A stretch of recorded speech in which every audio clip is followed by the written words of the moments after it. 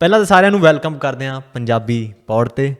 ਅਤੇ ਅੱਜ ਦਾ ਜਿਹੜਾ ਐਪੀਸੋਡ ਹੋਣ ਵਾਲਾ ਉਹ ਬਹੁਤ ਹੀ ਸਪੈਸ਼ਲ ਆ, ਬਹੁਤ ਹੀ ਖਾਸ ਆ, ਕਿਉਂਕਿ ਮੇਰੇ ਦਿਲ ਦੀ ਤਮੰਨਾ ਸੀਗੀ ਇਹਨਾਂ ਨੂੰ ਵੀ ਆਪਾਂ ਆਪਣੇ ਪੋਡਕਾਸਟ 'ਤੇ ਲੈ ਕੇ ਆਈਏ। ਅਤੇ ਪਹਿਲਾਂ ਵੀ ਇੱਕ ਵਾਰੀ ਐਪੀਸੋਡ ਉਹਨਾਂ ਨੇ ਆਪਣੇ ਨਾਲ ਕੀਤਾ, ਅਤੇ ਅੱਜ ਦਾ ਆਪਣਾ ਜਿਹੜਾ ਟੋਪਿਕ ਆ ਉਹ ਡਿਫਰੈਂਟ ਹੋਣ ਵਾਲਾ। ਅਤੇ ਉਹ ਮਨਪ੍ਰੀਤ ਵੀਰਾ ਆਪਾਂ ਨੂੰ ਦੱਸੂਗਾ ਕਾਹਦੇ ਬਾਰੇ ਅੱਜ ਆਪਾਂ ਗੱਲ ਕਰਨੀ ਆ।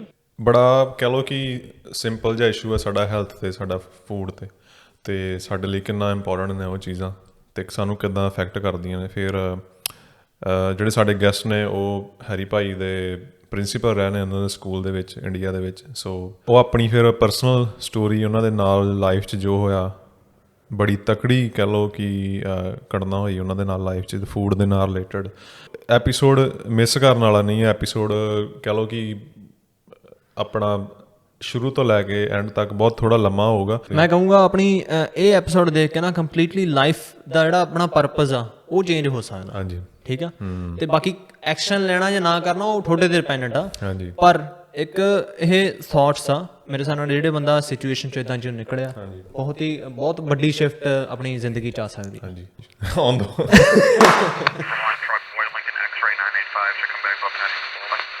ਜੀਵਨ ਸਰ, ਇੱਕ ਵਾਰੀ ਫਿਰ ਤੋਂ ਤੁਹਾਡਾ ਬਹੁਤ ਬਹੁਤ ਧੰਨਵਾਦ। ਤੁਹਾਡਾ ਵੀ ਦੋਨਾਂ ਦਾ ਬਹੁਤ ਬਹੁਤ ਧੰਨਵਾਦ, ਤੁਸੀਂ ਮੈਨੂੰ ਦੂਜੀ ਵਾਰ ਮੌਕਾ ਦਿੱਤਾ। ਨਹੀਂ, ਦੂਜੀ ਵਾਰ ਮੌਕਾ ਤੁਹਾਡਾ ਖੁਦ ਬ ਖੁਦ ਬਣ ਗਿਆ ਸੀ, ਉਦੋਂ ਹੀ ਬਣ ਗਿਆ ਸੀ ਜਿੱਦਾਂ ਤੁਸੀਂ ਪਿਛਲੀ ਵਾਰੀ ਆਏ। ਰੈਪੂਟੇਸ਼ਨ ਬਿਲਡ ਹੋ ਗਈ। ਰੈਪੂਟੇਸ਼ਨ ਬਿਲਡ ਹੋ ਗਈ, ਸਹੀ ਗੱਲ ਹੈ। ਸੋ ਅੱਜ ਅਸੀਂ, ਕਿਉਂਕਿ ਉਸ ਦਿਨ ਆਪਣੀਆਂ ਗੱਲਾਂ 'ਚੋਂ ਗੱਲ ਚੱਲ ਰਹੀ ਸੀ ਸਿਹਤ ਦੇ ਬਾਰੇ, ਫੂਡ ਦੇ ਬਾਰੇ, ਸੋ ਆਪਾਂ ਸੋਚਿਆ ਕਿ ਅੱਜ ਅਸੀਂ ਉਸ ਸਬਜੈਕਟ ਨੂੰ ਥੋੜ੍ਹਾ ਹੋਰ ਐਕਸਪੈਂਡ ਕਰੀਏ। ਅਤੇ ਅੱਜ ਸਾਨੂੰ ਦੱਸੋ ਕਿ ਤੁਸੀਂ ਦੁਬਾਰਾ ਦੱਸੋ ਕਿ ਕੀ ਖਾ ਪੀ ਕੇ ਆਏ ਕਰੋ। ਸ਼ੁੱਧ ਪੰਜਾਬੀ ਭੋਜਨ ਖਾਧਾ, ਜਿਹਦੇ ਵਿੱਚ ਰੋਟੀ, ਕਰੇਲੇ ਦੀ ਸਬਜ਼ੀ ਅਤੇ ਨਾਲ ਦਾਲ।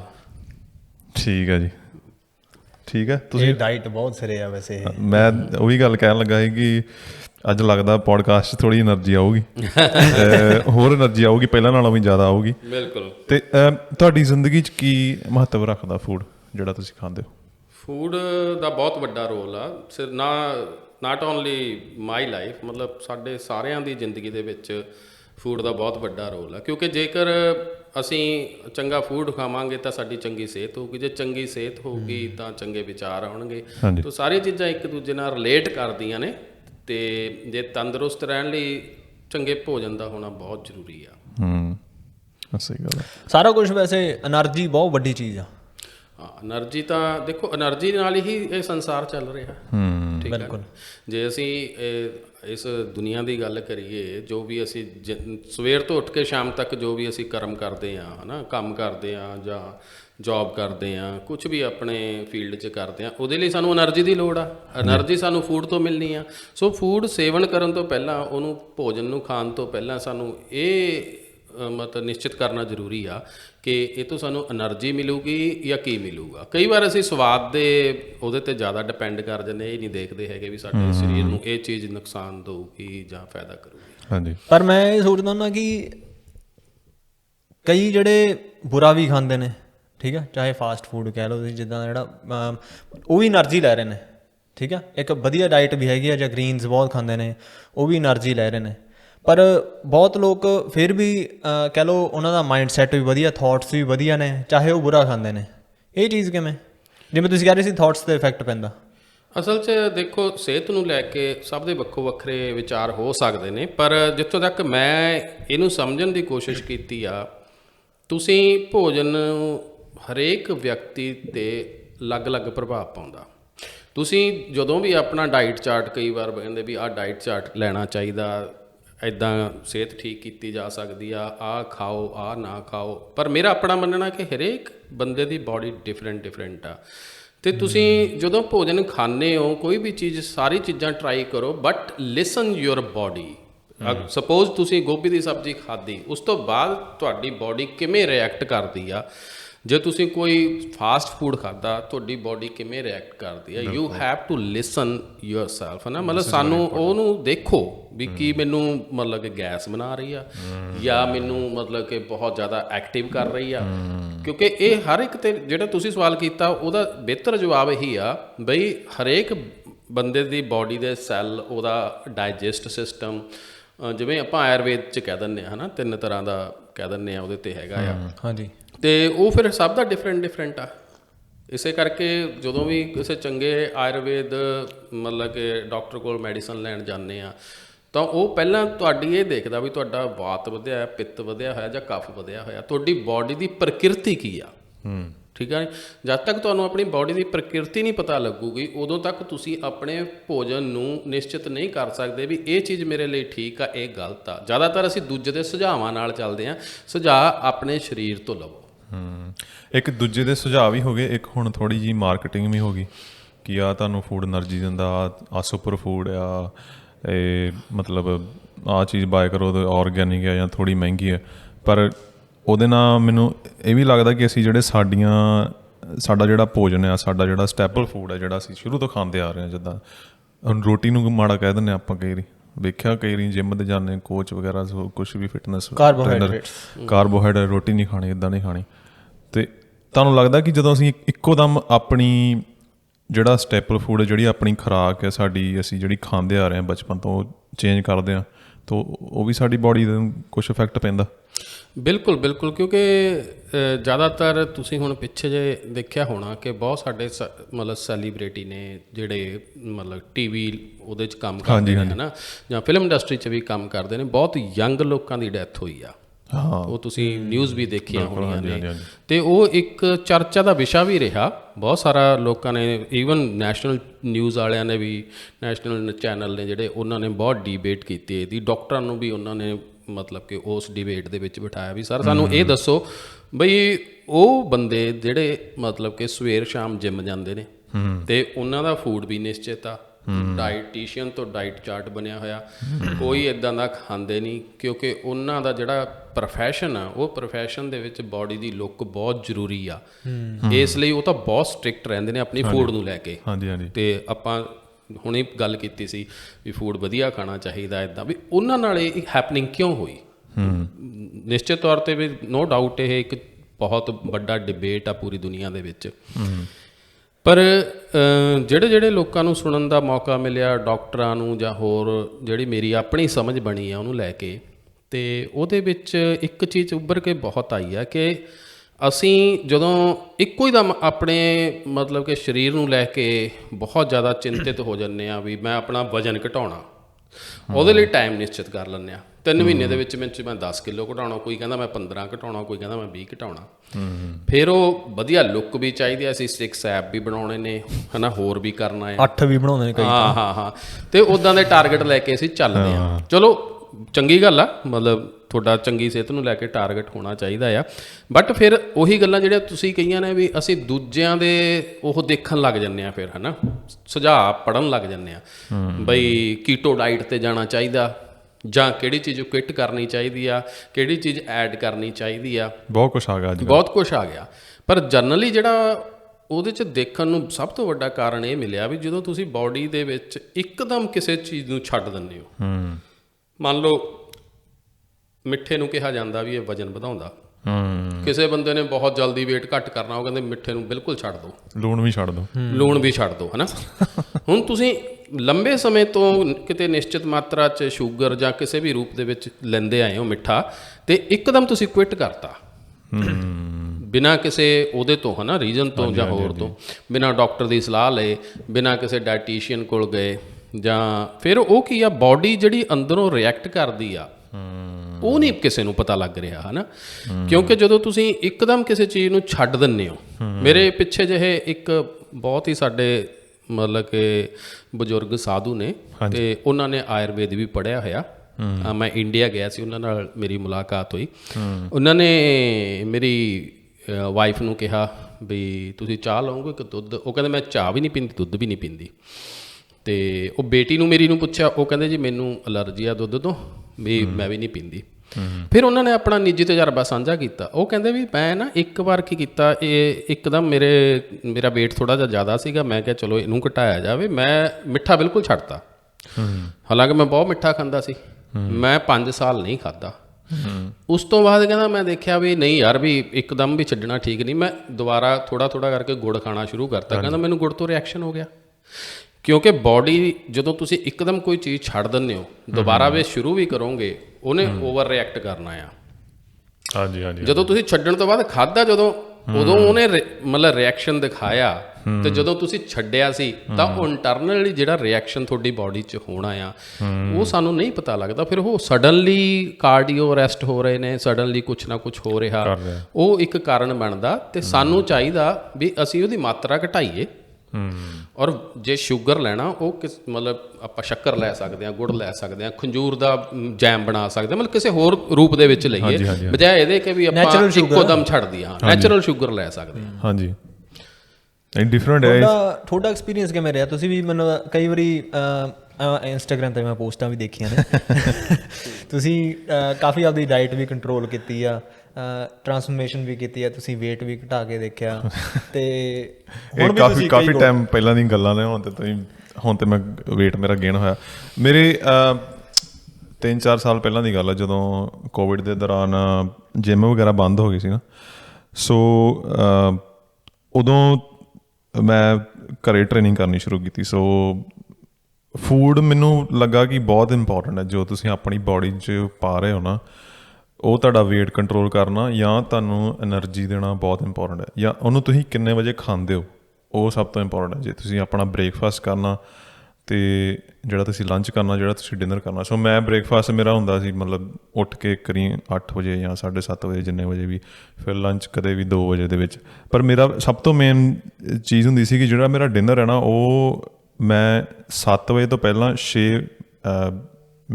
ਮੈਕਸੀਮਮ 7 ਵਜੇ ਤੋਂ ਪਹਿਲਾਂ ਮੈਂ ਡਿਨਰ ਕਰਕੇ, ਉਸ ਤੋਂ ਬਾਅਦ ਕੋਈ ਨਾ ਕੋਈ ਜੋਗਿੰਗ ਵਗੈਰਾ ਹੋ ਗਿਆ, ਕੁਛ ਐਕਟੀਵਿਟੀ ਹੋ ਗਿਆ, ਕੁਛ ਵੀ ਇੱਦਾਂ ਕਰਕੇ ਫਿਰ ਮੈਂ ਸੌਣਾ। ਸੋ ਮੈਨੂੰ ਕੀ ਹੁੰਦਾ ਕਿ ਸਵੇਰੇ ਉੱਠਦਿਆਂ ਨੂੰ ਭੁੱਖ ਲੱਗਣੀ ਸ਼ੁਰੂ ਹੋ ਜਾਂਦੀ ਸੀ। ਜਦੋਂ ਮੈਂ ਬ੍ਰੇਕਫਾਸਟ ਖਾਣਾ ਹੁੰਦਾ, ਮੈਂ ਬ੍ਰੇਕਫਾਸਟ ਲਈ ਰੈਡੀ ਹੁੰਦਾ, ਪ੍ਰੀਪੇਅਰ ਹੁੰਦਾ ਸੀ। ਅਤੇ ਉਹ ਜਦੋਂ ਇੱਕੋ ਦਮ ਆਪਾਂ ਖਾ ਕੇ 10 ਵਜੇ 11 ਵਜੇ ਸੌ ਜਾਂਦੇ ਹਾਂ ਨਾ, ਉਹ ਵੀ ਸਵੇਰੇ ਬਾਡੀ ਨੂੰ ਪਤਾ ਲੱਗਦਾ ਕਿ ਬਾਡੀ 'ਤੇ ਉਹਦਾ ਕੀ ਇਫੈਕਟ ਪਿਆ।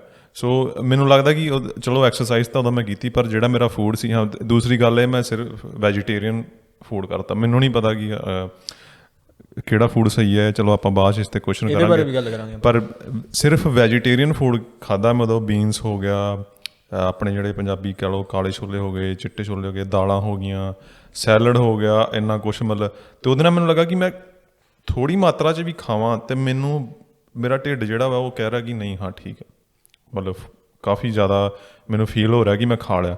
ਪਰ ਜਦੋਂ ਤੁਸੀਂ ਜੰਕ ਫੂਡ ਖਾਂਦੇ ਹੋ ਤਾਂ ਤੁਹਾਨੂੰ ਬਹੁਤ ਜ਼ਿਆਦਾ ਖਾ ਕੇ ਵੀ ਲੱਗਦਾ ਕਿ ਨਹੀਂ, ਅਜੇ ਮੇਰਾ ਫੁੱਲ ਨਹੀਂ ਹੋਇਆ। ਉਹ ਕ੍ਰੇਵਿੰਗ ਹੁੰਦੀ ਹੈ ਨਾ।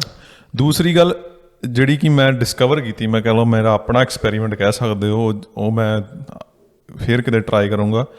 ਜਦੋਂ ਅਸੀਂ ਫੂਡ ਲੈਂਦੇ ਹਾਂ ਨਾ, ਜਦੋਂ ਤੁਸੀਂ ਸੋਚੋ ਕਿਸੇ ਦੁਕਾਨ 'ਤੇ ਜਾਂਦੇ, ਤੁਹਾਨੂੰ ਕਿਤੇ ਭੁੱਖ ਲੱਗੀ ਆ, ਕਿਸੇ ਵੀ ਸ਼ੌਪ 'ਤੇ ਜਾਂਦੇ ਹੋ, ਭਾਵੇਂ ਤੁਸੀਂ ਚੰਗਾ ਫੂਡ ਲੈਣਾ ਜਾਂ ਜੰਕ ਫੂਡ ਲੈਣਾ, ਤੁਸੀਂ ਫੂਡ ਇੱਦਾਂ ਲੈਂਦੇ ਹੋ ਕਿ ਮੈਨੂੰ ਇੰਨੀ ਭੁੱਖ ਲੱਗੀ ਆ ਅਤੇ ਮੈਨੂੰ ਇੰਨਾ ਜ਼ਿਆਦਾ ਫੂਡ ਚਾਹੀਦਾ। ਤੁਸੀਂ ਕਹਿੰਦਾ ਆਹ ਵੀ ਲੈ ਲਓ, ਮੈਨੂੰ ਡਰਿੰਕ ਵੀ ਦੇ ਦਿਓ, ਮੈਨੂੰ ਆਹ ਵੀ ਦੇ ਦਿਓ, ਕਿਉਂਕਿ ਮੈਨੂੰ ਭੁੱਖ ਬਹੁਤ ਜ਼ਿਆਦਾ ਲੱਗੀ ਹੈ। ਪਰ ਅਸਲ 'ਚ ਬਾਡੀ ਨੂੰ ਉਹਨਾਂ ਫੂਡ ਚਾਹੀਦਾ ਨਹੀਂ ਹੁੰਦਾ। ਉਹ ਜਿਹੜੀ ਤੁਹਾਡਾ ਭੁੱਖ ਹੈ, ਜਿਹੜਾ ਤੁਹਾਡਾ ਦਿਮਾਗ ਹੈ, ਉਹ ਕਹਿ ਰਿਹਾ ਕਿ ਮੈਨੂੰ ਇੰਨਾ ਫੂਡ ਚਾਹੀਦਾ। ਸੋ ਮੈਂ ਵੇਖਿਆ ਕਿ ਜਦੋਂ ਮੈਂ ਫੂਡ ਖਾ ਲੈਂਦਾ ਨਾ, ਜਿਹੜਾ ਸਾਡਾ ਸਟਮਕ ਹੈ ਨਾ, ਇਹ ਮੈਂ ਬਾਅਦ 'ਚ ਸਟੱਡੀ ਵੀ ਪੜ੍ਹੀ, ਜਿਹੜਾ ਸਾਡਾ ਸਟਮਕ ਆ ਉਹ ਫੂਡ ਨੂੰ 30 ਮਿੰਟ ਬਾਅਦ ਐਕਨੋਲੇਜ ਕਰਦਾ ਵਾ ਕਿ ਕਿੰਨਾ ਮੈਂ ਫੁੱਲ ਹੈ। ਸੋ ਜਦੋਂ ਅਸੀਂ ਖਾ ਰਹੇ ਹਾਂ, ਉਦੋਂ ਸਾਨੂੰ ਲੱਗੂਗਾ ਕਿ ਭੁੱਖ ਆ। ਸੋ ਭੁੱਖ ਦੇ ਹਿਸਾਬ ਨਾਲ ਕਦੇ ਵੀ ਨਹੀਂ ਖਾਣਾ ਚਾਹੀਦਾ, ਪਰ ਜਿੰਨਾ ਇੱਕ ਪੋਰਸ਼ਨ ਤੁਹਾਨੂੰ ਲੱਗਦਾ ਤੁਹਾਡੀ ਬਾਡੀ ਲਈ ਸਹੀ ਆ, ਇੰਨਾ ਠੀਕ ਆ। ਜਾਂ 2 ਫੁਲਕੇ ਖਾਣੇ, ਦਾਲ ਖਾਣੀ, ਜੇ ਤੁਸੀਂ ਉਸ ਹਿਸਾਬ ਨਾਲ ਖਾ ਲਓ, ਉਦੋਂ ਤੁਹਾਡੀ ਭੁੱਖ ਨਹੀਂ ਮਿਟੂਗੀ। ਪਰ 30 ਮਿੰਟ ਬਾਅਦ ਤੁਹਾਡਾ ਢਿੱਡ ਕਹੂਗਾ ਕਿ ਹਾਂ ਉਹ ਤੂੰ ਸਹੀ ਫੂਡ ਖਾਧਾ। 30 ਮਿੰਟ ਬਾਅਦ ਤੁਹਾਨੂੰ ਨਹੀਂ। ਉਹ ਮੈਂ ਚੀਜ਼ ਖੁਦ ਡਿਸਕਵਰ ਕਹਿ ਲਓ ਕਿ ਮੈਂ ਆਪਣੇ ਆਪ 'ਤੇ ਅਪਲਾਈ ਕੀਤੀ। ਸੋ ਉਹਦੇ ਨਾਲ ਮੈਨੂੰ ਇਹ ਹੋ ਗਿਆ ਹੌਲੀ ਹੌਲੀ ਕਿ ਨਹੀਂ, ਇੰਨਾ ਹੀ ਫੂਡ ਖਾਣਾ, ਭਾਵੇਂ ਮੈਨੂੰ ਭੁੱਖ ਲੱਗੀ, ਇੰਨਾ ਹੀ ਫੂਡ ਖਾਣਾ। ਉਹ 30 ਮਿੰਟ ਬਾਅਦ ਮੈਨੂੰ ਫਿਰ ਲੱਗਾ ਕਿ ਯਾਰ ਢਿੱਡ ਤੇ ਮੇਰਾ ਫੁੱਲ ਸੀ, ਉਦੋਂ ਮੈਂ ਜ਼ਿਆਦਾ ਖਾ ਲੈਣਾ ਸੀ। ਸੋ ਮੈਨੂੰ ਨਹੀਂ ਪਤਾ ਇਹ ਕਿੱਥੇ ਫਿੱਟ ਬਹਿੰਦੀ ਹੈ ਪੋਡਕਾਸਟ ਦੇ ਵਿੱਚ ਇਹ ਚੀਜ਼, ਪਰ ਉਹ ਮੈਨੂੰ ਬਹੁਤ ਵਧੀਆ ਇੱਕ ਐਕਸਪੀਰੀਅੰਸ ਰਿਹਾ ਮੇਰਾ। ਇਹ ਉਹ ਤੁਹਾਡੀ ਗੱਲ ਬਿਲਕੁਲ ਸਹੀ। ਤੁਸੀਂ ਵੈਸੇ ਤਜਰਬਾ ਕਰਕੇ ਦੇਖ ਲਓ, ਘਰ 'ਚ ਤੁਸੀਂ ਕਦੇ ਚਟਣੀ ਬਣਾਈ ਹੋਣੀ ਹੈ ਮਿਕਸੀ 'ਚ, ਹੈ ਨਾ, ਉਹਦੇ 'ਚ ਤੁਸੀਂ ਉੱਪਰ ਤੱਕ ਤੁੰਨ ਕੇ ਪੁਦੀਨਾ ਪਾ ਲਓ, ਵਿੱਚ ਪਾ ਦਿਓ ਪਿਆਜ਼, ਉੱਪਰੋਂ ਲਾ ਦਿਓ ਢੱਕਣ, ਉਹਦਾ ਚਲਾ ਲਿਓ ਬਟਨ, ਹੈ ਨਾ, ਉਹਨੇ ਤੁਰਨਾ ਹੀ ਨਹੀਂ ਕਿਸੇ ਪਾਸੇ ਨੂੰ। ਉਹ ਤੁਹਾਨੂੰ ਨਾਲ ਦਾ ਬੰਦਾ ਵੀ ਕਹਿ ਦੂਗਾ ਯਾਰ ਤੈਨੂੰ ਅੱਧਾ ਕੱਢ, ਇਹਨੂੰ ਕੱਢਣ ਤੋਂ ਬਾਅਦ ਇਹਦੇ 'ਚ ਅੱਧਾ ਗਲਾਸ ਪਾਣੀ ਪਾ, ਤਾਂ ਕਿ ਇਹ ਗ੍ਰਾਈਂਡ ਘੁੰਮਣ ਜੋਗਾ ਤਾਂ ਹੋਵੇ। ਠੀਕ ਆ, ਨਹੀਂ ਸੇਮ ਸਾਡਾ ਸਟਮਕ ਆ। ਇਹਦੇ ਵਿੱਚ ਅਸੀਂ ਜੇ 5 ਰੋਟੀਆਂ ਦੀ ਭੁੱਖ ਆ, ਆਪਾਂ 3 ਖਾ ਲਈਆਂ, ਜੇ 2 ਕੌਲੀਆਂ ਦਾਲ ਖਾਧੀ, ਆਪਾਂ 1 ਖਾ ਲਈ, ਥੋੜਾ ਜਿਹਾ ਉੱਪਰੋਂ ਪਾਣੀ ਪੀ ਲਿਆ, ਚਾਹੇ ਵਿੱਚ ਪੀ ਲਿਆ, ਠੀਕ ਆ ਨਹੀਂ। ਜੋ ਹੁਣ ਘੁੰਮਣ ਜੋਗੀ ਤਾਂ ਉਹਨੂੰ ਜਗ੍ਹਾ ਹੀ ਨਹੀਂ ਛੱਡੀ। ਜਗ੍ਹਾ ਨਹੀਂ ਛੱਡੀ। ਠੀਕ ਹੈ ਨਹੀਂ, ਗ੍ਰਾਈਂਡਰ ਲੱਗਿਆ ਕਿਉਂਕਿ ਉਹ 'ਚ ਕਹਿ ਲਓ ਕਿ ਬਾਇਓਲੋਜੀਕਲੀ ਜਿੱਦਾਂ ਐਂਜ਼ਾਈਮ ਵਗੈਰਾ, ਡਾਈਜੈਸ਼ਨ ਕੈਮੀਕਲ ਵਗੈਰਾ ਪ੍ਰੋਸੈਸ ਕਰਨਗੇ ਫੂਡ ਨੂੰ। ਹਾਂਜੀ। ਪਰ ਜੇ ਤੁਸੀਂ ਉਹਨੂੰ ਇੱਥੋਂ ਧੌਣ ਤੱਕ ਫੂਡ ਪਾਈਪ ਤੱਕ ਤੁੰਨਿਆ ਹੋਇਆ ਵਾ ਭਈ ਨਾ ਖਾਈ ਜਾਣਾ ਫੂਡ, ਤੇ ਉਹ ਵੀ ਉਹ ਅਸਲ 'ਚ ਜਿਹੜੀ ਰਿਫਲੈਕਸ ਦੀ ਆਪਾਂ ਪ੍ਰੋਬਲਮ ਕਹਿ ਦਿੰਦੇ ਆ, ਜਲਣ ਹੋ ਰਹੀ ਆ ਜਾਂ ਢਕਾਰ ਆ ਰਹੇ ਨੇ, ਉਹਦਾ ਰੀਜ਼ਨ ਇਹੀ ਹੁੰਦਾ ਵੀ ਅਸੀਂ ਇੱਥੋਂ ਤੱਕ ਫੁੱਲ ਕਰ ਲਿਆ ਵੀ ਬਾਡੀ ਹੁਣ ਫਾਈਟ ਕਰ ਰਹੀ ਆ।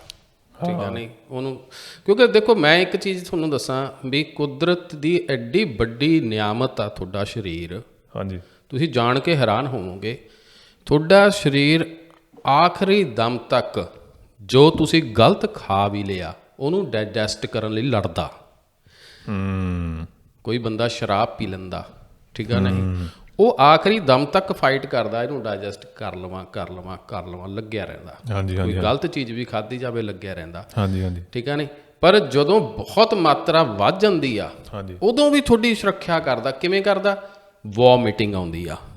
ਹਾਂ, ਕਿੱਡਾ ਘੈਂਟ ਸਿਸਟਮ, ਕਿੱਡਾ ਤਕੜਾ ਸਿਸਟਮ ਆ। ਬਹੁਤ ਤਕੜੀ ਮਸ਼ੀਨ ਲੱਗੀ, ਬਹੁਤ ਤਕੜੀ ਮਸ਼ੀਨ ਲੱਗੀ ਹੋਈ ਆ ਵੀ ਉਹਨੂੰ ਪਤਾ ਲੱਗ ਜਾਂਦਾ ਵੀ ਹੁਣ ਇਹਨੂੰ ਕਿਵੇਂ ਬਚਾਉਣਾ। ਹਾਂ, ਠੀਕ ਆ ਨਹੀਂ, ਆਰਗਨਸ ਆਪਣੇ ਆਪ ਆਟੋਮੈਟਿਕਲੀ ਰਿਐਕਟ ਕਰਦੇ ਨੇ। ਜਦ ਤੱਕ ਉਹ ਚੀਜ਼ ਬਾਹਰ ਨਹੀਂ ਨਿਕਲਦੀ ਉਦੋਂ ਤੱਕ ਤੁਹਾਨੂੰ ਚੈਨ ਨਹੀਂ ਆਉਂਦੀ।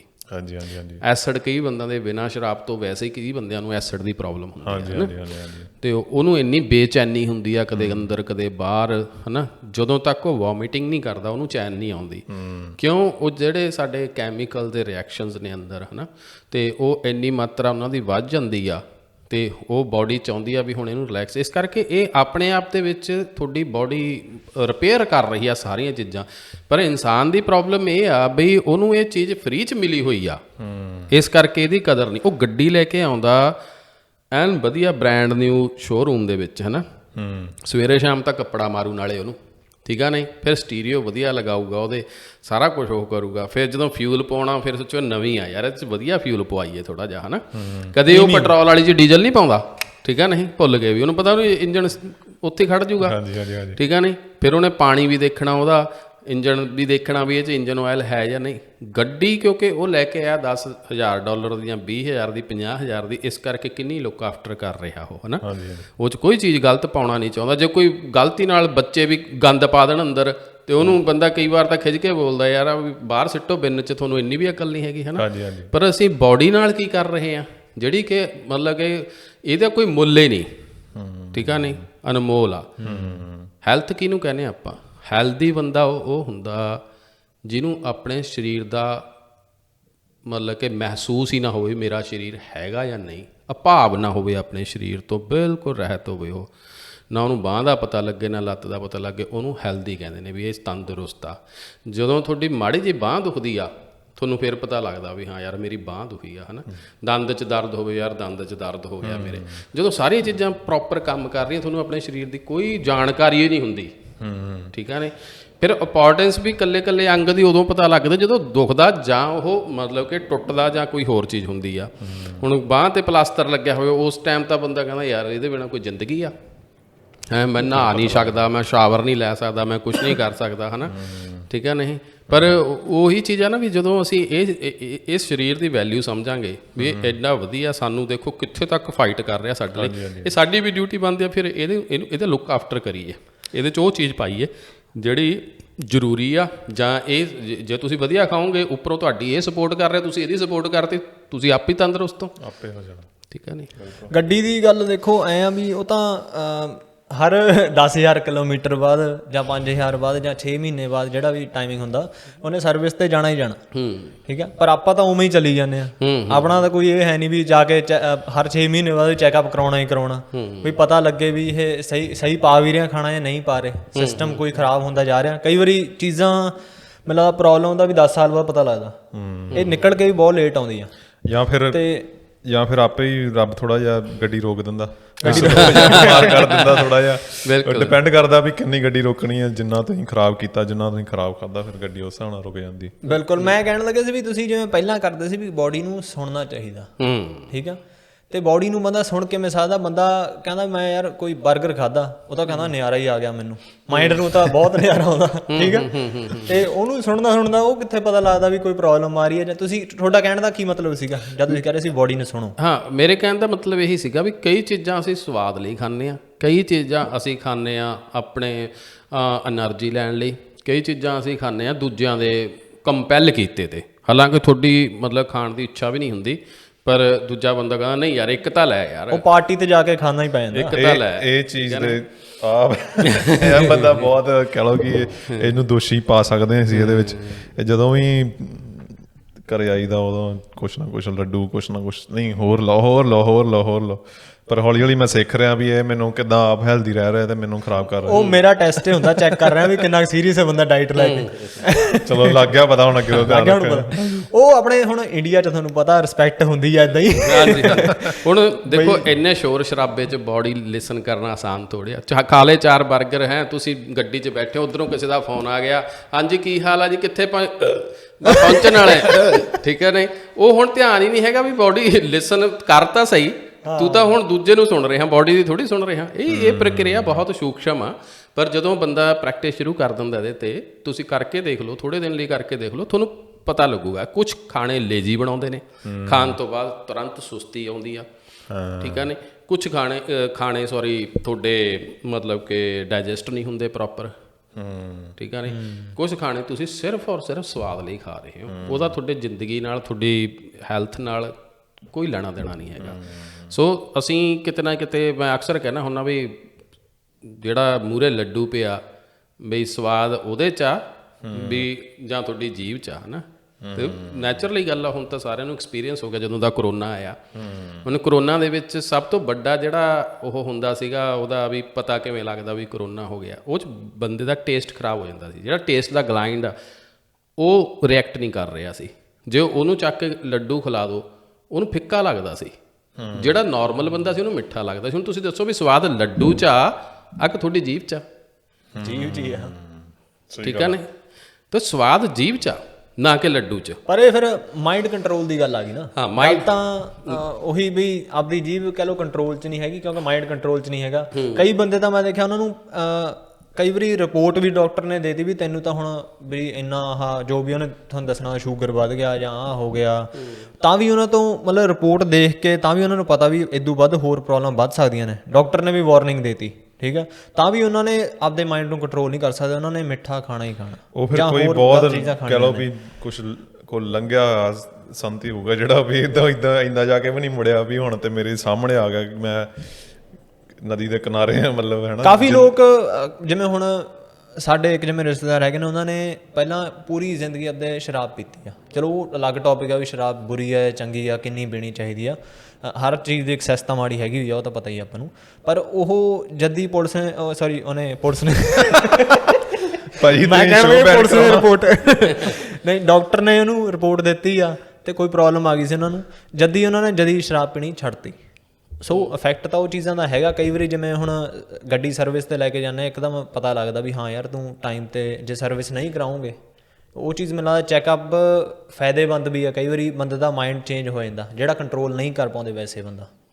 ਅਸਲ 'ਚ ਇਹਦੇ 'ਚ ਜਾਗਰੂਕਤਾ ਬਹੁਤ ਜ਼ਰੂਰੀ ਹੈ। ਜਦੋਂ ਤੱਕ ਅਵੇਅਰ ਨਹੀਂ ਨਾ ਹੁੰਦੇ ਕਿਸੇ ਚੀਜ਼ ਦੇ ਪ੍ਰਤੀ। ਹੁਣ ਤੁਸੀਂ ਇਹ ਗੱਲ ਕੀਤੀ ਹੈ, ਮੈਂ ਜ਼ਿਆਦਾਤਰ ਲੋਕ ਮਤਲਬ ਕਿ ਮੈਂ ਇਹ ਕਹਿ ਸਕਦਾ ਵੀ ਬਿਨਾਂ ਪੀਤੇ ਨਸ਼ੇ 'ਚ ਨੇ, ਜਾਂ ਉਹ ਹੈ ਹੀ ਹੋਸ਼ ਨਾਂ ਦੀ ਕੋਈ ਚੀਜ਼ ਨਹੀਂ ਹੈਗੀ।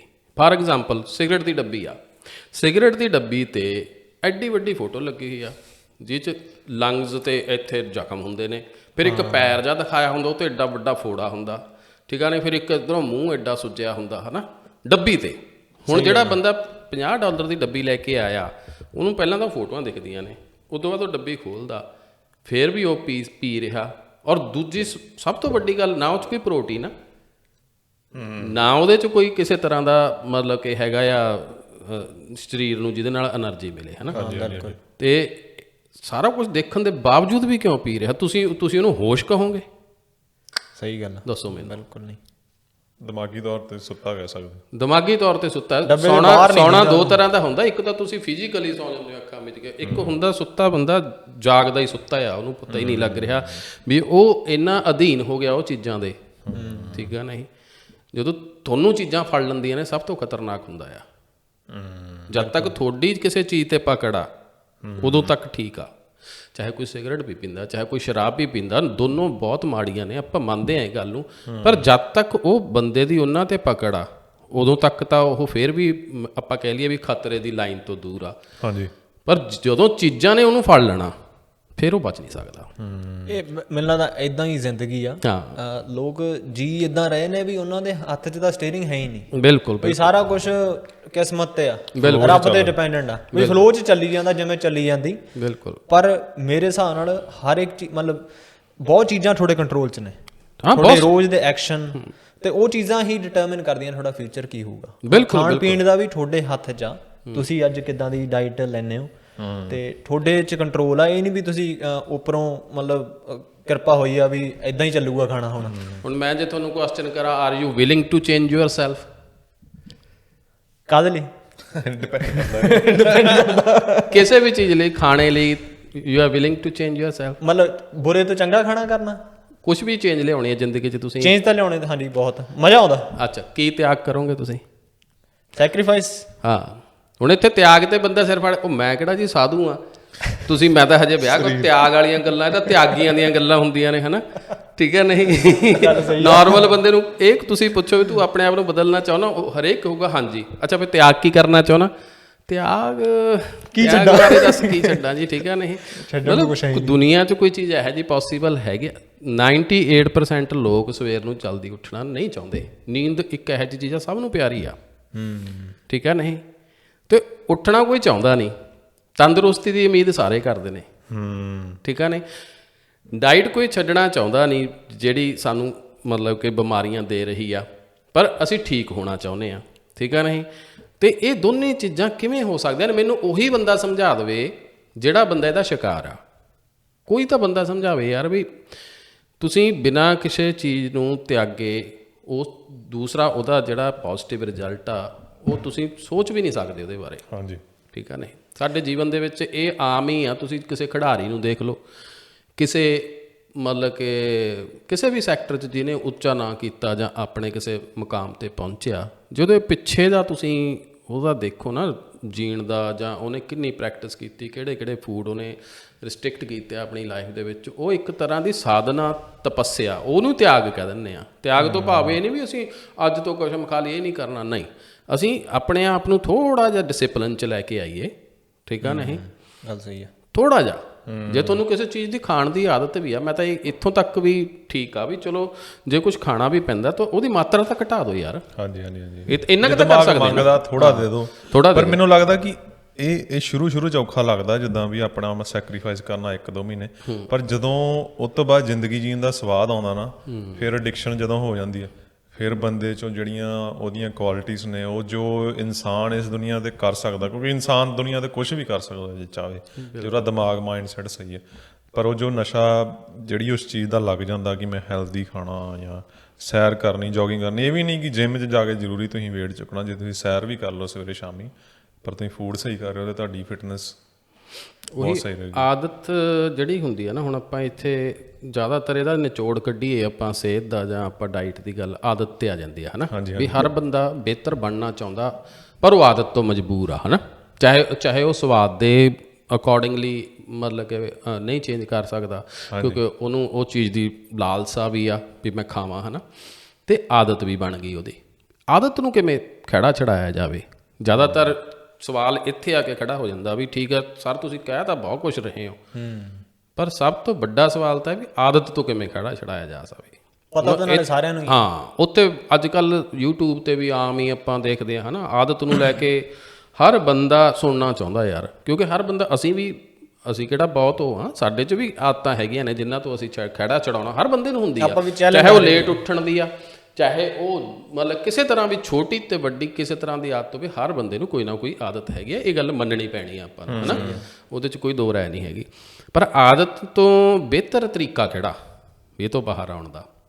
ਹੁਣ ਜ਼ਿਆਦਾਤਰ ਲੋਕ ਕੀ ਕਰਦੇ ਵੀ 31 ਦਸੰਬਰ ਨੂੰ ਰੈਜ਼ੋਲੂਸ਼ਨ ਕਰਦੇ ਨੇ ਬਈ ਅੱਜ ਤੋਂ ਸਹੁੰ ਲੱਗੇ ਸਵੇਰ ਤੋਂ ਮੈਂ ਸਿਗਰਟ ਨਹੀਂ ਪੀਣੀ, ਲੈ ਸਵੇਰੇ ਮੈਂ 4 ਵਜੇ ਦਾ ਅਲਾਰਮ ਲਾ ਲੈਣਾ, ਕੱਲ੍ਹ ਤੋਂ ਆਪਾਂ ਨਵੇਂ ਸਾਲ ਤੋਂ ਐਨ ਸੈਰ ਵੀ ਸ਼ੁਰੂ, ਐਨ ਵਧੀਆ ਉਹ ਕਰਨਾ, ਬਸ ਹੁਣ ਬਣਾ ਲਿਆ ਰੈਜੂਲੇਸ਼ਨ। ਹਾਂ, ਉਹ ਕਈਆਂ ਦਾ ਤਾਂ 1 ਤਰੀਕ ਨੂੰ ਦੁਪਹਿਰ ਨੂੰ ਤੱਕ ਟੁੱਟ ਜਾਂਦਾ, ਠੀਕ ਹੈ ਨਹੀਂ, ਕਈਆਂ ਦਾ ਜਾ ਕੇ 2-3 ਦਿਨ ਹੋਰ ਨਿਕਲ ਜਾਂਦੇ ਨੇ, ਠੀਕ ਹੈ ਨਹੀਂ, ਕਿਉਂਕਿ ਉਹਨੇ ਕਸਮ ਤਾਂ ਖਾ ਲਈ ਪਰ ਉਹਨੇ ਬਾਡੀ ਦੇ ਕੈਮੀਕਲ ਰਿਐਕਸ਼ਨ ਬਾਰੇ ਨਹੀਂ ਸੋਚਿਆ, ਠੀਕ ਹੈ ਨਹੀਂ।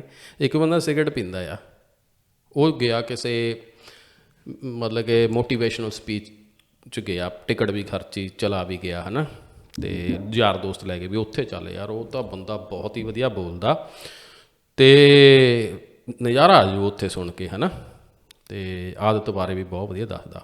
ਬੰਦਾ ਜਾਂਦਾ, ਟਿਕਟ ਲੈ ਕੇ ਬੈਠਦਾ, ਸੈਮੀਨਾਰ ਹੁੰਦਾ, ਬਹੁਤ ਲੋਕ ਆਏ ਹੁੰਦੇ ਨੇ, ਅਤੇ ਉਹ ਸਪੀਚ ਜਦੋਂ ਸੁਣਦਾ ਹੈ 2 ਘੰਟੇ ਦੀ, ਅੱਧੇ ਘੰਟੇ ਦੀ, ਉਸ ਟਾਈਮ ਉਹਦੇ ਪੂਰਾ ਜੋਸ਼ ਆ ਜਾਂਦਾ ਅੰਦਰ, ਹੈ ਨਾ, ਕੈਮੀਕਲ ਪੂਰੇ ਵਧੇ ਹੁੰਦੇ। ਹਾਂ, ਉਹਦਾ ਬ੍ਰੇਨ ਸੁਣ ਰਿਹਾ, ਉਸ ਵੇਲੇ ਬ੍ਰੇਨ ਸੁਣ ਰਿਹਾ, ਔਰ ਬ੍ਰੇਨ ਦੇ ਵਿੱਚ ਹੀ ਸਾਰੀ ਐਕਟੀਵਿਟੀ ਚੱਲ ਰਹੀ ਆ ਬਈ, ਹਾਂ ਯਾਰ ਵੀ ਇਹ ਤਾਂ ਮਾੜੀ ਚੀਜ਼ ਆ, ਮੈਨੂੰ ਤਾਂ ਪਤਾ ਹੀ ਨਹੀਂ ਸੀ, ਮੈਨੂੰ ਤਾਂ ਹੁਣ ਪਤਾ ਲੱਗਾ, ਲੈ ਆਪਾਂ ਕੱਲ੍ਹ ਤੋਂ ਛੱਡ ਦੇਣੀ ਆ, ਹੈ ਨਾ।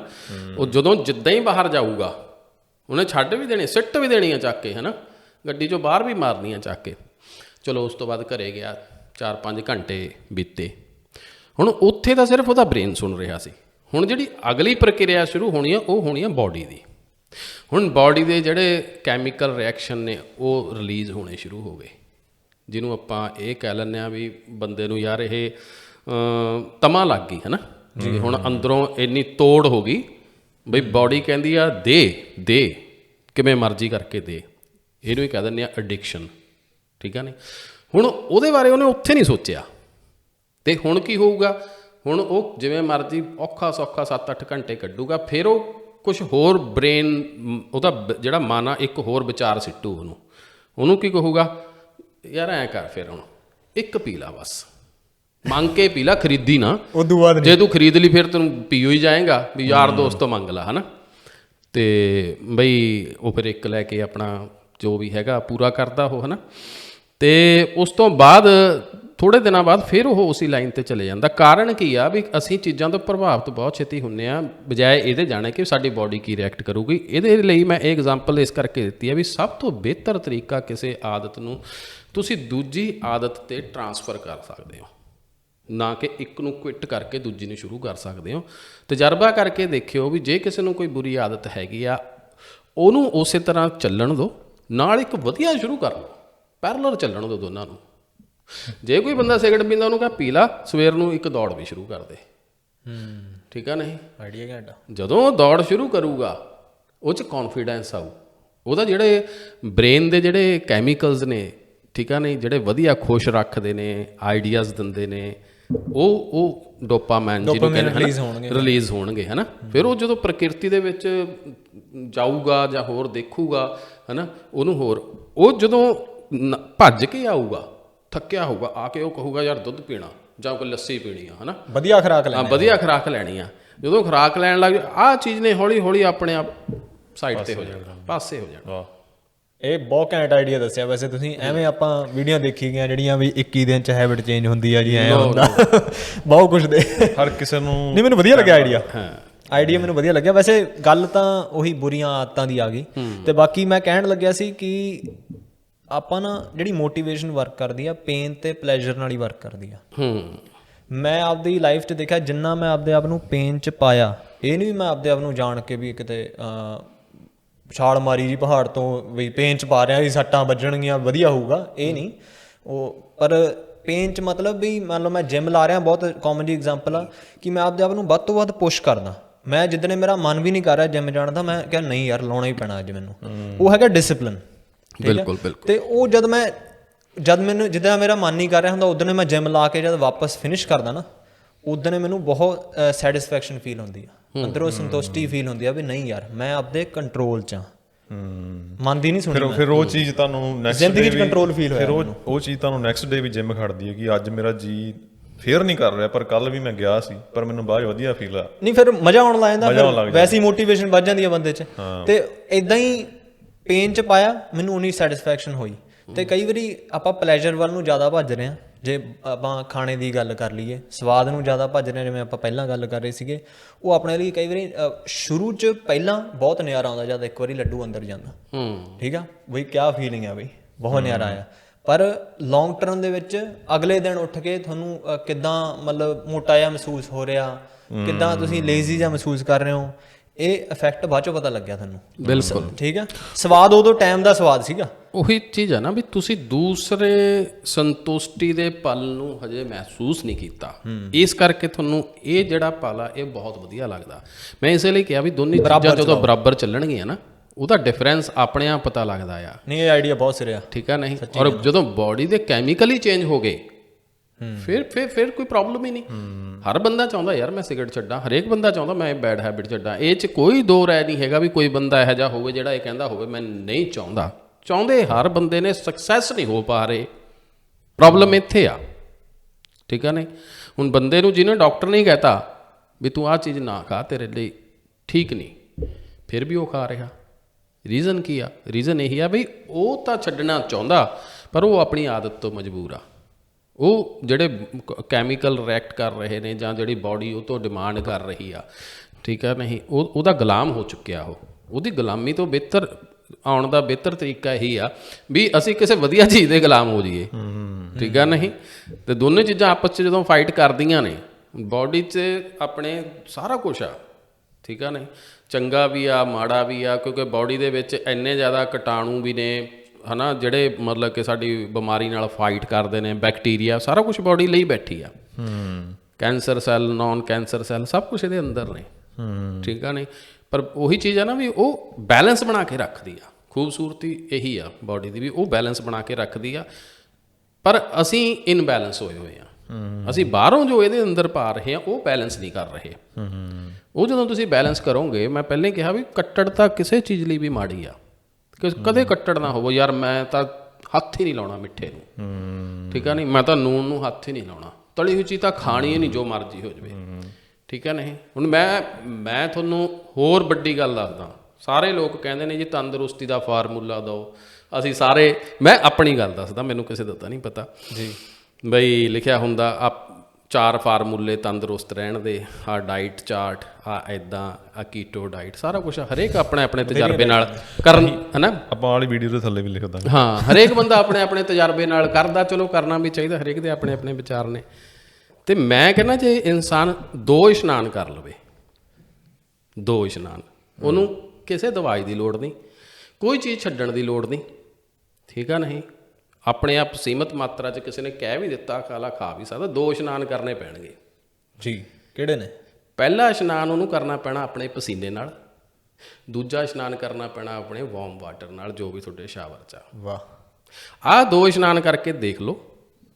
ਜੇ ਤੁਹਾਨੂੰ ਕੋਈ ਬਿਮਾਰੀ ਲੱਗ ਗਈ ਤਾਂ ਮੈਨੂੰ ਕਹਿ ਦਿਓ ਤੁਸੀਂ, ਜਾਂ ਤੁਹਾਨੂੰ ਕੋਈ ਚੀਜ਼ ਮਤਲਬ ਕਿ ਜੇ ਖਾ ਵੀ ਲਿਆ ਉਹਦਾ ਕੋਈ ਗਲਤ ਰਿਜ਼ਲਟ ਆ ਜਾਵੇ। ਮੈਨੂੰ ਲੱਗਦਾ ਜਿਹੜਾ ਪਹਿਲਾ ਇਸ਼ਨਾਨ ਪਸੀਨੇ ਵਾਲਾ ਉਹ ਸੌਖਾ ਹੀ ਆ, ਮੈਂ ਕਹਿਣ ਲੱਗਿਆ ਸੀ ਸੌਖਾ ਤਾਂ ਹੈ, ਪਰ ਜੇ ਕਿਸੇ ਨੇ ਜਿਹਨੇ ਉਹ ਕਰ ਲਿਆ ਰੋਜ਼ ਇੱਕ ਵਾਰੀ, ਹਾਂਜੀ, ਤੇ ਮੈਨੂੰ ਲੱਗਦਾ ਉਹ ਕੋਈ ਮਾੜੀ ਚੀਜ਼ ਖਾਊਗਾ, ਮੈਨੂੰ ਪਤਾ ਲੱਗੂਗਾ ਵੀ ਇਹ ਇਸ਼ਨਾਨ ਬਹੁਤ ਔਖਾ ਤੇ ਮੈਂ ਬਾਅਦ ਚ ਨਹੀਂ ਕਰਨਾ। ਕਿਉਂਕਿ ਮੇਨਲੀ ਕਈ ਲੋਕੀ ਜਿਹੜੇ ਸਟਿਕ ਇੱਕ ਵਾਰੀ ਹੈਲਦੀ ਡਾਈਟ ਖਾਣੀ ਸ਼ੁਰੂ ਕਰਦੇ ਜਾਂ ਹੈਲਥ ਹੋਣਾ ਸ਼ੁਰੂ ਕਰਦੇ ਆ, ਜਦੋਂ ਉਹਨਾਂ ਨੂੰ ਪਤਾ ਲੱਗਦਾ ਕਿ ਯਾਰ ਮੈਂ ਇੰਨਾ ਮੇਰਾ ਕੰਮ ਖਰਾਬ ਹੋਇਆ, ਮੇਰਾ ਸਟੈਮਿਨਾ ਇੰਨਾ ਖਰਾਬ ਹੋ ਗਿਆ, ਮੇਰਾ ਬੋਡੀ ਇੰਨੀ ਖਰਾਬ ਹੋ ਗਈ ਕਿ ਮੈਨੂੰ ਭੱਜਦਿਆਂ ਸਾਹ ਆ ਰਿਹਾ, ਮੈਂ ਇੱਦਾਂ ਹੋ ਰਿਹਾ, ਉਹ ਫਿਰ ਬੰਦੇ ਨੂੰ ਥੋੜ੍ਹੀ ਜਿਹੀ ਅਕਲ ਟਿਕਾਣੇ ਆ ਜਾਂਦੀ ਵੀ ਨਹੀਂ ਹੁਣ ਨਹੀਂ। ਅਸੀਂ ਤਾਂ ਹਾਲਾਤ ਇੱਥੋਂ ਤੱਕ ਹੋਏ ਪਏ ਨੇ, ਪਸੀਨਾ ਬੋਡੀ ਨੂੰ ਆਉਣ ਹੀ ਨਹੀਂ ਦਿੰਦੇ। ਵੈਸੇ ਮੈਨੂੰ ਤਾਂ ਗਰਮੀ 'ਚ ਖੜੇ ਖੜੇ ਪਸੀਨਾ ਆ ਜਾਂਦਾ, ਉਹ ਵੀ ਕਾਊਂਟ ਹੁੰਦਾ? ਹਾਂ ਬਿਲਕੁਲ। ਦੇਖੋ ਕਿਸੇ ਵੀ ਕੁਝ ਕਰਨਾ ਨਹੀਂ ਪੈਂਦਾ, ਕਿਸੇ ਵੀ ਤਰੀਕੇ ਨਾਲ ਜੇ ਪਸੀਨਾ ਆਉਂਦਾ ਉਹ ਤਾਂ ਚੰਗੀ ਗੱਲ ਆ। ਠੀਕ ਆ ਨਹੀਂ, ਪਰ ਜਦੋਂ ਤੁਸੀਂ ਸਾਰੀਆਂ ਚੀਜ਼ਾਂ ਤੋਂ ਵਿਹਲੇ ਹੋ ਕੇ ਇੱਕ ਮਤਲਬ ਕਿ ਕਨਸੈਂਟਰੇਟ ਹੋ ਕੇ ਕਿਸੇ ਬਾਡੀ ਤੇ ਕੰਮ ਕਰਦੇ ਹੋ, ਦੈਟ ਇਜ਼ ਡਿਫਰੈਂਟ ਥਿੰਗ। ਤੁਸੀਂ ਐਦਾਂ ਦਾ ਤੁਸੀਂ 50 ਡਿਗਰੀ 'ਚ ਜਾ ਕੇ ਖੜ੍ਹ ਜਾਵੋ, ਠੀਕ ਆ ਨਹੀਂ, ਪਸੀਨਾ ਤਾਂ ਆਊਗਾ ਪਰ ਉਹਦਾ ਤੁਹਾਨੂੰ ਨੁਕਸਾਨ ਵੀ ਹੋ ਸਕਦਾ।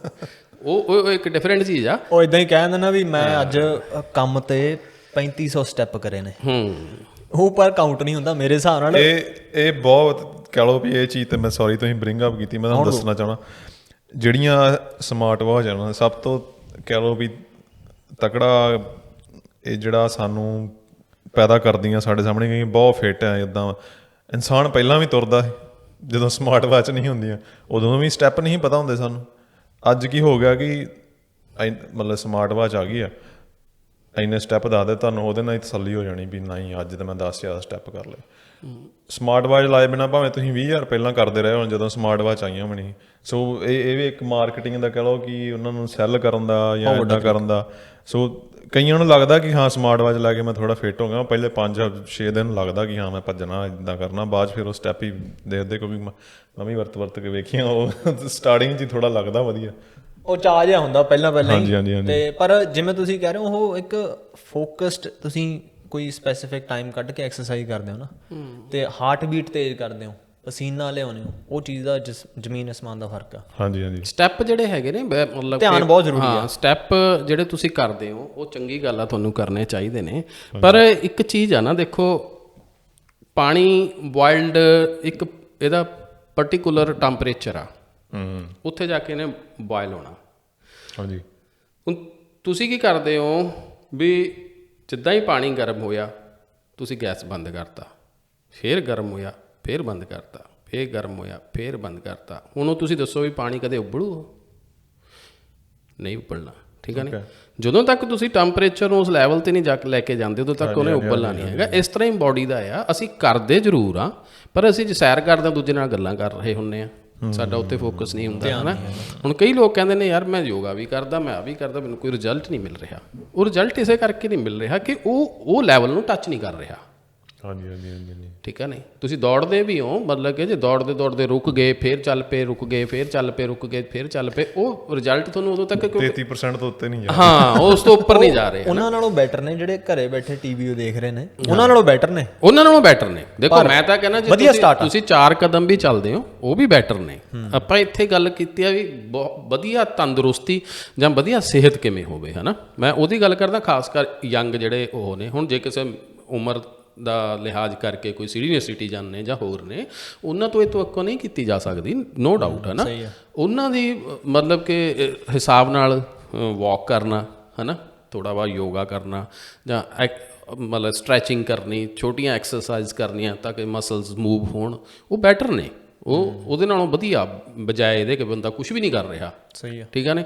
ਬਟ ਇੱਥੇ ਤਾਂ ਇਹ ਹਾਲਾਤ ਹੋਏ ਪਏ ਨੇ ਨੌਜਵਾਨ ਮੁੰਡਿਆਂ ਦੇ, ਬਈ ਉਹ ਕਰਨਾ ਹੀ ਕੁਝ ਨਹੀਂ ਚਾਹੁੰਦੇ। ਉਹ ਇਨਸਟੈਂਟ ਹੱਲ ਚਾਹੁੰਦੇ ਨੇ ਵੀ ਕੋਈ ਇੱਦਾਂ ਦਾ ਹੱਲ ਦੱਸੋ ਵੀ ਨਾ ਤਾਂ ਸਵੇਰੇ ਉੱਠਣਾ ਪਵੇ, ਨਾ ਐਕਸਰਸਾਈਜ਼ ਕਰਨੀ ਪਵੇ, ਖਾਣਾ ਪਸੰਦ ਦਾ ਖਾਈਏ, ਰਾਤ ਨੂੰ ਕਲੱਬ ਵੀ ਜਾਈਏ, ਫਿਰ ਇਹ ਸਾਰੇ ਕੁਝ ਦੇ ਨਾਲ ਤੰਦਰੁਸਤ ਕਿਵੇਂ ਰਿਹਾ ਜਾ ਸਕਦਾ। ਸਾਰਿਆਂ ਨਾਲੋਂ ਜ਼ਿਆਦਾ ਵਿਊ ਜਿਹੜੇ YouTube ਤੇ ਵੀਡੀਓਜ਼ ਨੇ ਨਾ, ਉਹ ਉਹਨਾਂ ਵੀਡੀਓ ਦੇ ਨੇ ਜਿਹੜੇ ਕਹਿੰਦੇ ਨੇ ਬਈ ਫਾਸਟ ਟ੍ਰਾਂਸਫਰਮੇਸ਼ਨ ਵਿਦਨ, ਮਤਲਬ change your body in within 30 days, ਇੱਦਾਂ। ਉਹ ਚੀਜ਼ ਦੇ ਬਹੁਤ ਮਤਲਬ ਲੋਕ ਭੱਜ ਕੇ ਪੈਂਦੇ ਨੇ ਬਈ ਫਾਸਟ ਕਿਵੇਂ ਕਰੀਏ, ਕਿਉਂਕਿ ਹੁਣ ਇਹ ਵੀ ਗੱਲ ਆ ਕਿ ਲੋਕ ਬਿਜ਼ੀ ਬਹੁਤ ਨੇ ਅੱਜ ਕੱਲ੍ਹ, ਤੇ ਉਹ ਕਹਿੰਦੇ ਵੀ ਹਰ ਇੱਕ ਚੀਜ਼ ਫਾਸਟ ਚਾਹੀਦੀ ਆ, ਤਾਂ ਹੀ ਤਾਂ ਫਰੀਜ਼ਡ ਫੂਡ ਉਹਨੂੰ ਗਰਮ ਕਰਕੇ ਮਿੰਟ 'ਚ ਹੀ ਖਾ ਲੈਂਦਾ ਬੰਦਾ, ਕੁਇਕ ਐਂਡ ਈਜ਼ੀ। ਪਹਿਲਾਂ ਪਕਾਉਣ ਦਾ ਵੀ ਫਰਕ ਹੁੰਦਾ ਸੀ, ਚੁੱਲ੍ਹੇ 'ਤੇ ਜਿਹੜੀ ਚੀਜ਼ ਰਿੱਝ ਰਹੀ ਆ ਅੱਧਾ ਘੰਟਾ ਲੱਗ ਰਿਹਾ ਹਾਰੇ ਦੀ ਦਾਲ ਬਣਨ ਨੂੰ, ਉਹਦਾ ਟੇਸਟ ਦਾ ਵੀ ਵੱਖ ਫਰਕ ਆ। ਤੇ ਸਲੋ ਕੁਕਿੰਗ ਹੈ ਜਿਹੜੀ, ਹਾਂ ਉਹ ਚੀਜ਼ ਮੈਨੂੰ ਲੱਗਦਾ ਜ਼ਿਆਦਾ ਹੈਲਥੀ ਆ।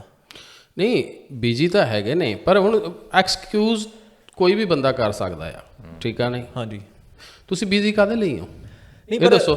ਬਿਜੀ ਤੁਹਾਨੂੰ ਕੌਣ ਰੱਖ ਰਿਹਾ? ਤੁਹਾਡਾ ਸਰੀਰ। ਕੱਲ ਨੂੰ ਤੁਹਾਡੇ ਸਰੀਰ ਨੂੰ ਕੁਝ ਹੋ ਜਾਂਦਾ, ਤੁਸੀਂ how can you busy yourself?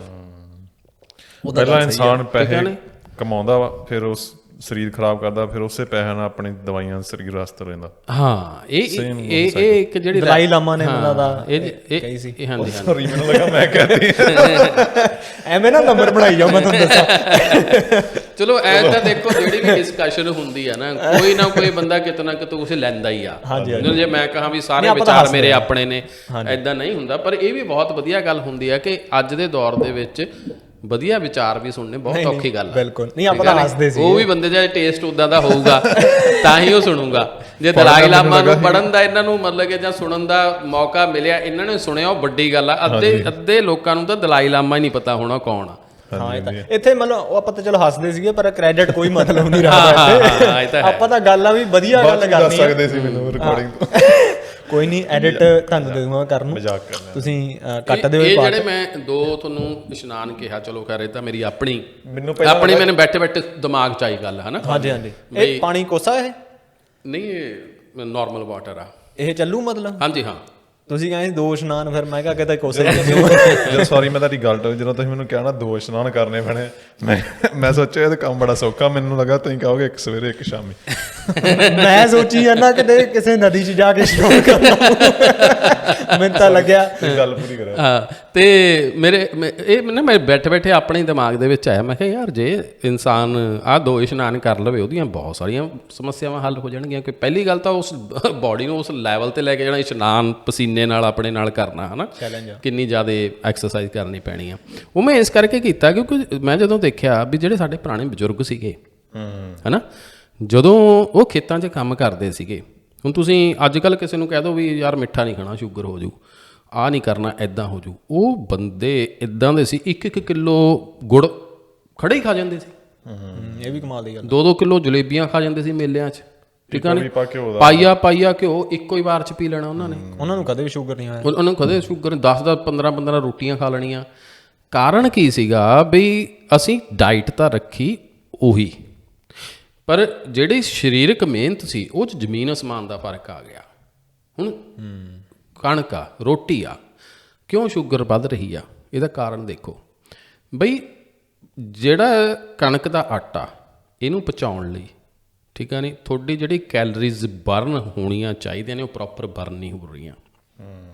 ਔਰ ਜਿਹੜਾ ਬੰਦਾ ਖੇਤ ਦੇ 'ਚ ਹਲ ਚਲਾ ਕੇ ਸਾਰਾ ਦਿਨ ਧੁੱਪੇ ਬੈਠ ਕੇ ਪਸੀਨੋ ਪਸੀਨੀ ਹੋ ਕੇ, ਉਹਦੇ ਕੱਪੜੇ ਵੀ ਭਿੱਜੇ ਪਏ ਨੇ ਬਿਲਕੁਲ, ਉਹਨੇ ਨਹਾ ਕੇ ਆ ਕੇ ਖਾਣਾ, ਉਹਨੂੰ ਇਹ ਵੀ ਨਹੀਂ ਪਤਾ ਲੱਗਦਾ ਵੀ ਮੈਂ ਪਿਆ ਕਿੱਥੇ ਆ।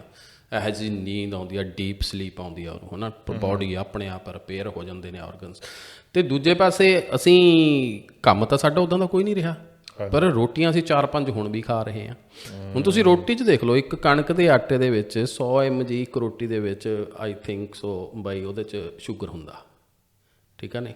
ਇੱਕ ਕੋਕ ਦਾ ਅਸੀਂ ਗਲਾਸ ਪੀ ਲਈਏ, ਉਹਦੇ 'ਚ ਕਿੰਨਾ ਸ਼ੂਗਰ ਹੁੰਦਾ ਆ। ਹੁਣ ਤੁਸੀਂ 4-5 ਰੋਟੀਆਂ ਖਾ ਲਈਆਂ, ਕੰਮ ਕੁਛ ਵੀ ਨਹੀਂ ਕੀਤਾ, ਹੁਣ ਬਾਡੀ 'ਚ ਸ਼ੂਗਰ ਚਲਾ ਗਿਆ। ਬਾਡੀ ਦਾ ਇੱਕ ਆਟੋਮੈਟਿਕਲੀ ਇੱਕ ਹੋਰ ਵੀ ਰਿਐਕਟ ਕਰਦੀ ਆ ਵੀ ਜੇ ਇਹਦੇ 'ਚ ਸ਼ੂਗਰ ਜ਼ਿਆਦਾ ਇਨਟੇਕ ਹੋ ਵੀ ਗਿਆ ਤਾਂ ਇਹ ਕਨਵਰਟ ਕਰ ਦਿੰਦੀ ਆ ਕੈਲਸਟਰੋਲ 'ਚ, ਰੈਸਟ ਆਫ ਦਾ ਸ਼ੂਗਰ ਜਿੰਨਾ ਉਹਨੂੰ ਚਾਹੀਦਾ ਉਹ ਲੈ ਕੇ, ਹੈ ਨਾ।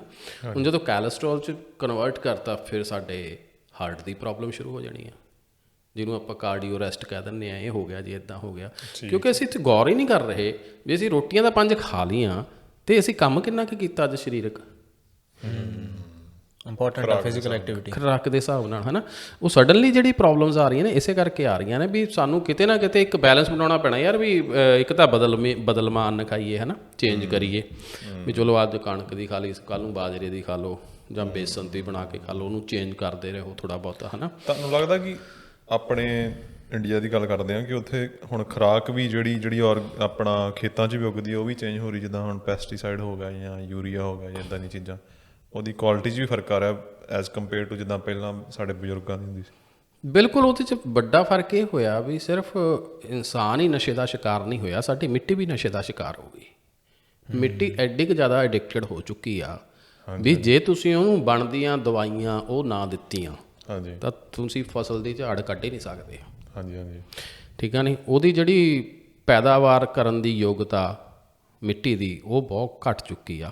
ਉਹਨੂੰ ਬਾਹਰੋਂ ਮਤਲਬ ਕਿ ਖਾਦ, ਸਪਰੇਅ, ਬਹੁਤ ਕੁਛ ਚਾਹੀਦਾ ਉਹਨੂੰ, ਤਾਂ ਉਹ ਗਰੋ ਕਰਦੀ ਆ। ਠੀਕ ਆ ਨਹੀਂ, ਉਹਦਾ ਵੱਡਾ ਰੀਜ਼ਨ ਇਹ ਹੋਇਆ ਵੀ ਜਦੋਂ ਹਰੀ ਕ੍ਰਾਂਤੀ ਆਈ, ਉਹ ਪੰਜਾਬ ਦੇ ਮੱਥੇ ਮੜ ਦਿੱਤੀ ਗਈ ਹਰੀ ਕ੍ਰਾਂਤੀ। ਤੁਸੀਂ 1972 ਦੇ ਵਿੱਚ ਦੇਖ ਲਓ, ਮੈਂ ਛੋਟਾ ਜਿਹਾ ਸੀ, ਮੈਂ ਤਾਂ ਖੈਰ 5ਵੀਂ 6ਵੀਂ 'ਚ ਪੜ੍ਹਦਾ ਸੀ। ਮੈਂ ਆਪਣੇ ਪਿੰਡ ਦੇਖਿਆ ਮੂੰਗਫਲੀ ਆਮ ਲੱਗੀ ਹੁੰਦੀ ਸੀ, ਅਸੀਂ ਮੂੰਗਫਲੀ ਤੋੜਨ ਜਾਣਾ, ਹੈ ਨਾ। ਮੂੰਗਫਲੀ ਐਂ ਤੋੜ ਕੇ ਅਸੀਂ 5-7 ਬਾਲਟੀਆਂ ਤੋੜ ਦੇਣੀਆਂ, ਸਾਨੂੰ ਪਤਾ ਸੀ ਵੀ ਸਾਨੂੰ 2-4 ਕਿੱਲੋ ਸਾਨੂੰ ਵੀ ਮਿਲ ਜਾਣੀਆਂ, ਤਾਂ ਇਹ ਤੋੜ ਕੇ ਕੱਚੀ ਖਾਈ ਜਾਂਦੇ ਸੀ, ਹੈ ਨਾ। ਕਪਾਹ ਅਸੀਂ ਆਮ ਦੇਖੀ ਆ, ਅਤੇ ਆਹ ਦਾਲਾਂ ਦੇਖੀਆਂ ਨੇ, ਸਾਬਤ ਮੂੰਗੀ, ਹਾਂ ਔਰਗੈਨਿਕ, ਅਤੇ ਉਹ ਅਸੀਂ ਤੋੜਦੇ ਸੀ। ਮਤਲਬ ਜਿਹੜੀ ਉਹ ਸੀਗੀ ਨਾ, ਮਤਲਬ ਕਿ ਖੇਤੀ ਦੀ ਬਦਲਵੀਂ ਖੇਤੀ ਸੀ, ਮੇਰੇ ਕਹਿਣ ਦਾ ਮਤਲਬ ਇਹ ਆ। ਹੁਣ ਮੰਗੂ ਨਹੀਂ ਵੀ ਕਣਕ ਜੀਰੀ ਇੱਦਾਂ ਦਾ ਨਹੀਂ। ਉਹ ਜਦੋਂ ਬਦਲਵੀਂ ਖੇਤੀ ਕਰਦੇ ਨਾ, ਤਾਂ ਜਿਹੜੀ ਉਹਦੀ ਮਿੱਟੀ ਦੀ ਜਿਹੜੀ ਉਪਜਾਊ ਸ਼ਕਤੀ ਆ, ਠੀਕ ਆ ਨੇ, ਉਹ ਆਪਣੇ ਆਪ 'ਚ ਹੀ ਉਹ ਹੁੰਦੀ ਰਹਿੰਦੀ ਆ, ਸਰਕੂਲੇਟ ਕਰਦੀ ਰਹਿੰਦੀ ਆ। ਉਹਨੂੰ ਉਸ ਪੌਦੇ ਤੋਂ ਹੀ, ਪੇੜ ਤੋਂ ਹੀ ਜਦੋਂ ਕੋਈ ਚੀਜ਼ ਟੁੱਟ ਕੇ ਗਿਰ ਗਈ, ਮੂੰਗਫਲੀ ਟੁੱਟ ਕੇ ਗਿਰ ਗਈ, ਉਹਨੇ ਮਿੱਟੀ 'ਚ ਮਿਕਸ ਹੋ ਜਾਣਾ। ਠੀਕ ਆ ਨਹੀਂ, ਸਮਝ ਗਿਆ। ਅਤੇ ਇਹ ਜਿਹੜੇ ਰੀਜਨ ਨੇ ਆਪਾਂ ਆਮ ਦੇਖਣ 'ਚ ਨਹੀਂ ਆਉਂਦੇ, ਪਰ ਜੇ ਤੁਸੀਂ ਮਾਹਰਾਂ ਨੂੰ ਮਿਲੋ, ਮੈਂ ਤਾਂ ਇਸ ਖੇਤਰ ਦਾ ਖੈਰ ਮਾਹਰ ਹੈ ਨਹੀਂ, ਪਰ ਮੇਰੀ ਆਪਣੀ ਸੋਚ ਇਹ ਕਹਿੰਦੀ ਆ ਵੀ ਜੇ ਬਦਲਵੀਂ ਖੇਤੀ ਕਰਦੇ ਆ ਉਹਦਾ ਬਹੁਤ ਸਾਰਾ ਝਾੜ ਆਪਣੇ ਆਪ ਹੀ ਮਿੱਟੀ 'ਚ ਗਿਰ ਜਾਂਦਾ, ਚਾਹੇ ਮੌਸਮ ਦੇ ਲਿਹਾਜ਼ ਨਾਲ ਕਹਿ ਲਓ, ਹਵਾ ਆ ਗਈ ਜਾਂ ਹੋਰ ਚੀਜ਼ਾਂ ਹੋ ਗਈਆਂ, ਤੇ ਉਹਦੇ ਨਾਲ ਫਿਰ ਮਿੱਟੀ ਵੀ ਆਪਣਾ ਸਰਕੂਲੇਟ ਕਰਦੀ ਰਹਿੰਦੀ ਆ ਉਹਨੂੰ, ਹੈ ਨਾ। ਇੱਕ ਮੱਝਾਂ ਦਾ ਗੋਹਾ ਵੀ ਮੈਨੂੰ ਲੱਗਦਾ ਪਹਿਲਾਂ ਵਰਤਿਆ ਜਾਂਦਾ ਸੀਗਾ ਖਾਦ ਪਾਉਣ ਲਈ, ਹੁਣ ਤਾਂ ਯੂਰੀਆ ਪਾਉਂਦੇ ਨੇ। ਸੋ ਉਹ ਚੀਜ਼ਾਂ ਮੈਨੂੰ ਕਿੱਥੇ ਨੈਚੁਰਲ ਉਹ ਪ੍ਰੋਸੈਸ ਹੈ ਨਾ ਇੱਕ। ਬਿਲਕੁਲ, ਰੂੜੀ ਦਾ ਤਾਂ ਦੇਖੋ ਸਾਰੇ ਕਿਤੇ ਰਿਵਾਜ ਹੁੰਦਾ ਸੀ ਵੀ ਪੂਰਾ 6 ਮਹੀਨੇ ਉਹਨਾਂ ਨੇ ਉੱਥੇ ਗੋਬਰ ਵੀ ਸਿੱਟੀ ਜਾਣਾ, ਬਾਕੀ ਚੀਜ਼ਾਂ ਵੀ ਸਿੱਟੀ ਜਾਣੀ, ਜਿਵੇਂ ਹਾਰਾ ਕਹਿ ਦਈਏ, ਚੁੱਲ੍ਹਾ ਕਹਿ ਦਈਏ ਹੁੰਦਾ ਸੀਗਾ, ਤੇ ਉਹ ਉੱਥੇ ਸਿੱਟੀ ਜਾਂਦੇ ਸੀਗੇ ਰਾਖ। ਹਾਂਜੀ ਹਾਂਜੀ, ਠੀਕ ਆ ਨੇ, ਰਾਖ ਵੀ ਸਿੱਟਤੀ, ਸਾਰਾ ਕੁਝ ਸਿੱਟਤਾ। ਫਿਰ ਜਦੋਂ ਉਹ ਅੰਦਰ ਪ੍ਰੋਸੈਸ ਹੋਈ ਜਾਣਾ ਉਹਦੇ, ਫਿਰ ਉਹਨਾਂ ਨੇ 6 ਮਹੀਨੇ ਬਾਅਦ ਜਦੋਂ ਵੀ ਫਸਲ ਤੇ ਰਿਓ ਪਾਉਣੀ ਤਾਂ ਉਹਨਾਂ ਨੇ ਦੇਸੀ ਰਿਓ ਯੂਜ਼ ਕਰਨੀ। ਤੇ ਲੇਕਿਨ ਉਹ ਹਰੀ ਕ੍ਰਾਂਤੀ ਦੇ ਵਿੱਚ ਕੀ ਹੋਇਆ ਕਿ ਜਦੋਂ ਪੈਦਾਵਾਰ ਵਧਾਉਣ ਦੀ ਗੱਲ ਆਈ, ਪੈਦਾਵਾਰ ਤਾਂ ਵੱਧ ਗਈ, ਨੋ ਡਾਊਟ, ਕਿਸਾਨ ਖੁਸ਼ਹਾਲ ਵੀ ਹੋ ਗਏ, ਝਾੜ ਵੀ ਵੱਧ ਗਿਆ, ਸਾਰਾ ਕੁਝ ਹੋ ਗਿਆ, ਪਰ ਉਹਦੇ ਅਗੇਂਸਟ ਜਿਹੜੇ ਸਾਨੂੰ ਲਾਸ ਹੋਏ ਨੇ ਉਹ ਬਹੁਤ ਜ਼ਿਆਦਾ ਨੇ। ਕੈਂਸਰ ਦੇ ਰੂਪ ਦੇ ਵਿੱਚ ਸਾਨੂੰ ਬਿਮਾਰੀਆਂ ਮਿਲ ਗਈਆਂ ਹੈ, ਤੇ ਫਿਰ ਉਹਦੀ ਪ੍ਰੋਡਕਸ਼ਨ ਕਾਸਟ ਇੰਨੀ ਵੱਧ ਗਈ। ਮੰਨ ਲਓ ਜੇ ਕਿਸੇ ਦਾ ਝਾੜ ਘੱਟ ਵੀ ਸੀਗਾ, ਕਿਉਂ ਖੁਸ਼ਹਾਲ ਸੀਗਾ? ਕਿਉਂਕਿ ਉਹਦਾ ਖਰਚਾ ਤਾਂ ਕੁਛ ਆਇਆ ਨਹੀਂ, ਉਹਨੇ ਬੀਜਤਾ, ਪਾਣੀ ਲਾਤਾ, ਦੇਸੀ ਖਾਦ ਚੱਕ ਕੇ ਪਾਤੀ, ਡੈਟਸ ਇਟ। ਹੁਣ ਤੁਸੀਂ ਦੇਖ ਲਓ ਵੀ ਜੇ ਬੀਜਣਾ ਤਾਂ ਉਹਦੇ 4-5 ਤਰ੍ਹਾਂ ਦੀ ਤਾਂ ਉੱਪਰ ਸਪਰੇਅ ਲਿਖੀ ਪਈ ਆ, ਫਿਰ ਉਹਨੇ ਖਾਦ ਲੈ ਕੇ ਆਉਣੀ ਆ। ਅੱਛਾ, ਫਿਰ ਇਹ ਤਾਂ ਨਹੀਂ ਹੈਗਾ ਵੀ ਉਹ ਆਪਣੇ ਆਪ ਹੀ ਉੜ ਕੇ ਹਵਾ 'ਚ ਹੋ ਜਾਣੀ ਆ, ਉਹਨੂੰ ਲੇਬਰ ਵੀ ਚਾਹੀਦੀ ਆ ਖਾਦ ਪਾਉਣ ਨੂੰ ਵੀ, ਸਪਰੇਅ ਕਰਨ ਨੂੰ ਵੀ। ਕੁੱਲ ਮਿਲਾ ਕੇ ਜੇ ਮੈਂ ਗਲਤ ਨਾ ਹੋਵਾਂ ਤਾਂ ਜਿਹੜੀ ਹਰੀ ਕ੍ਰਾਂਤੀ ਤੋਂ ਪਹਿਲਾਂ ਦੀ ਫਸਲ ਸੀਗੀ, ਚਾਹੇ ਝਾੜ ਘੱਟ ਆਉਂਦੀ ਸੀ ਚਾਹੇ ਵੱਧ ਆਉਂਦੀ ਸੀਗੀ, ਤੇ ਜਿਨ੍ਹਾਂ ਦੀ ਹੁਣ ਵਧੀਆ ਆਉਂਦੀ ਆ, ਜੇ ਕੋਈ ਮਾਹਰ ਹੋਵੇ ਆਰਥਿਕ, ਇਹ ਦੋਨਾਂ ਦਾ ਕੱਢ ਲਵੇ, ਮੈਨੂੰ ਨਹੀਂ ਲੱਗਦਾ ਜ਼ਿਆਦਾ ਫਰਕ ਹੋਊਗਾ। ਪ੍ਰੋਫਿਟੇਬਲ ਜ਼ਿਆਦਾ, ਹਾਂ ਜ਼ਿਆਦਾ ਪ੍ਰੋਫਿਟੇਬਲ ਆ। ਉਲਟਾ ਸੀ ਮਤਲਬ ਕਿ ਬਿਮਾਰੀਆਂ ਇੰਨੀਆਂ ਪਾਲ, ਹੁਣ ਜਿਹਨੂੰ ਕੈਂਸਰ ਹੋ ਗਿਆ ਉਹ ਤਾਂ ਚਾਹੇ ਉਹਨੇ 50 ਸਾਲ ਦਾ ਝਾੜ ਵਧੀਆ ਲੈ ਰਿਹਾ ਹੋਵੇ, ਉਹ ਤਾਂ 50 ਦਿਨ 'ਚ ਨਿਕਲ ਜਾਣਾ, ਨਾਲੇ ਤਾਂ ਬੰਦਾ ਜਾਊਗਾ, ਨਾਲੇ 40-50 ਲੱਖ ਰੁਪਈਆ ਜਾਊਗਾ। ਕੀ ਫਾਇਦਾ ਹੋਇਆ ਸਾਨੂੰ ਹਰੀ ਕ੍ਰਾਂਤੀ ਦਾ? ਇਹੋ ਜਿਹੀ ਦਾ ਬਣਾਉਣ ਤੋਂ ਲੈ ਕੇ ਖਾਣ ਤੱਕ ਸਾਰਾ ਕੁਝ ਤੇਜ਼ ਹੋ ਗਿਆ। ਹਾਂ, ਸਾਰਾ ਕੁਝ ਤੇਜ਼ ਹੋ ਗਿਆ। ਤੇ ਉਹੀ ਗੱਲ ਆ ਵੀ ਹੁਣ ਫੇਰ ਤੋਂ ਲੋਕ ਇਹ ਖੈਰ ਜਾਗਰੂਕ ਹੋ ਰਹੇ ਨੇ, ਇਹ 'ਚ ਕੋਈ ਦੋ ਰਾਏ ਨਹੀਂ ਹੈਗੀ। ਬਹੁਤ ਸਾਰੇ ਲੋਕ ਪੜ੍ਹੇ ਲਿਖੇ ਮੁੰਡੇ ਵੀ ਤੇ ਕਿਸਾਨ ਵੀ ਇਸ ਗੱਲੋਂ ਉਹਨਾਂ ਨੂੰ ਪਤਾ ਚੱਲ ਗਿਆ ਵੀ ਨਹੀਂ, ਮਤਲਬ ਇਹ ਰਸਤਾ ਗਲਤ ਸੀ ਕਿਤੇ ਨਾ ਕਿਤੇ। ਇੱਕ ਤੁਸੀਂ ਪਹਿਲਾਂ ਵੀ ਗੱਲ ਕੀਤੀ, ਜਿੱਦਾਂ ਤੁਸੀਂ ਕਿਹਾ ਹੁਣ ਲੋਕ ਜਾਗਰੂਕ ਹੋ ਰਹੇ ਨੇ, ਇੱਕ ਤੁਸੀਂ ਰਾਜਸਥਾਨ ਦੀ ਐਗਜ਼ਾਮਪਲ ਸ਼ੇਅਰ ਕੀਤੀ, ਉੱਥੇ ਆਯੁਰਵੈਦਿਕ ਖੇਤੀ, ਤੇ ਤੁਸੀਂ ਤੁਹਾਡੀ ਆਪਣੀ ਪਰਸਨਲ ਲਾਈਫ ਦੇ ਨਾਲ ਰਿਲੇਟਡ ਉਹ ਤੁਸੀਂ ਸ਼ੇਅਰ ਕਰੋ। ਚਲੋ ਇਹ ਵਿਸ਼ਾ ਤੁਸੀਂ ਸਿਹਤ ਨਾਲ ਸੰਬੰਧਿਤ ਸ਼ੁਰੂ ਕੀਤਾ ਤੇ ਬਹੁਤ ਵਧੀਆ ਤੁਸੀਂ ਸਵਾਲ ਪੁੱਛਿਆ, ਔਰ ਮੈਂ ਵੀ ਚਾਹਾਂਗਾ ਕਿ ਜਿਹੜੇ ਸਰੋਤੇ ਨੇ ਜਾਂ ਸੁਣਨ ਵਾਲੇ ਨੇ ਉਹ ਇਸ ਚੀਜ਼ ਨੂੰ ਧਿਆਨ ਨਾਲ ਸੁਣਨ, ਕਿਉਂਕਿ ਪਹਿਲੀ ਗੱਲ ਮੈਂ ਕਹਿ ਦੇਵਾਂ ਵੀ ਸਾਡਾ ਕਿਸੇ ਵੀ ਪੈਥੀ ਨਾਲ ਕੋਈ ਵਿਰੋਧ ਨਹੀਂ। ਹਾਂਜੀ ਹਾਂਜੀ, ਠੀਕ ਆ, ਨਹੀਂ ਅਸੀਂ ਇੱਥੇ ਚੰਗੀ ਸਿਹਤ ਦੀ ਭਾਵਨਾ ਨਾਲ ਬੈਠੇ ਹਾਂ ਵੀ ਚੰਗੀ ਸਿਹਤ ਕਿੱਦਾਂ ਹੋ ਸਕਦੀ ਆ, ਜੇ ਬਿਮਾਰੀ ਹੋ ਜਾਵੇ ਤਾਂ ਉਹਦਾ ਵਧੀਆ ਟ੍ਰੀਟਮੈਂਟ ਕੀ ਹੋ ਸਕਦਾ। ਠੀਕ ਆ ਨੇ, ਹੁਣ ਪੈਥੀਆਂ ਇਹੀ ਨੇ 3, ਇੱਕ ਆਪਣੇ ਆਯੁਰਵੇਦ ਆ, ਹਾਂਜੀ, ਇੱਕ ਆਪਣੇ ਹੋਮਿਓਪੈਥੀ ਆ, ਹਾਂਜੀ, ਤੇ ਇੱਕ ਆਪਣੀ ਐਲੋਪੈਥੀ ਆ। ਠੀਕ ਆ ਨੇ, ਤੇ ਨੋ ਡਾਊਟ ਪਿਛਲੇ 100-150 ਸਾਲ ਦੇ ਵਿੱਚ ਐਲੋਪੈਥੀ ਦਾ ਬਹੁਤ ਜ਼ਿਆਦਾ ਵਿਕਾਸ ਵੀ ਹੋਇਆ, ਤੇ ਆਮ ਅਸੀਂ ਦੇਖਦੇ ਹੀ ਹਾਂ ਬਈ ਕਿੰਨੇ ਹਸਪੀਟਲ ਹੋ ਗਏ, ਕਿੰਨੀਆਂ ਕੈਮਿਸਟ ਸ਼ਾਪ ਹੋ ਗਈਆਂ, ਪਰ ਜਿੰਨੇ ਹਸਪੀਟਲ ਵੱਧਦੇ ਗਏ ਉਨੀਆਂ ਬਿਮਾਰੀਆਂ ਵੱਧਦੀਆਂ ਗਈਆਂ, ਜਿੰਨੀਆਂ ਦਵਾਈਆਂ ਆਉਂਦੀਆਂ ਗਈਆਂ ਉਸ ਤੋਂ ਕਿਤੇ ਤਿੱਗਣੀ ਚੌਗਣੀਆਂ ਪ੍ਰੋਬਲਮਸ ਹੁੰਦੀਆਂ ਗਈਆਂ। ਹਾਂਜੀ, ਤੇ ਹੁਣ ਅਸੀਂ ਮਤਲਬ ਕਿ ਕਿਤੇ ਨਾ ਕਿਤੇ ਜਾ ਕੇ ਤਾਂ ਬੰਦਾ ਸੋਚਦਾ ਯਾਰ ਵੀ ਜੇ ਇਹ ਪੈਥੀ ਇੰਨੀ ਕਾਰਗਰ ਹੁੰਦੀ ਤਾਂ ਬਿਮਾਰੀਆਂ ਘਟਣੀਆਂ ਚਾਹੀਦੀਆਂ ਸੀ ਕਿ ਵਧਣੀਆਂ ਚਾਹੀਦੀਆਂ ਸੀ? ਸਹੀ ਗੱਲ ਹੈ। ਠੀਕ ਹੈ ਨਹੀਂ, ਔਰ ਕੁਝ ਬਿਮਾਰੀਆਂ ਤੇ ਤਾਂ ਬਿਲਕੁਲ ਹੀ ਪਕੜ ਨਹੀਂ ਹੈਗੀ, ਬਿਲਕੁਲ ਹੀ ਇਲਾਜ ਹੀ ਨਹੀਂ ਹੈਗਾ। They can control not cure that disease, specially sugar and cancer. ਠੀਕ ਹੈ ਨਹੀਂ, they can control, that's it. ਸਾਰੀ ਉਮਰ ਹੀ ਦਵਾਈ ਖਾਈ। ਹਾਂ, you have to take medicine till death, ਚਾਹੇ ਉਹ ਸ਼ੂਗਰ ਆ, BP ਆ, ਜਾਂ ਹੋਰ ਆਪਾਂ ਦੇਖਦੇ ਹੀ ਹਾਂ ਹੈ ਨਾ, ਰੋਜ਼ਾਨਾ ਆਪਣਾ ਦੇਖਣ ਨੂੰ ਮਿਲਦੀਆਂ ਨੇ। ਬਟ ਜੇ ਇੰਸਟੈਂਟ ਗੱਲ ਕਰੀਏ ਕਿਸੇ ਚੀਜ਼ ਦੀ ਰਿਲੀਫ ਦੀ, ਨੋ ਡਾਊਟ ਐਲੋਪੈਥੀ ਤੋਂ ਵਧੀਆ ਕੋਈ ਮਤਲਬ ਕਿ ਸਬਸਟੀਟਿਊਟ ਨਹੀਂ। ਕਿਸੇ ਦਾ ਐਕਸੀਡੈਂਟ ਹੋ ਗਿਆ, ਜ਼ਖਮ ਹੋਇਆ, ਬਾਂਹ ਕੱਟੀ ਗਈ, ਲੱਤ ਕੱਟੀ ਗਈ, ਬ੍ਰੇਨ 'ਚ ਸੱਟ ਲੱਗੀ, ਇਮੀਡੀਏਟਲੀ ਸਰਜਰੀ ਕਰਨੀ ਆ, ਤੇ ਉੱਥੇ ਉਹੀ ਕੰਮ ਕਰੂਗੀ। ਉੱਥੇ ਕਿਸੇ ਆਯੁਰਵੇਦ ਨੇ ਕੰਮ ਨਹੀਂ ਕਰਨਾ, ਕਿਸੇ ਹੋਮੋਪੈਥੀ ਨੇ ਕੰਮ ਨਹੀਂ ਕਰਨਾ। ਤੇ ਹਰੇਕ, ਮੈਂ ਇਸ ਗੱਲ ਕੇ ਕਲੀਅਰ ਕਰ ਦੇਣਾ, ਹਰੇਕ ਪੈਥੀ ਦਾ ਆਪਣਾ ਆਪਣਾ ਰੋਲ ਆ। ਹਾਂਜੀ ਹਾਂਜੀ, ਠੀਕ ਆ ਨੇ, ਪਰ ਜਦੋਂ ਸਾਨੂੰ ਰਿਜ਼ਲਟ, ਜਿਹੜੀ ਬਿਮਾਰੀਆਂ ਉਹ ਨੇ ਜਿਹੜੀਆਂ ਮਤਲਬ ਕਿ ਬੰਦਾ ਸਰਵਾਈਵ ਵੀ ਕਰੀ ਜਾਂਦਾ, ਲੱਗੀਆਂ ਵੀ ਹੋਈਆਂ ਨੇ, ਹਾਂਜੀ, ਉਹ ਠੀਕ ਵੀ ਨਹੀਂ ਹੋ ਰਹੀਆਂ ਹੈ ਨਾ, ਤੇ ਉਹਦਾ ਫਿਰ ਜਦੋਂ ਦੂਸਰੇ ਪਾਸੇ ਕੋਈ ਹੱਲ ਲੱਭਦਾ ਤਾਂ ਉਹਦੇ ਵਿੱਚ ਫਿਰ ਦੋ ਹੀ, ਇੱਕ ਤਾਂ ਆਯੁਰਵੇਦ ਜਾਂ ਹੋਮੋਪੈਥੀ, ਦੋਨਾਂ ਦਾ ਆਪਣਾ ਆਪਣਾ ਰੋਲ ਆ। ਕਈ ਲੋਕਾਂ ਨੂੰ ਹੈਮੋਪੈਥੀ ਦੇ ਬਹੁਤ ਵਧੀਆ ਰਿਜ਼ਲਟ ਮਿਲਦੇ ਨੇ, ਹਾਂਜੀ ਕਈਆਂ ਨੂੰ ਆਯੁਰਵੇਦ। ਹੁਣ ਆਯੁਰਵੇਦ ਕੀ ਆ? ਆਯੁਰਵੇਦ ਦਾ ਮਤਲਬ ਹੀ ਹੁੰਦਾ, ਆਯੁਰ ਦਾ ਮਤਲਬ ਹੁੰਦਾ ਉਮਰ, ਅੱਛਾ ਜੀ। ਵੇਦ ਦਾ ਮਤਲਬ ਹੁੰਦਾ ਵੀ ਉਮਰ ਵਧਾਉਣ ਲਈ, ਜਾਂ ਉਮਰ ਜਿਹੜੀ ਸਾਡੀ ਸਰੀਰ ਆ ਇਹਨੂੰ ਬਿਹਤਰ ਤਰੀਕੇ ਨਾਲ ਜਿਉਣ ਲਈ, ਬਿਮਾਰੀਆਂ ਠੀਕ ਕਰਨ ਲਈ ਕਿਹੜਾ ਵੇਦ ਆ, ਕਿਹੜੀ ਕਿਤਾਬ ਆ? ਆਯੁਰਵੇਦ, ਠੀਕ ਆ ਨੇ, ਇਸ ਲਈ ਇਹਦਾ ਨਾਮ ਆਯੁਰਵੇਦ ਆ। ਅਤੇ ਉਹਦੇ ਵਿੱਚ ਕੀ ਆ? ਉਹਦੇ ਵਿੱਚ ਇਹ ਆ ਵੀ 90% ਤਾਂ ਤੁਹਾਡੀ ਬਾਡੀ ਹੀ ਕੰਮ ਕਰੂਗੀ, ਹਾਂਜੀ ਠੀਕ ਆ ਨਹੀਂ, ਪਰ ਜਿਹੜਾ 10-15% ਆ ਉਹ ਨਾਲ ਦਵਾਈ ਐਡ ਕਰ ਦਿੰਦੇ ਨੇ ਵੀ ਇਹ ਤੈਨੂੰ ਹੈਲਪ ਕਰੂਗੀ। ਕੀ ਫਰਕ ਆ? ਮੈਂ ਤੁਹਾਨੂੰ ਦੋਨਾਂ 'ਚ ਦੱਸ ਦਿੰਦਾ ਵੀ ਤੁਸੀਂ ਸਪੋਜ਼ ਕਰ ਲਓ ਗੱਡੀ ਲੈ ਕੇ ਗਏ ਕਿਸੇ ਕੋਲ, ਤੁਹਾਡੀ ਗੱਡੀ ਖਰਾਬ ਹੋ ਗਈ ਹੈ ਨਾ, ਹਾਂਜੀ, ਅਤੇ ਤੁਸੀਂ ਕਿਹਾ ਵੀ ਇੱਦਾਂ ਕਰਕੇ ਪ੍ਰੋਬਲਮ ਆ, ਉਹ ਬੰਦੇ ਨੇ ਲਿਖ ਲੈਣਾ ਹੈ ਨਾ, ਉਹਨੇ ਕਹਿਣਾ ਛੱਡ ਜਾ, I will fix that one, that's it, ਹੈ ਨਾ, ਲਿਖ ਲਿਆ ਉਹਨੇ।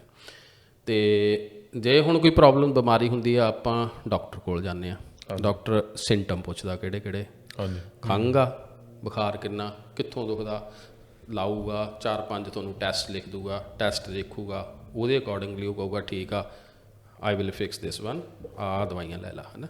ਹਾਂਜੀ। ਬਟ ਆਯੁਰਵੇਦ ਆ ਜਿਹੜਾ ਆਯੁਰਵੇਦ ਬਾਰੇ ਚੰਗੀ ਜਾਣਕਾਰੀ ਰੱਖਦਾ, ਜੇ ਤੁਸੀਂ ਉਹਦੇ ਕੋਲ ਜਾਓ, ਉਹ ਕਹਿੰਦਾ ਵੀ ਮੈਂ ਕੁਛ ਨਹੀਂ ਕਰਨਾ, ਕਰਨਾ ਤੇਰੀ ਬਾਡੀ ਨੇ, ਕਰਾਉਣਾ ਵੀ ਇਹ ਤੋਂ ਹੀ ਆ, ਮੈਂ ਸਿਰਫ ਕੁਛ ਮੈਡੀਸਨ ਲਾਉਣੀਆਂ ਨੇ ਜਿਹੜੇ ਤੇਰੀ ਬਾਡੀ ਹਜੇ ਪ੍ਰੋਡਿਊਸ ਨਹੀਂ ਕਰ ਰਹੀ, ਚੀਜ਼ਾਂ ਸਪੋਰਟ ਨਹੀਂ ਕਰ ਰਹੀਆਂ, ਇਮਿਊਨ ਸਿਸਟਮ ਤੇਰਾ ਵੀਕ ਆ, ਜਾਂ ਹੋਰ ਚੀਜ਼ਾਂ ਤੇਰੀਆਂ ਸਲੋ ਡਾਊਨ ਨੇ, ਇਹ ਜਿਹੜੀਆਂ ਆਯੁਰਵੈਦਿਕ ਇੰਗਰੀਡੀਐਂਟ ਨੇ ਇਹ ਉਹਨੂੰ ਸਪੋਰਟ ਕਰਨਗੇ, ਟ੍ਰਿਗਰ ਕਰਨਗੇ ਵੀ ਉਹ ਬਿਹਤਰ ਤਰੀਕੇ ਨਾਲ ਚੱਲ ਜਾਣ। ਪਰ ਕਰਨਾ ਕੰਮ ਤੇਰੀ ਸਰੀਰ ਨਹੀਂ ਆ। ਦੋਨਾਂ ਚੀਜ਼ਾਂ 'ਚ ਕਿੰਨਾ ਫਰਕ ਹੋ ਗਿਆ। ਇੱਕ ਤਾਂ ਕਹਿੰਦਾ ਤੁਸੀਂ ਮੈਨੂੰ ਹੈਂਡ ਓਵਰ ਕਰ ਦਿਓ, ਮੈਂ ਦੇਖ ਲੂੰ ਕੀ ਕਰਨਾ, ਇਹਦਾ ਸੌਖਾ ਕੰਮ ਆ, ਠੀਕ ਆ ਨਹੀਂ, ਕਿੱਥੋਂ ਕੱਟਣਾ, ਕਿੱਥੇ ਰੰਦਾ ਲਾਉਣਾ ਹੈ, ਕਿਹੜਾ ਲੀਵਰ ਕੱਢਣਾ, ਕਿਹੜੀ ਕਿਡਨੀ ਕੱਢਣੀ ਆ। ਇੱਕ ਪਾਸੇ ਬੰਦਾ ਕਹਿੰਦਾ ਵੀ ਮੈਂ ਤਾਂ ਕੁਝ ਕਰਨਾ ਹੀ ਨਹੀਂ, ਕਰਾਉਣਾ ਹੀ ਇਹ ਤੋਂ ਆ, ਕਿਉਂਕਿ ਇਸ ਤੋਂ ਪਹਿਲਾਂ ਆਪਾਂ ਗੱਲ ਕਰ ਚੁੱਕੇ ਹਾਂ ਵੀ ਤੁਹਾਡੀ ਬਾਡੀ ਦਾ ਮੈਕੈਨਿਜ਼ਮ ਹੀ ਇੱਦਾਂ ਦਾ ਆ ਵੀ ਉਹ ਆਪਣੇ ਆਪ 'ਚ ਹੀਲ ਕਰਨ ਦੀ ਪੂਰੀ 100% ਯੋਗਤਾ ਰੱਖਦਾ। ਹਾਂਜੀ, ਬਹੁਤ ਵੱਡੀ ਚੀਜ਼ ਆ, ਬਹੁਤ ਵੱਡੀ ਚੀਜ਼ ਆ, ਠੀਕ ਆ ਨਹੀਂ। ਔਰ ਤੁਸੀਂ 4 ਦਿਨ 5 ਦਿਨ ਦਾ ਸਮਾਂ ਕਿਉਂ ਦੇ ਦਿੰਦੇ ਨੇ ਡਾਕਟਰ? 5 ਦਿਨ ਇਹ ਦਵਾਈ ਖਾ, ਕਿਉਂਕਿ ਆਟੋਮੈਟਿਕਲੀ ਹੀਲ ਉਹਨੇ 5 ਦਿਨ 'ਚ ਪਹਿਲਾਂ ਤਾਂ ਆਪ ਹੀ ਕਰ ਦੇਣਾ ਬਾਡੀ ਨੇ। ਅੱਧੀ ਤੋਂ ਵੱਧ ਬਿਮਾਰੀਆਂ, ਬੁਖਾਰ ਹੋ ਗਿਆ, ਕਿਸੇ ਨੂੰ ਜ਼ੁਕਾਮ ਹੋ ਗਿਆ, ਹੁਣ ਜ਼ੁਕਾਮ ਦੀ ਕੋਈ ਮੈਡੀਸਨ ਨਹੀਂ ਹੁੰਦੀ, 3 ਦਿਨ ਆਪਾਂ ਖਾ ਲੈਂਦੇ ਹਾਂ, ਤੀਸਰੇ ਦਿਨ ਉਹਨੇ ਵੈਸੇ ਵੀ ਠੀਕ ਹੋ ਜਾਣਾ ਹੁੰਦਾ, ਭਾਵੇਂ ਤੁਸੀਂ ਦਵਾਈ ਲਓ ਚਾਹੇ ਨਾ ਲਓ। ਸਹੀ ਗੱਲ, ਠੀਕ ਆ ਨਹੀਂ। ਉਹ ਤਾਂ ਸਾਨੂੰ ਸਿਰ ਦੁਖਣ ਲੱਗ ਜਾਂਦਾ, ਇਰੀਟੇਸ਼ਨ ਹੁੰਦੀ ਆ, ਇਸ ਲਈ ਅਸੀਂ ਬ੍ਰੇਨ ਨੂੰ ਇਹ ਹੋ ਜਾਂਦਾ ਵੀ ਹਾਂ ਹੁਣ ਮੈਡੀਸਨ ਲੈ ਲਈ। ਇਸ ਤਰ੍ਹਾਂ ਦੀਆਂ ਬਹੁਤ ਸਾਰੀ ਛੋਟੀ ਛੋਟੀ ਬਿਮਾਰੀਆਂ ਨੇ ਜਿਹਨੂੰ ਸਰਪ੍ਰੈਸ ਕਰ ਦਿੰਦੇ ਆਪਾਂ, ਜਾਣੇ ਅਣਜਾਣੇ। ਦਵਾਈ ਲੈਣੀ ਨਹੀਂ ਚਾਹੀਦੀ ਪਰ ਆਪਾਂ ਲੈ ਲੈਂਦੇ ਹਾਂ, ਠੀਕ ਆ ਨਹੀਂ। ਉਹ ਬਾਡੀ ਆਪਣੇ ਆਪ ਨੂੰ ਆਟੋ ਡੀਟੌਕਸ ਕਰ ਰਹੀ ਹੁੰਦੀ ਆ ਉਸ ਵੇਲੇ, ਅਤੇ ਅਸੀਂ ਉਹਨੂੰ ਰੋਕ ਲੈਂਦੇ ਹਾਂ। ਕਿਸੇ ਨੂੰ ਲੂਜ ਮੋਸ਼ਨ ਲੱਗੇ ਨੇ, ਉਹ ਤੁਰੰਤ ਦਵਾਈ ਲੈਣ ਚਲੇ ਜਾਂਦਾ, ਉਹਨੂੰ ਨਹੀਂ ਲੈਣੀ ਚਾਹੀਦੀ, ਕਿਉਂਕਿ ਬਾਡੀ ਡੀਟੌਕਸ ਕਰ ਰਹੀ ਆ। ਕਾਫੀ ਚੀਜ਼ਾਂ ਅੰਦਰ ਜੰਮ ਚੁੱਕੀਆਂ ਨੇ, ਕਾਫੀ ਲੰਬੇ ਸਮੇਂ ਤੋਂ ਨੇ।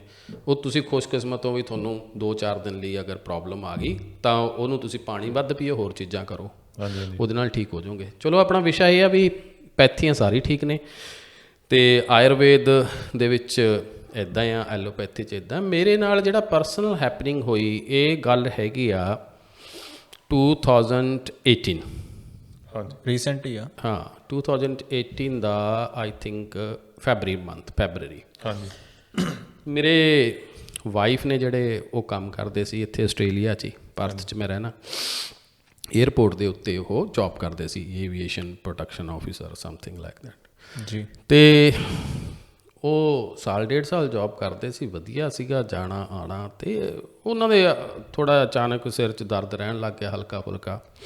ਅਤੇ ਉਹਨਾਂ ਨੇ ਮੈਨੂੰ ਕਹਿਣਾ ਵੀ ਮੇਰੇ ਨਾ ਸਿਰ 'ਚ ਦਰਦ ਹੁੰਦਾ ਰਹਿੰਦਾ, ਵੀ ਮੈਂ ਲੈ ਲੈਂਦੀ ਹਾਂ ਪੈਨਾਡੋਲ ਵਗੈਰਾ, ਜੋ ਵੀ ਮੈਡੀਸਨ ਆ ਉਹਦੇ ਨਾਲ ਥੋੜ੍ਹਾ ਜਿਹਾ ਟਿਕ ਜਾਂਦਾ। ਮੈਂ ਕਿਹਾ ਚੱਲ ਕੋਈ ਨਹੀਂ ਨਾ, ਇੱਕ ਤੇਰਾ ਜਿਹੜਾ ਸਕੈਜੂਅਲ ਆ ਉਹ ਫਿਕਸ ਨਹੀਂ ਹੈਗਾ, ਹੈ ਨਾ, ਐਵਰੀ ਫੋਰਟਨਾਈਟਲੀ ਚੇਂਜ ਹੁੰਦਾ ਰਹਿੰਦਾ, ਕਦੇ ਮਾਰਨਿੰਗ ਜਾਣਾ, ਕਦੇ ਆਫਟਰਨੂਨ, ਕਦੇ night, body clock something wrong ਆ, ਹੈ ਨਾ, ਵੀ ਉਹਦੇ ਕਰਕੇ ਪ੍ਰੋਬਲਮਸ ਆ ਜਾਂਦੀਆਂ ਨੇ। ਕੋਈ ਗੱਲ ਨਹੀਂ, ਮੈਂ ਉਹ ਗੱਲ ਨੂੰ ਇਗਨੋਰ ਕਰਤਾ, ਅਤੇ ਇਹ ਵੀ ਕਰਦੇ ਰਹੀ 2-4 ਮਹੀਨੇ ਕੰਮ। ਉਸ ਤੋਂ ਬਾਅਦ ਕੀ ਹੋਇਆ, ਇੱਕ ਦਿਨ ਇਸ ਖੜੀ ਉੱਥੇ ਸਾਹਮਣੇ ਦੇਖ ਰਹੀ ਸੀ, ਇੱਥੇ ਕੋਈ ਬੰਦਾ ਇਹਦਾ ਕਲੀਗ ਹੀ ਕ੍ਰੋਸ ਕਰਨ ਲੱਗਿਆ, ਇਹਨੂੰ ਦਿਖਿਆ ਨਹੀਂ, ਮਤਲਬ ਸਾਹਮਣੇ ਦੇਖ ਕੇ ਹੁਣ ਮੇਰਾ ਹੱਥ ਇੱਥੇ ਲੈਫਟ ਸਾਈਡ 'ਤੇ, ਮੈਨੂੰ ਜੱਜਮੈਂਟ ਹੋ ਰਹੀ ਆ ਵੀ ਆਹ ਹੱਥ ਆ ਮੇਰਾ, ਚਾਹੇ ਮੇਰੀ ਨਿਗਾਹ ਸਾਹਮਣੇ ਆ, ਪਰ ਇਹ ਆਪਣੀ ਜਿਹੜੀ ਅੱਖ ਆ ਜੱਜਮੈਂਟ ਦੇ ਰਹੀ ਆ, ਇਹਦੀ ਇੱਧਰਲੀ ਜੱਜਮੈਂਟ ਖਤਮ ਹੋ ਗਈ। ਓਕੇ। ਲੈਫਟ ਸਾਈਡ ਦੀ। ਉਹ ਪਤਾ ਤਾਂ ਲੱਗਿਆ, ਇੱਕ ਦਿਨ ਇਹਨੇ ਬਾਜ਼ਾਰ ਜਾਣਾ ਸੀ, ਮੈਂ ਥੱਕਿਆ ਹੋਇਆ ਸੀ ਜੋਬ ਤੋਂ, ਮੈਂ ਕਿਹਾ ਬਈ ਤੂੰ ਨਾ ਆਪ ਹੀ ਜਾ ਕੇ ਜਾਇਆ, ਇੱਥੇ IGA 'ਚੋਂ ਲਿਆ ਸਮਾਨ ਜੋ ਵੀ ਤੈਨੂੰ ਚਾਹੀਦਾ। ਅਤੇ ਇਹ ਗਈ ਅਤੇ ਆਈ, ਜਦੋਂ ਥੋੜ੍ਹਾ ਜਿਹਾ ਟੈਨਸ਼ਨ 'ਚ, ਮੈਂ ਕਿਹਾ ਕੀ ਹੋਇਆ? ਕਹਿੰਦੀ ਮੇਰੇ ਤੋਂ ਗੱਡੀ ਵੱਜ ਗਈ।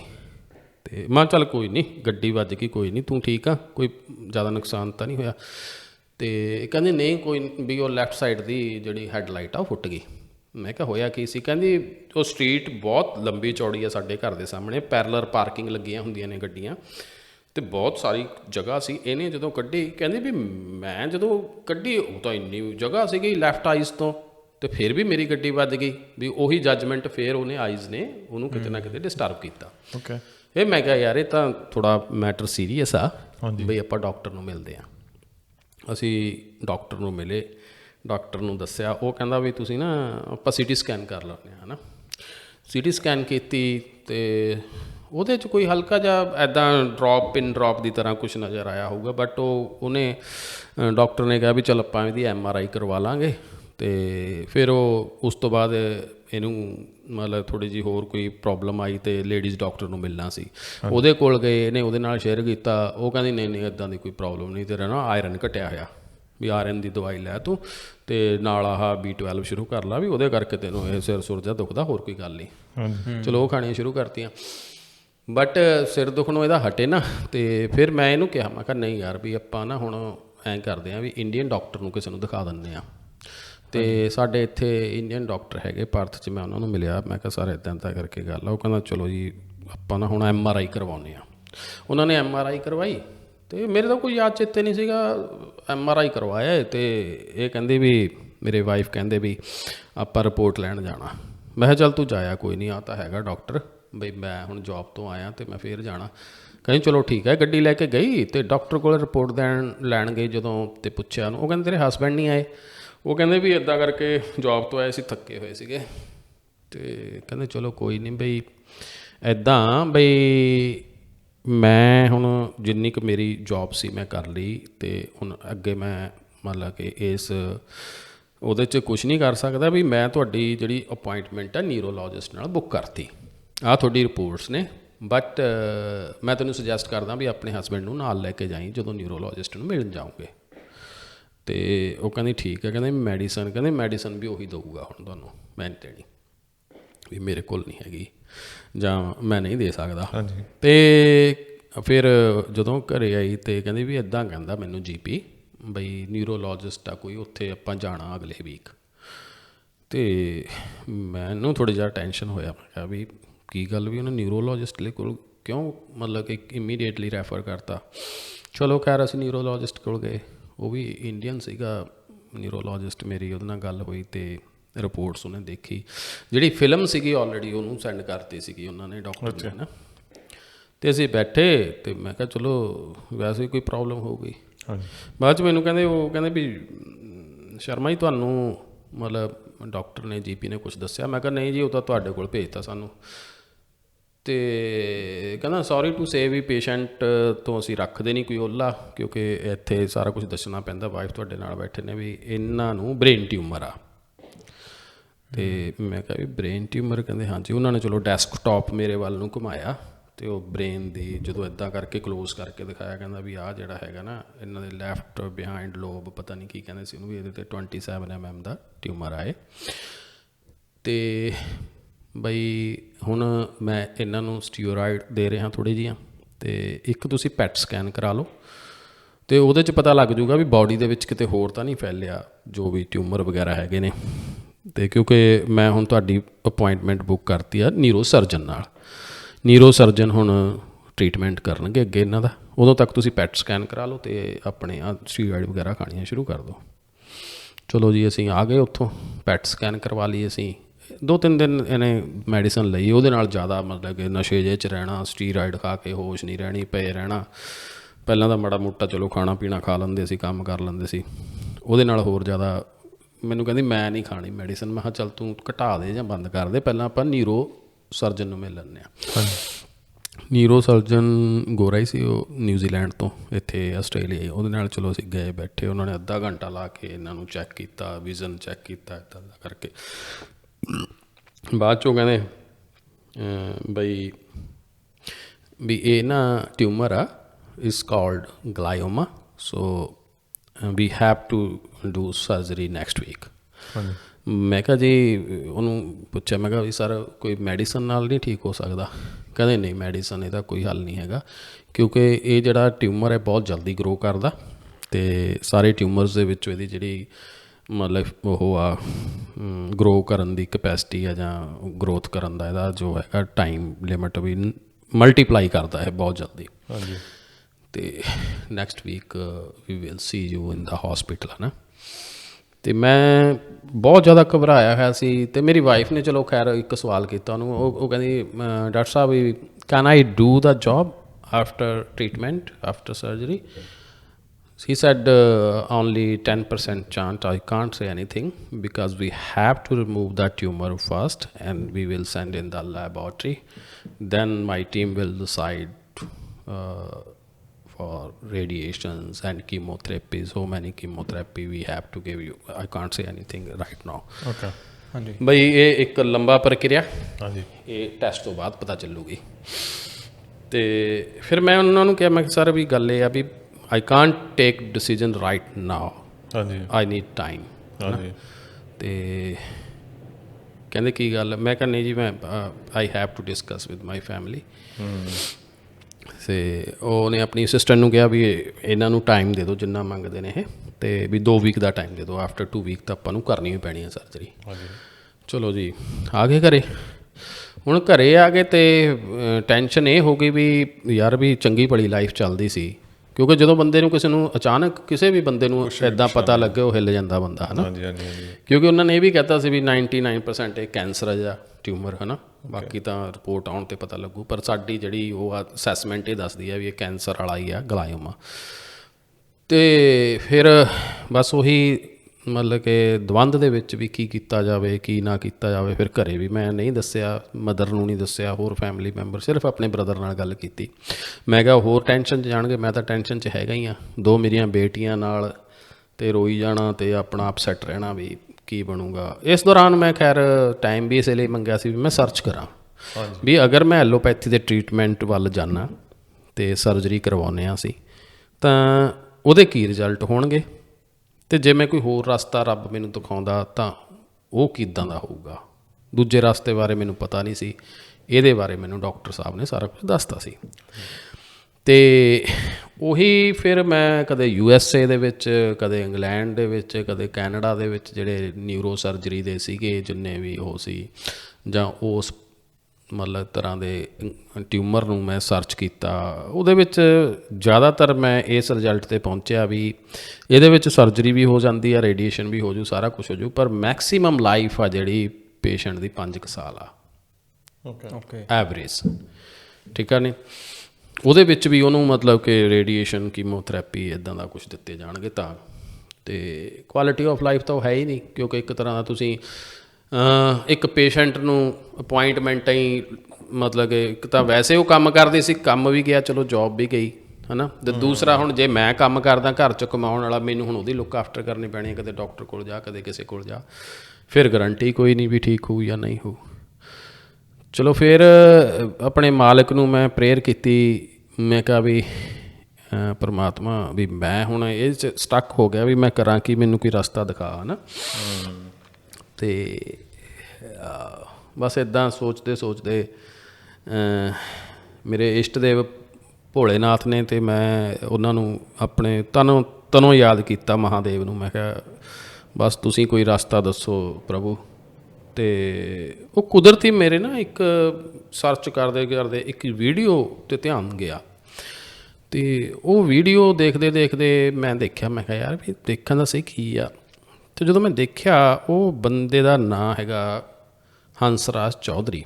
ਅਤੇ ਉਹ ਕਮਾਲ ਦੀ ਗੱਲ ਇਹ ਵੀ ਉਹ ਹੰਸਰਾਜ ਚੌਧਰੀ ਸੀਗੇ ਜਿਹੜੇ ਉਹ ਹੈਗੇ ਨੇ ਮਤਲਬ ਐਗਰੀਕਲਚਰ ਸਾਇੰਟਿਸਟ, ਠੀਕ, ਗੌਰਮੈਂਟ ਜੋਬ 'ਤੇ ਸੀਗੇ, ਰਾਜਸਥਾਨ ਗੌਰਮੈਂਟ ਜੋਬ 'ਤੇ। ਅਤੇ ਉਹਨਾਂ ਦੀ ਦੂਰਦਰਸ਼ਨ 'ਤੇ ਵੀਡੀਓਜ਼ ਵੀ ਪਈਆਂ ਨੇ ਖੇਤੀਬਾੜੀ ਨਾਲ ਸੰਬੰਧਿਤ, ਮਤਲਬ ਕਿ ਉਹਨਾਂ ਨੂੰ ਵਨਸਪਤੀ ਦਾ ਗੂੜਾ ਗਿਆਨ ਆ, ਕਹਿਣ ਦਾ ਮਤਲਬ ਪੇੜ ਬਾਰੇ ਉਹਦੀਆਂ ਪ੍ਰੋਪਰਟੀਜ਼ ਕੀ ਨੇ ਇੱਕ ਪਲਾਂਟ ਦੀਆਂ, ਠੀਕ ਆ ਨੇ। ਅਤੇ ਉਹ ਨਾ 2013 ਦੇ ਵਿੱਚ ਯਾਤਰਾ 'ਤੇ ਗਏ ਸੀ ਕੇਦਾਰਨਾਥ।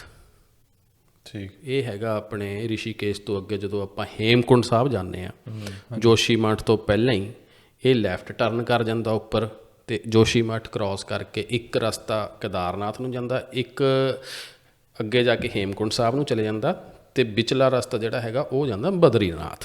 ਇਹ ਤਿੰਨੇ ਧਾਮ ਨੇ ਉੱਥੇ। ਯਾਤਰਾ ਇਹ ਚੱਲਦੀ ਆ ਮੇਰੇ ਖਿਆਲ ਮਈ ਤੋਂ ਸ਼ੁਰੂ ਹੋ ਜਾਂਦਾ, ਜੂਨ ਜੁਲਾਈ 'ਚ, ਅਤੇ ਅਗਸਤ ਤੱਕ ਚੱਲਦੀ ਹੈ, ਜਦੋਂ ਤੱਕ ਠੰਡ ਨਹੀਂ ਪੈਂਦੀ। ਪੰਜਾਬ ਤੋਂ ਆਪਣੇ ਬਹੁਤ ਸਾਰੇ ਵੀਰ ਜਾਂਦੇ ਨੇ, ਹੈ ਨਾ, ਹੇਮਕੁੰਡ ਸਾਹਿਬ ਵੀ ਜਾਂਦੇ ਨੇ, ਮੋਟਰਸਾਈਕਲਾਂ 'ਤੇ ਵੀ ਜਾਂਦੇ ਨੇ। ਅਤੇ ਉਹ 2013 'ਚ ਜਦੋਂ ਉੱਥੇ ਗਏ, ਉਹ ਤੁਹਾਨੂੰ ਯਾਦ ਹੋਣਾ ਉਸ ਟਾਈਮ ਬਹੁਤ ਵੱਡਾ ਫਲੱਡ ਆਇਆ ਸੀ, ਬਹੁਤ ਵੱਡੀ ਬਾੜ ਆਈ ਸੀ, ਹਜ਼ਾਰਾਂ ਲੋਕ ਰੁੜ ਗਏ ਸੀਗੇ। TV 'ਤੇ ਆਮ ਵਾਇਰਲ ਹੋਈਆਂ ਸੀ ਫੋਟੋਆਂ ਵੀ ਜਿਹੜੇ ਹੋਟਲ ਸੀਗੇ, ਹੋਟਲ ਰੁੜ ਗਏ, ਹੈ ਨਾ, ਨਦੀਆਂ 'ਚ ਹੀ ਰੁੜ ਗਏ, ਹੈ ਨਾ, ਗੱਡੀਆਂ ਰੁੜਦੀਆਂ ਫਿਰਦੀਆਂ ਨੇ, ਨੁਕਸਾਨ ਹੋਇਆ, ਬਹੁਤ ਮੇਜਰ ਮਤਲਬ ਕਿ ਜਾ ਕੇ ਨੁਕਸਾਨ ਹੋਇਆ ਸੀ। ਆਰਮੀ ਨੂੰ ਲਗਾਉਣਾ ਪਿਆ, ਆਰਮੀ ਦਾ ਇੱਕ ਹੈਲੀਕਾਪਟਰ ਵੀ ਕਰੈਸ਼ ਕਰ ਗਿਆ ਸੀ ਉਹਨਾਂ ਨੂੰ ਰੈਸਕਿਊ ਕਰਦੇ ਹੋਏ, ਅਤੇ ਉਹਨਾਂ ਦੇ ਵਿੱਚ ਉਹ ਸੀਗੇ। ਅਤੇ ਉਹ ਵੀ ਬਸ 2-3 ਦੇ ਭੁੱਖਣ ਭਾਣੇ ਕਿਸੇ ਤਰੀਕੇ ਰੁਲਦੇ ਰਲਦੇ ਜਾਨ ਬਚਾਉਂਦੇ ਥੱਲੇ ਆਏ ਰਿਸ਼ੀਕੇਸ਼। ਉਹ ਦੇਖਿਆ ਮੌਤ ਦਾ ਮੰਜ਼ਰ। ਹੁਣ ਜਦੋਂ ਬੰਦਾ ਕਦੇ ਜ਼ਿੰਦਗੀ 'ਚ ਕੋਈ ਇਹੋ ਜਿਹਾ ਸੀਨ ਦੇਖ ਲੈਂਦਾ ਨਾ, ਜਿੱਥੇ ਮੌਤ ਔਰ ਜ਼ਿੰਦਗੀ ਦਾ ਫਾਸਲਾ ਹੀ ਖਤਮ ਹੋ ਜਾਂਦਾ, ਹੈ ਨਾ, ਉਹ ਸੋਚਦਾ ਯਾਰ ਵੀ ਲਾਈਫ ਦਾ ਮੀਨਿੰਗ ਕੀ ਰਹਿ ਗਿਆ ਹੁਣ, ਬਈ ਜੇ ਮੈਂ ਉੱਥੇ ਮਰ ਜਾਂਦਾ ਫਿਰ ਮੈਂ ਕੀ ਕਰ ਲੈਂਦਾ, ਠੀਕ ਆ ਨਹੀਂ, ਫਿਰ ਜਿਹੜਾ ਮੇਰਾ ਪਿਛੋਕੜ ਆ, ਜੋ ਮੇਰੇ ਕੋਲ ਪ੍ਰੋਪਰਟੀ ਆ, ਜੋ ਸਾਰਾ ਕੁਛ ਹੈਗਾ, ਉਹਦਾ ਕੀ ਮਤਲਬ ਸੀ। ਜੇ ਮੈਂ ਹੁਣ ਮੈਨੂੰ ਜ਼ਿੰਦਗੀ ਦੁਬਾਰਾ ਦੇਤੀ ਮੇਰੇ ਮਾਲਕ ਨੇ, ਹੁਣ ਇਹਦਾ ਕੀ ਮਤਲਬ ਹੋਊ। ਉਹ ਮਤਲਬ ਕਿ ਉੱਥੇ ਉਹਨਾਂ ਨੇ ਇੱਕ ਫੈਸਲਾ ਲਿਆ ਬਈ ਮੈਂ ਹੁਣ ਜੋਬ ਕੰਟੀਨਿਊ ਨਹੀਂ ਕਰਨੀ, ਮੈਂ ਆਪਣਾ ਜਿਹਨੂੰ ਕਹੇ ਪ੍ਰੀ ਰਿਟਾਇਰਮੈਂਟ ਲੈ ਲੈਣੀ ਆ, ਅਤੇ ਉਸ ਤੋਂ ਬਾਅਦ ਮੈਂ ਜੋ ਵੀ ਕਰਨਾ ਸੋਸਾਇਟੀ ਲਈ ਜਾਂ ਇੱਕ ਚੰਗੇ ਆਪਣੇ ਉਹਦੇ ਲਈ ਕਰਨਾ, ਜਿੰਨੀ ਮੇਰੀ ਰੈਸਟ ਆਫ ਲਾਈਫ ਬਚੀ ਆ। ਅਤੇ ਆਪਣੇ ਘਰ ਆਏ 2-3 ਮਹੀਨੇ ਦਾ ਵੈਸੇ ਹੀ ਵਿਚਾਰੇ ਸ਼ੌਕ 'ਚ ਰਹੇ। ਉਸ ਤੋਂ ਬਾਅਦ ਉਹਨਾਂ ਨੇ VRS ਅਪਲਾਈ ਕਰਤੀ, ਆਫਿਸ ਗਏ ਅਤੇ ਆਪਣਾ ਕਹਿਤਾ ਉਹਨਾਂ ਨੂੰ ਵੀ ਮੈਂ ਕੰਟੀਨਿਊ ਨਹੀਂ ਕਰਨੀ ਜੋਬ। ਅਤੇ ਉੱਥੇ ਦੇ ਉਹ ਜੱਟ ਫੈਮਿਲੀ ਨੂੰ ਬਿਲੋਂਗ ਕਰਦੇ ਨੇ, ਚੌਧਰੀ ਨੇ। 80 ਏਕੜ ਉਹਨਾਂ ਦੀ ਆਪਣੀ ਜ਼ਮੀਨ ਆ। ਬ੍ਰਦਰ ਉਹਨਾਂ ਦੇ ਕਮਿਸ਼ਨਰ ਮੇਰੇ ਖਿਆਲ ਇਨਕਮ ਟੈਕਸ 'ਚ, ਸਿਸਟਰ ਉਹਨਾਂ ਦੀ ਡਾਕਟਰ, ਬਹੁਤ ਅੱਛੀ ਫੈਮਿਲੀ ਆ, ਹੈ ਨਾ। ਉਹਨਾਂ ਨੇ ਆਯੁਰਵੇਦ 'ਤੇ ਕੰਮ ਕਰਨਾ ਸ਼ੁਰੂ ਕੀਤਾ। ਫਿਰ ਉਹ ਬਨਾਰਸ ਗਏ, ਬਨਾਰਸ ਜਾ ਕੇ ਬਹੁਤ ਸਾਡੀਆਂ ਆਯੁਰਵੇਦ ਦੀਆਂ ਪੁਰਾਣੀਆਂ ਬੁੱਕਸ ਬਾਏ ਕੀਤੀਆਂ, ਉਹਨਾਂ 'ਤੇ ਸਰਚ ਕੀਤੀ। ਚਲੋ ਜੀ, ਉਹਨਾਂ ਨੇ ਫ੍ਰੀ ਇੱਕ ਟਰਾਇਲ ਸ਼ੁਰੂ ਕੀਤਾ ਕੈਂਸਰ ਦੀ ਮੈਡੀਸਨ ਦਾ, ਹੈ ਨਾ, ਵੀ ਜ਼ਿਆਦਾਤਰ ਲੋਕਾਂ ਨੂੰ ਕੈਂਸਰ ਤੋਂ ਬਹੁਤ ਪ੍ਰੋਬਲਮ ਆ। ਕੈਂਸਰ ਤੋਂ ਬੰਦਾ ਵੀ ਜਾਂਦਾ, ਬੰਦੇ ਦਾ ਫਾਈਨਾਂਸ ਵੀ ਖਤਮ ਹੋ ਜਾਂਦਾ, ਘਰ ਦੋਨੋਂ ਤਰਫੋਂ ਬਰਬਾਦ ਹੋ ਜਾਂਦਾ, ਠੀਕ ਆ ਨਹੀਂ, ਬਈ ਕਿਸੇ ਨਾ ਕਿਸੇ ਤਰੀਕੇ ਲੋਕਾਂ ਨੂੰ ਇਹ ਮਤਲਬ ਰਿਲੀਫ ਮਿਲੇ ਤਾਂ ਵਧੀਆ ਗੱਲ ਆ। ਉਹਨਾਂ ਨੇ ਚਲੋ ਇਲਾਜ ਸ਼ੁਰੂ ਕੀਤਾ ਬਿਲਕੁਲ ਫ੍ਰੀ, ਕੋਈ ਪੈਸੇ ਨਹੀਂ, ਕੁਛ ਨਹੀਂ, ਹੈ ਨਾ। ਗਰੀਬ ਲੋਕ, ਆਮ ਸਾਰੇ ਲੋਕ ਜਾਂਦੇ ਸੀਗੇ ਉੱਥੇ। ਅਤੇ ਉਹ ਜਦੋਂ ਮੈਂ ਵੀਡੀਓ ਦੇਖੀ, ਬਹੁਤ ਸਾਰੇ ਲੋਕਾਂ ਨੇ ਉੱਥੇ ਵੀਡੀਓਜ਼ ਪਾਈਆਂ ਵਿਦ ਰਿਪੋਰਟਸ ਵੀ ਅਸੀਂ ਇੱਥੇ ਆਏ ਸੀ, ਸਾਨੂੰ ਇਸ ਤਰ੍ਹਾਂ ਦਾ ਕੈਂਸਰ ਸੀ, ਅਤੇ ਅਸੀਂ ਇੰਨੇ ਦਿਨ ਦਵਾਈ ਖਾਧੀ, ਅਸੀਂ ਠੀਕ ਹੋ ਗਏ। ਪਰ ਹੁਣ ਇਹ ਮੇਰੀ ਜ਼ਿੰਦਗੀ ਦਾ ਐਡਾ ਵੱਡਾ ਫੈਸਲਾ ਸੀਗਾ ਬਈ ਜਿਹੜਾ ਕਿ ਮੇਰੇ ਲਈ ਲੈਣਾ ਬਹੁਤ ਹੀ ਔਖਾ ਸੀ ਉਸ ਟਾਈਮ ਦੇ ਵਿੱਚ। ਰੀਜ਼ਨ ਇਹ ਸੀਗਾ ਵੀ ਜੇ ਤਾਂ ਠੀਕ ਹੋ ਗਿਆ ਫਿਰ ਤਾਂ ਸਭ ਨੇ ਕਹਿਣਾ ਵਧੀਆ ਹੋਇਆ, ਜੇ ਕੁਛ ਨਾ ਉੱਥੇ ਪੋਜ਼ੀਟਿਵ ਰਿਜ਼ਲਟ ਆਇਆ ਤਾਂ ਮੇਰੇ ਆਪਣਿਆਂ ਨੇ ਮੈਨੂੰ ਕਹਿਣਾ ਯਾਰ ਤੂੰ ਪੜ੍ਹਿਆ ਲਿਖਿਆ ਹੋ ਕੇ ਤੂੰ ਆਸਟ੍ਰੇਲੀਆ 'ਚ ਰਹਿਣਾ ਹੈ, ਇੱਥੇ ਟੌਪ ਦੀਆਂ ਮਸ਼ੀਨਾਂ ਨੇ, ਟੌਪ ਦੇ ਡਾਕਟਰ ਨੇ, ਫਿਰ ਪੈਸਾ ਤੇਰਾ ਕੋਈ ਨਹੀਂ ਲੱਗਣਾ, ਮੈਡੀਕੇਅਰ ਕਾਰਡ ਤੇਰੇ ਕੋਲ ਆ, ਜਿੱਦਾਂ ਦਾ ਮਰਜ਼ੀ ਪਰ ਇੰਡੀਆ 'ਚ ਤਾਂ ਚਲੋ ਪੇ ਕਰਨਾ ਪੈਂਦਾ, ਵੀ ਤੂੰ ਬੇਵਕੂਫ ਸੀ ਉੱਥੇ ਗਿਆ। ਖੁਦ ਨੂੰ ਵੀ ਗਿਲਟ ਹੋਣਾ। ਹਾਂ, ਇਹ ਇੱਕ ਸਵਾਲ ਮੇਰੇ ਚੱਲਣ ਦੋਨੇ ਔਖਾ ਡਿਸੀਜਨ ਸੀ ਹੈ ਨਾ, ਬਹੁਤ ਹੀ ਔਖਾ ਡਿਸੀਜਨ, ਦੋਨੇ ਸਵਾਲ ਮੇਰੇ ਦੁਵੰਦ ਚੱਲਣ, ਇੱਧਰੋਂ ਆਹ ਆਵਾਜ਼ ਆਵੇ, ਇੱਧਰੋਂ ਆਹ ਆਵੇ, ਕਰਾਂ ਤਾਂ ਕਰਾਂ ਕੀ। ਫਿਰ ਮੈਂ ਇੱਕ ਆਪਣੇ ਆਪ ਨਾਲ ਉਹ ਕੀਤਾ ਫੈਸਲਾ ਵੀ 50% ਰਿਸਕ ਉੱਧਰ, 50 ਇੱਧਰ। ਇੱਧਰ ਇਹ ਆ ਵੀ ਜੇ ਟਰੀਟਮੈਂਟ ਲੈ ਵੀ ਲਵਾਂ ਤਾਂ ਜਿਹੜੀ ਬਾਕੀ ਦੀ ਲਾਈਫ ਆ ਉਹ ਜ਼ਿਆਦਾ ਵਧੀਆ ਨਹੀਂ। ਹਾਂ, ਜੇ ਉੱਥੇ ਉਹ 50% ਵਾਲਾ ਠੀਕ ਬੈਠ ਜਾਂਦਾ ਆ ਜਾਂ ਠੀਕ ਹੋ ਜਾਂਦੀ ਆ ਬਈ ਫਿਰ ਇਹਦੀ ਲਾਈਫ ਚੇਂਜ ਹੋ ਸਕਦੀ ਆ, ਬਿਮਾਰੀ ਜੜੋਂ ਜਾ ਸਕਦੀ ਆ। ਔਰ ਫਿਰ ਜੇ ਲੈਣਾ ਵੀ ਪੈ ਗਿਆ ਡਿਸੀਜਨ ਸਰਜਰੀ ਦਾ, ਫਿਰ ਲੈ ਲਾਂਗੇ। ਇਹ ਤਾਂ ਹੈਗਾ ਹੀ ਆ, ਇਹ ਤਾਂ ਹੈਗਾ ਹੀ ਆ ਨਾ, ਆਪਸ਼ਨ ਹੈਗੀ ਆ, ਕਿਉਂ ਨਾ ਟਰਾਈ ਕੀਤਾ ਜਾਵੇ। ਸਹੀ ਗੱਲ। ਪਰ ਫਿਰ ਵੀ ਕਹਿੰਦੇ ਨੇ ਨਾ ਵੀ ਜਦੋਂ ਬੰਦਾ ਕੌਨਫੀਡੈਂਸ ਤਦੋਂ ਹੀ ਹੁੰਦਾ ਜਦੋਂ ਬੰਦਾ ਕੋਈ ਇੱਕ ਦੂਜੇ ਨਾਲ ਰਾਏ ਕਰ ਲੈਂਦਾ। ਘਰੇ ਕਿਸੇ ਨੂੰ ਨਹੀਂ ਪਤਾ ਸੀ, ਬ੍ਰਦਰ ਨੂੰ ਪਤਾ ਸੀ। ਫਿਰ ਇੱਕ ਮੇਰਾ ਫਰੈਂਡ ਰਹਿੰਦਾ, ਮੇਰੇ ਬ੍ਰਦਰ ਦਾ ਹੀ ਫਰੈਂਡ ਆ, ਸਾਡਾ ਫੈਮਿਲੀ ਫਰੈਂਡ ਆ, ਪ੍ਰੀਤਮ, ਜੈਪੁਰ ਜੀ। ਉਹ HDFC 'ਚ ਕੰਮ ਕਰਦੇ ਨੇ ਅਤੇ ਜੈਪੁਰ ਦੇ ਕੋਲੇ ਹੰਸਰਾਜ ਚੌਧਰੀ ਦਾ ਪਿੰਡ ਆ। ਇਹ ਆਪਣੇ ਬੀਲਵਾੜਾ ਤੋਂ 40 ਕਿਲੋਮੀਟਰ ਪਹਿਲਾਂ ਹਾਈਵੇ, ਜਿਹੜਾ ਜੈਪੁਰ ਬੀਲਵਾੜਾ ਹਾਈਵੇ ਆ, ਉੱਥੇ ਰਿਆਲਾ ਆਉਂਦਾ, ਰਿਆਲਾ ਤੋਂ ਰਾਈਟ ਮੁੜ ਕੇ ਉਹਨਾਂ ਦਾ ਪਿੰਡ ਆ। 8-9 ਕਿਲੋਮੀਟਰ ਦੀ ਪਹੀ ਜਾਂਦੀ ਸੀ, ਹੁਣ ਤਾਂ ਰੋਡ ਬਣ ਗਿਆ। ਹਾਂਜੀ। ਮੈਂ ਸੋਚਿਆ ਯਾਰ, ਮੈਂ ਕਿਹਾ ਕਿਉਂ ਨਾ ਪ੍ਰੀਤਮ ਤੋਂ ਪੁੱਛਾਂ ਟਿਕਟ ਕਰਾਉਣ ਤੋਂ ਪਹਿਲਾਂ। ਅਤੇ ਮੈਂ ਉਹਨੂੰ ਕਿਹਾ ਪ੍ਰੀਤਮ ਇੱਦਾਂ ਇੱਦਾਂ ਕਰਕੇ ਪ੍ਰੋਬਲਮ ਆ ਗਈ, ਸੌਰੀ, ਵੀ ਮੈਂ ਆਉਣਾ ਇੱਥੇ ਇੰਡੀਆ, ਮੈਨੂੰ ਪਤਾ ਕਰਕੇ ਦੱਸ ਵੀ ਕੋਈ ਠੀਕ ਵੀ ਹੋ ਰਿਹਾ ਜਾਂ ਨਹੀਂ, ਬਈ ਕਿੱਦਾਂ ਦਾ ਰਿਜ਼ਲਟ ਆ। ਅਤੇ ਉਹ ਮੈਨੂੰ ਕਹਿੰਦਾ ਸ਼ਰਮਾ ਜੀ ਤੁਸੀਂ ਮੈਨੂੰ ਦੋ ਕੁ ਦਿਨ ਦਾ ਟਾਈਮ, ਮੈਂ ਸਰਚ ਕਰਦਾ ਇਹਦੇ ਬਾਰੇ। ਚਲੋ ਉਹਨੇ ਵਿਚਾਰੇ ਨੇ ਆਪਣੇ ਲੈਵਲ 'ਤੇ ਸਰਚ ਕੀਤੀ, ਲੋਕਾਂ ਨੂੰ ਪੁੱਛਿਆ, ਲੋਕਾਂ ਨੇ ਕਿਹਾ ਵੀ ਦੇਖੋ ਲਾਲਚ ਤਾਂ ਉਹਨੂੰ ਕੋਈ ਨਹੀਂ ਹੈਗਾ, ਪੇਸ਼ੈਂਟ ਜਾ ਰਹੇ ਨੇ। ਉਹ ਕੁਦਰਤੀ ਕਿਤੇ ਉਹਦਾ ਖਾਸ ਦੋਸਤ, ਖਾਸ ਮਿੱਤਰ ਹੈ ਨਾ, ਜਿਹੜਾ ਨਾਲ ਕੰਮ ਕਰਦਾ ਸੀ, ਉਹਦੇ ਨਾਲ ਗੱਲ ਕੀਤੀ। ਉਹ ਕਹਿੰਦਾ ਹਾਂ ਯਾਰ ਤੂੰ ਬੁਲਾ ਲਾ ਉਹਨਾਂ ਨੂੰ। ਕਹਿੰਦਾ ਮੈਂ ਤਾਂ, ਮੇਰੀ ਸਗੀ ਭਾਬੀ ਹੈ, ਕਹਿੰਦਾ ਮੇਰੀ ਸਗੀ ਭਾਬੀ ਦੇ ਕਹਿੰਦਾ ਯੂਟਰਸ ਦੇ ਵਿੱਚ ਕੈਂਸਰ ਹੋਇਆ। ਯੂਟਰਸ 'ਚ ਜਦੋਂ ਕੈਂਸਰ ਹੋਇਆ, ਕਹਿੰਦਾ ਉਹਦੀ ਸਰਜਰੀ ਕਰਵਾ ਲਈ, ਜਿਵੇਂ ਡਾਕਟਰਾਂ ਨੇ ਕਿਹਾ। ਸਰਜਰੀ ਤੋਂ ਬਾਅਦ ਕੀਮੋਥੈਰੇਪੀਆਂ ਦਿੱਤੀਆਂ, ਵਾਲ ਉੜ ਗਏ ਸਾਰੇ ਸਿਰ ਦੇ, ਵੀਕਨੈਸ ਬਹੁਤ ਆ ਗਈ, ਘਰੇ ਆ ਗਏ। ਠੀਕ 7-8 ਮਹੀਨੇ ਬਾਅਦ ਕਹਿੰਦਾ ਕੈਂਸਰ ਫਿਰ ਹੋਰ ਅਗਰੈਸਿਵ ਹੋ ਕੇ ਆਇਆ, ਫਿਰ ਉਹਨਾਂ ਦੀ ਪੂਰੀ ਬਾਡੀ 'ਚ ਫੈਲ ਗਿਆ। ਹੁਣ ਜਦੋਂ ਕਹਿੰਦਾ ਇਹ ਸਮੱਸਿਆ ਆ ਗਈ, ਜ਼ਿਆਦਾਤਰ ਐਲੋਪੈਥੀ ਇਲਾਜ ਦੇ ਵਿੱਚ ਜਿਹੜੇ ਮਤਲਬ ਕਿ ਪ੍ਰੋਬਲਮ ਇਹ 90% ਆਉਂਦੀ ਆ ਵੀ ਜੇ ਸਰਜਰੀ ਵਗੈਰਾ ਵੀ ਕਰਵਾ ਲੈਂਦੇ ਹਾਂ, ਟਰੀਟਮੈਂਟ, ਉਹਨੂੰ ਦੁਬਾਰਾ ਆ ਜਾਂਦਾ ਬਾਡੀ 'ਚ ਕੈਂਸਰ। ਉਹ ਕਿਹੜੇ ਕਿਹੜੇ ਔਰਗਨ ਨੂੰ ਇਫੈਕਟ ਕਰੂਗਾ, ਡਿਪੈਂਡ ਔਨ ਦਾ ਹੈ ਨਾ ਸਿਚੁਏਸ਼ਨ। ਕਹਿੰਦਾ ਫਿਰ ਕਿਸੇ ਨੇ ਮੇਰੀ ਭਾਬੀ ਨੂੰ ਜਾਂ ਮੇਰੇ ਮਤਲਬ ਕਿ ਤਾਇਆ ਜੀ ਨੂੰ ਕਿਸੇ ਨੇ ਦੱਸਿਆ ਵੀ ਇੱਥੇ ਹੰਸਰਾਜ ਚੌਧਰੀ ਜੀ ਨੇ ਇੱਦਾਂ ਮੈਡੀਸਨ, ਉਹ ਟਰਾਈ ਕਰਕੇ ਦੇਖ ਲਓ। ਕਹਿੰਦਾ ਅਸੀਂ ਲੈ ਗਏ ਉੱਥੇ, ਅਤੇ 4 ਮਹੀਨੇ ਕਹਿੰਦਾ ਮੇਰੀ ਭਾਬੀ ਨੇ ਦਵਾਈ ਖਾਧੀ। ਕਹਿੰਦਾ ਹੁਣ ਅਸੀਂ ਪਿਛਲੇ ਵੀਕ ਹੀ ਰਿਪੋਰਟ ਲੈ ਕੇ ਆਏ, ਕਹਿੰਦਾ ਬਿਲਕੁਲ ਨੋਰਮਲ ਰਿਪੋਰਟ ਆਈ ਹੈ, ਨੋ ਕੈਂਸਰ ਐਨੀ ਮੋਰ। ਅਤੇ ਕਹਿੰਦਾ ਤੁਸੀਂ ਬੁਲਾਓ ਭਾਬੀ ਨੂੰ, ਕਹਿੰਦਾ ਆਪਾਂ ਪਹਿਲਾਂ ਉਹਦੇ ਕੋਲ ਹੀ ਜਾਵਾਂਗੇ, ਪਹਿਲਾਂ ਤੁਸੀਂ ਮੇਰੇ ਘਰੇ ਆਇਓ, ਮੈਂ ਤੁਹਾਨੂੰ ਮਿਲਾਊਂਗਾ ਆਪਣੀ ਭਾਬੀ ਨੂੰ। ਜਦੋਂ ਉਹਨੇ ਆਹ ਸਾਰੀ ਸਟੋਰੀ ਮੈਨੂੰ ਦੱਸੀ, ਫਿਰ ਮੇਰਾ ਕੌਨਫੀਡੈਂਸ ਹੋ ਗਿਆ। ਮੈਂ ਉਸੇ ਟਾਈਮ ਟਿਕਟ ਬਣਵਾਈ। ਮੇਰੀ ਬੜੀ ਬੇਟੀ 10th 'ਚ ਸੀ ਯਾਰ, 10th ਦੇ ਵਿੱਚ ਉਹਨਾਂ ਨੂੰ ਲਿਜਾਣਾ ਮੈਂ ਜ਼ਰੂਰੀ ਨਹੀਂ ਸਮਝਿਆ ਕਿਉਂਕਿ ਪੜ੍ਹਾਈ ਸੀਗੀ। ਉੱਥੇ ਮੇਰੇ ਫੈਮਿਲੀ ਫਰੈਂਡ ਨੇ ਉਹਨਾਂ ਕੋਲ ਛੱਡਿਆ, ਛੋਟੀ ਨੂੰ ਮੈਂ ਨਾਲ ਲਿਆ ਅਤੇ ਅਸੀਂ ਇੰਡੀਆ ਚਲੇ ਗਏ। ਉੱਥੋਂ ਅਸੀਂ ਸਿੱਧਾ ਜੈਪੁਰ ਗਏ। ਜੈਪੁਰ ਅਸੀਂ ਉੱਥੇ ਮਿਲੇ ਉਹਨਾਂ ਨੂੰ, ਭਾਬੀ ਜੀ ਨੂੰ। ਉਹਨਾਂ ਦੇ ਵਾਲ ਤਾਂ ਹੈ ਨਹੀਂ ਸੀ, ਪਰ ਉਹ ਬੰਨਿਆ ਹੋਇਆ ਸੀ ਸਿਰ 'ਤੇ, ਪਰ ਕੌਨਫੀਡੈਂਸ ਬਹੁਤ ਵਧੀਆ ਸੀ, ਚਿਹਰੇ ਤੋਂ ਲੱਗ ਰਿਹਾ ਸੀ ਆਲ ਰਾਈਟ ਹੈ ਨਾ, ਸ਼ੀ ਇਜ਼ ਆਲ ਰਾਈਟ। ਅਤੇ ਉਹਨਾਂ ਨੇ ਫਿਰ ਮੇਰੀ ਵਾਈਫ ਨੂੰ ਉੱਪਰ ਲੈ ਕੇ ਕਹਿੰਦੇ ਅੱਜ ਤੁਹਾਨੂੰ ਦੱਸਾਂ ਕਿਵੇਂ ਮੈਡੀਸਨ ਬਣਾਉਣੀ ਆ, ਕਿਵੇਂ ਲੈਣੀ ਆ। ਚਲੋ ਫਿਰ ਅਗਲੇ ਦਿਨ ਅਸੀਂ ਹੰਸਰਾਜ ਚੌਧਰੀ ਜੀ ਕੋਲ ਚਲੇ ਗਏ। ਅਸੀਂ ਰਿਪੋਰਟਸ ਵਗੈਰਾ ਦਿਖਾਈਆਂ ਅਤੇ ਉਹ ਕਹਿੰਦੇ ਕੋਈ ਚੱਕਰ ਨਹੀਂ, ਤੁਸੀਂ ਦਵਾਈ ਖਾਓ, ਠੀਕ ਹੋ ਜੂ, ਕੋਈ ਪ੍ਰੋਬਲਮ ਨਹੀਂ। ਪਰ ਉਹੀ ਆ ਵੀ ਇੱਕ ਖੈਰ ਉਹ ਦਵਾਈ ਮੈਂ ਫਿਰ ਵਾਈਫ ਨੂੰ ਉੱਥੇ ਛੱਡ ਕੇ ਆਇਆ। ਪਰ ਮੈਂ ਇੱਥੇ ਇੱਕ ਹੋਰ ਦੱਸਣਾ ਜ਼ਰੂਰੀ ਸਮਝਦਾ ਵੀ ਮੇਰਾ ਵਿਸ਼ਵਾਸ ਇੱਕ ਤਾਂ ਇਸ ਕਰਕੇ ਹੋ ਗਿਆ ਬਈ ਹੈਪਨਿੰਗ ਹੋਈ ਇਨਸਾਨ ਨਾਲ, ਉਹਦਾ ਅੰਦਰੂਨੀ ਚੇਂਜ ਹੋਏ ਵਿਚਾਰ, ਫਿਰ ਉਹਨਾਂ ਨੇ ਮੈਡੀਸਨ ਸ਼ੁਰੂ ਕੀਤੀ, ਉਹ ਵੀ ਫ੍ਰੀ, ਠੀਕ ਆ ਨੇ। ਦੂਜਾ ਸਭ ਤੋਂ ਵੱਡਾ ਜਿਹੜਾ ਮੈਨੂੰ ਹਿੱਟ ਕੀਤੀ ਆ ਚੀਜ਼, ਉਹ ਟਰਾਂਸਪੇਰੈਂਟ ਇਲਾਜ ਸੀਗਾ। ਵੀ ਕੋਈ ਵੀ ਮੈਡੀਸਨ ਇੱਦਾਂ ਦੀ ਨਹੀਂ ਸੀ ਵੀ ਆਹ 4 ਗੋਲੀਆਂ ਸਵੇਰੇ ਲੈ ਲਿਓ ਜੀ, ਆਹ ਪੁੜੀ ਲੈ ਲਿਓ ਜੀ, ਇੱਦਾਂ ਕਰ ਲਿਓ ਜੀ, ਇੱਦਾਂ। ਉਹਦੇ ਵਿੱਚ ਕੀ ਆਪਾਂ ਨੂੰ ਪਤਾ ਨਹੀਂ ਕੀ ਆਪਾਂ ਨੂੰ ਰਿਐਕਟ ਕਰੂ।